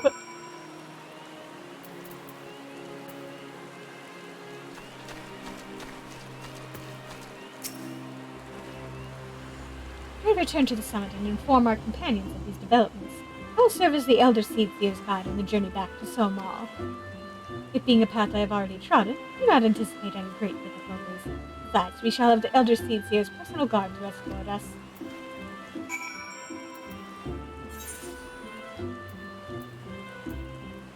Right then. Back we go.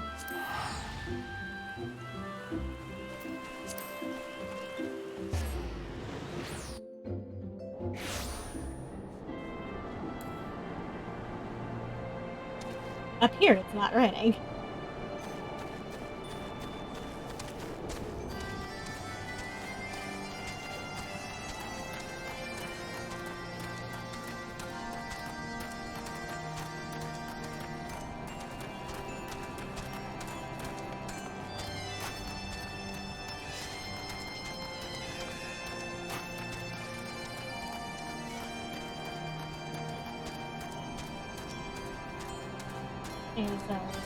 What's up here?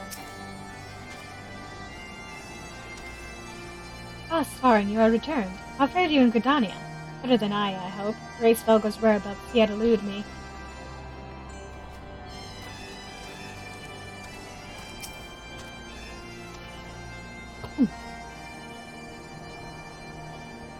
Well met, Warrior of Light. Nidhogg is not stirred, but he watches us, unblinking.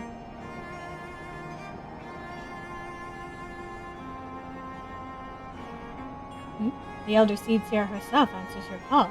Then there's naught to do but wait.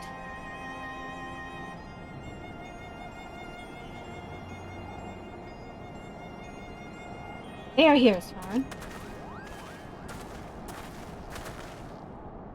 Greetings, my friends. I am happy to report that our journey was mercifully uneventful, devoid as the road was of Dravanians. It would seem the dragons have abandoned Somal for the churning mists. Elder Seedseer, may I present to you Sir Estinian, Ishgard's Azure Dragoon. It's an honor to meet you, Sir Estinian. I have heard many tales of your order's extraordinary skill and courage.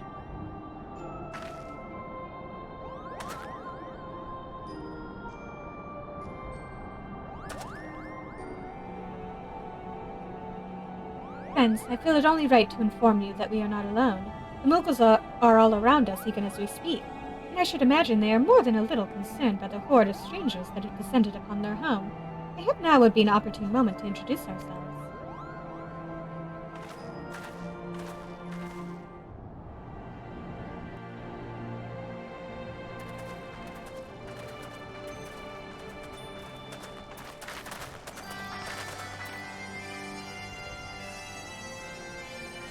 This should serve.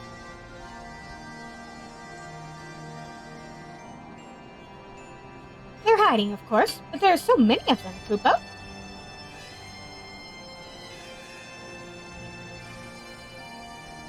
I am Kane Senna. My companions and I have braved the long road from the Twelveswood to share words with you.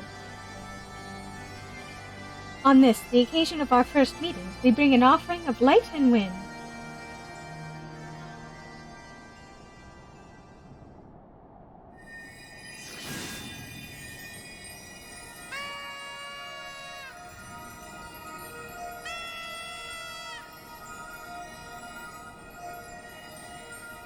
Ooh, such a gentle and pleasing bow, Kupo.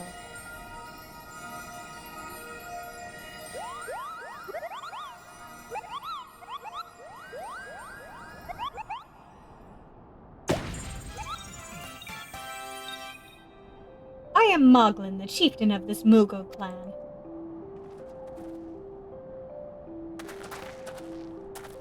Chieftain Moglin, it is an honor to meet you. Greetings, I'm Kuplokop, ambassador of the Twelveswood Mughals. A Mughal from the world below? Your hide is of a different hue, but that palm is unmistakable. I mean, even moment here, Kupo. My companions were no less surprised to learn of your existence here amongst the clouds. I hope they did not startle you overmuch in their eagerness to make your acquaintance. Full well can I imagine your wariness. I am told that men have not walked here in nigh on 1,000 winters. Mayhap you will forgive them their forwardness when I unfold to you the grave matter which first brought them into your midst. My companions crave an audience with the great worm Hraesvelgr, that they might negotiate an end to the war twixt man and dragon. An end to war, you say? I trust you, Kane Senna. The light of peace shines brightly within your soul. But I'm afraid the same cannot be said of your friends. To be plain, we did not hide ourselves because they were the first of your kind to be seen here in 1,000 years. Well, not only because of that. We hid because we smelled dragon blood. These skies are home to many, many dragons. While some crave peace, such as Hraesvelgr, many others crave the opposite, such as Nidhogg. Suffice it to say, we are worried that the presence of your blood-spattered warrior friends will attract the attention of the nastier kind, and invite destruction into our happy home.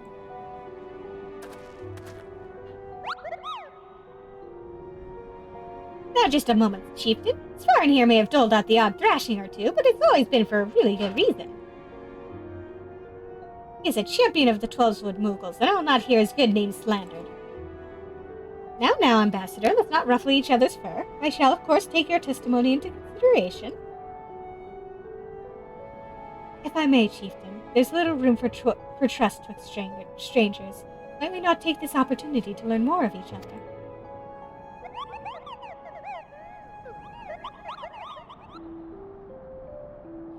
An excellent suggestion, Kupo.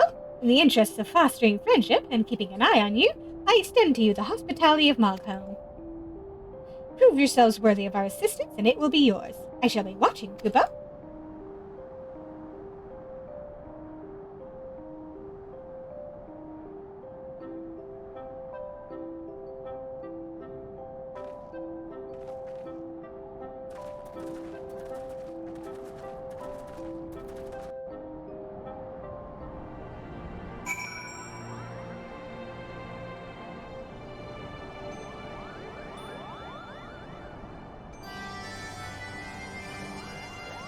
Now then, let's see about, chatting up some movers, then.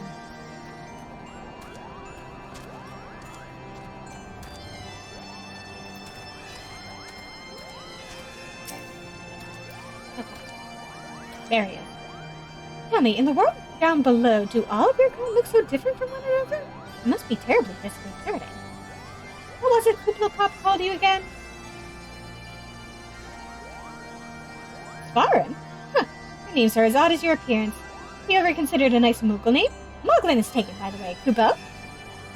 As a Mogren, Mogmug, and Moglin, these being the names of the 3 wise Moogles who will administer the momentous challenges that I've devised to measure your worth. I call them the Trials of Trustworthiness. Undertake these trials, and we shall soon see whether or not you are worthy of our aid.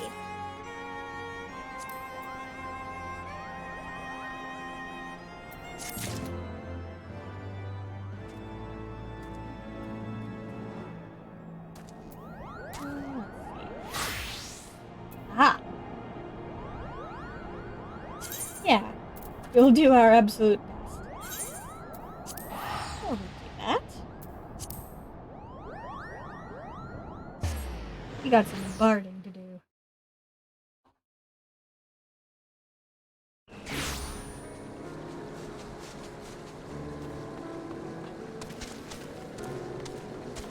There you are.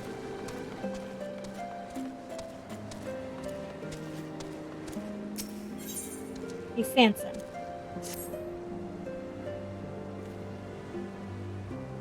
Ah, it's you, Svarin. If you were wondering about Guidolo, I'm afraid I've not seen him since he stormed out. I have spoken with Master Silvio. As promised, he looked into the Curthin legend, the saint of song in the heavens, and he came to share his findings. Apparently, the heavens is a reference to a voice from the sky. It is most likely some form of natural phenomena, such as thunder and lightning. Which means that Guidolo was right. After all, what else could a voice from the sky be? It isn't as though there are people who dwell in the clouds and love to sing besides. About that.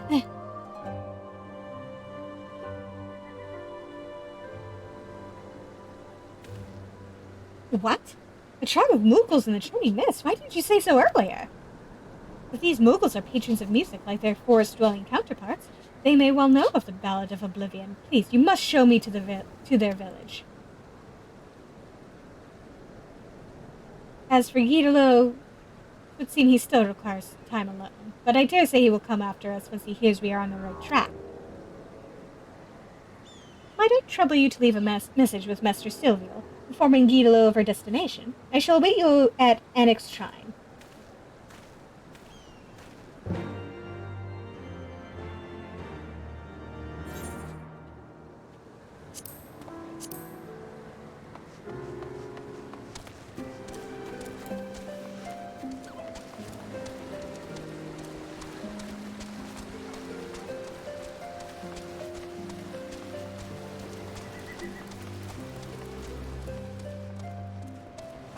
Oh, hey!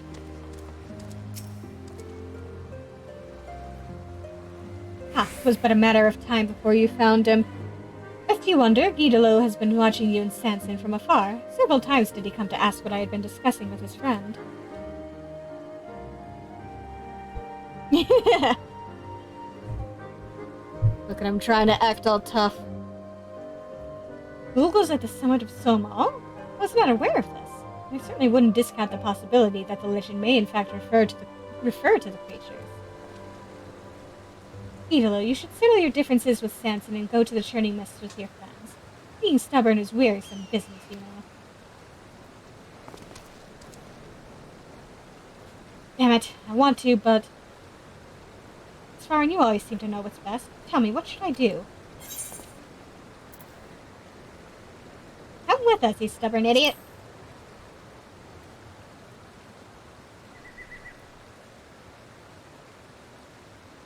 You reckon I should go as well, eh? I'll think on it.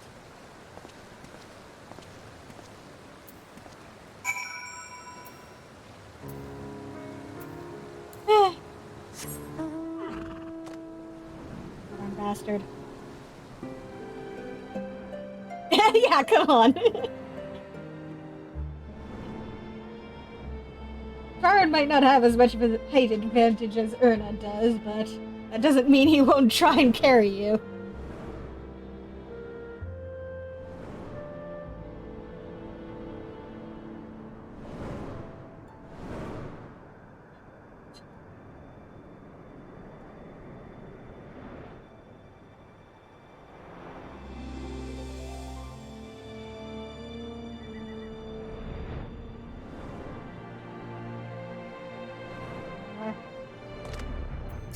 magnificent. Yes, exactly.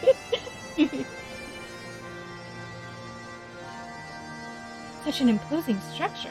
For Guidolo here, he would doubtless be inspired to compose a song. From here on, I must rely upon you to lead the way. Let us ascend to the churning mist.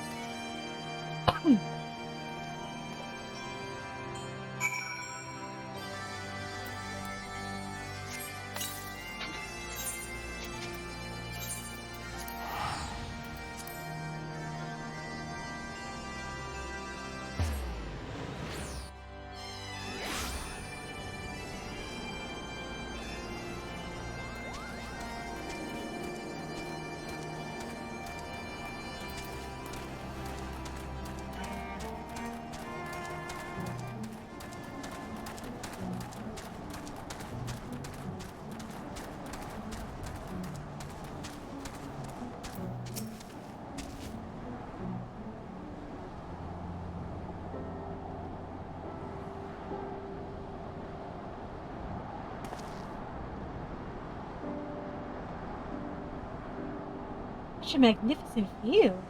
I have no gift for verse. I must commit this scene to memory, but I might convey it all to Guidolo when next we meet.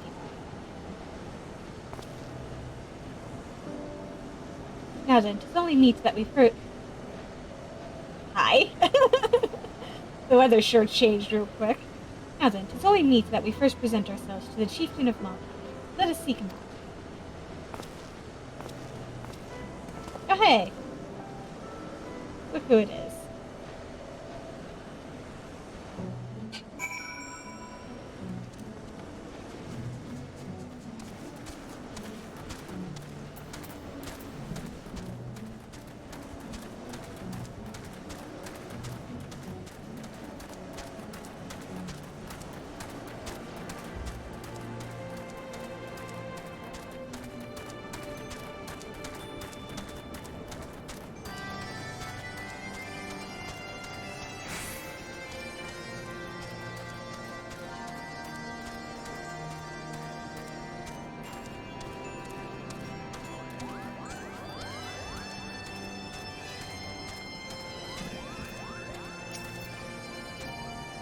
Ballad of Oblivion.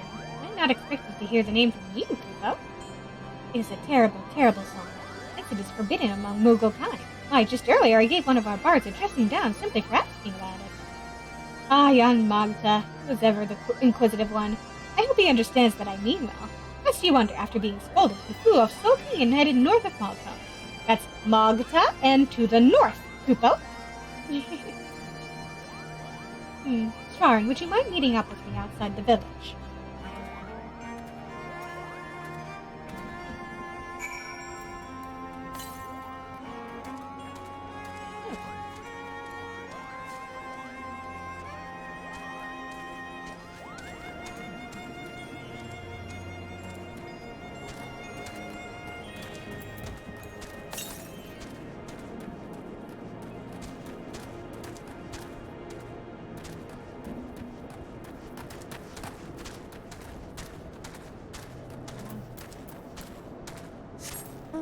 Figure out what this is.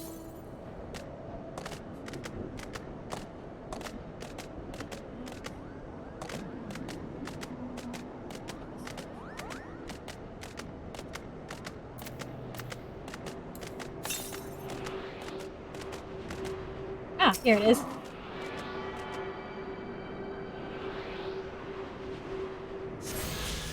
There we go.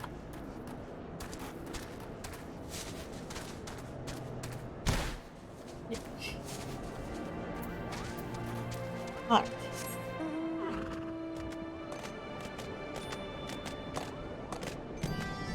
Assassin.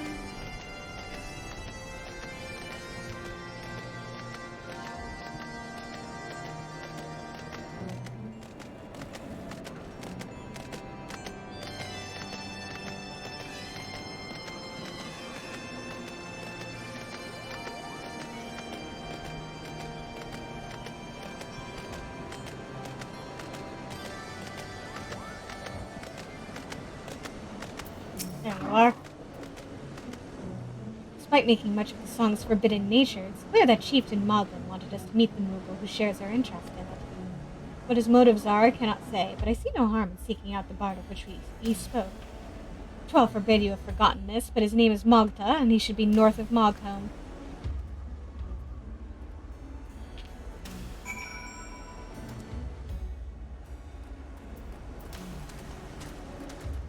And let's not get too far ahead of ourselves.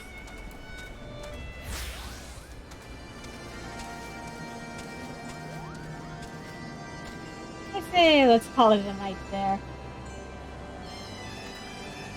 Pick up where we left off with the Mughals and come back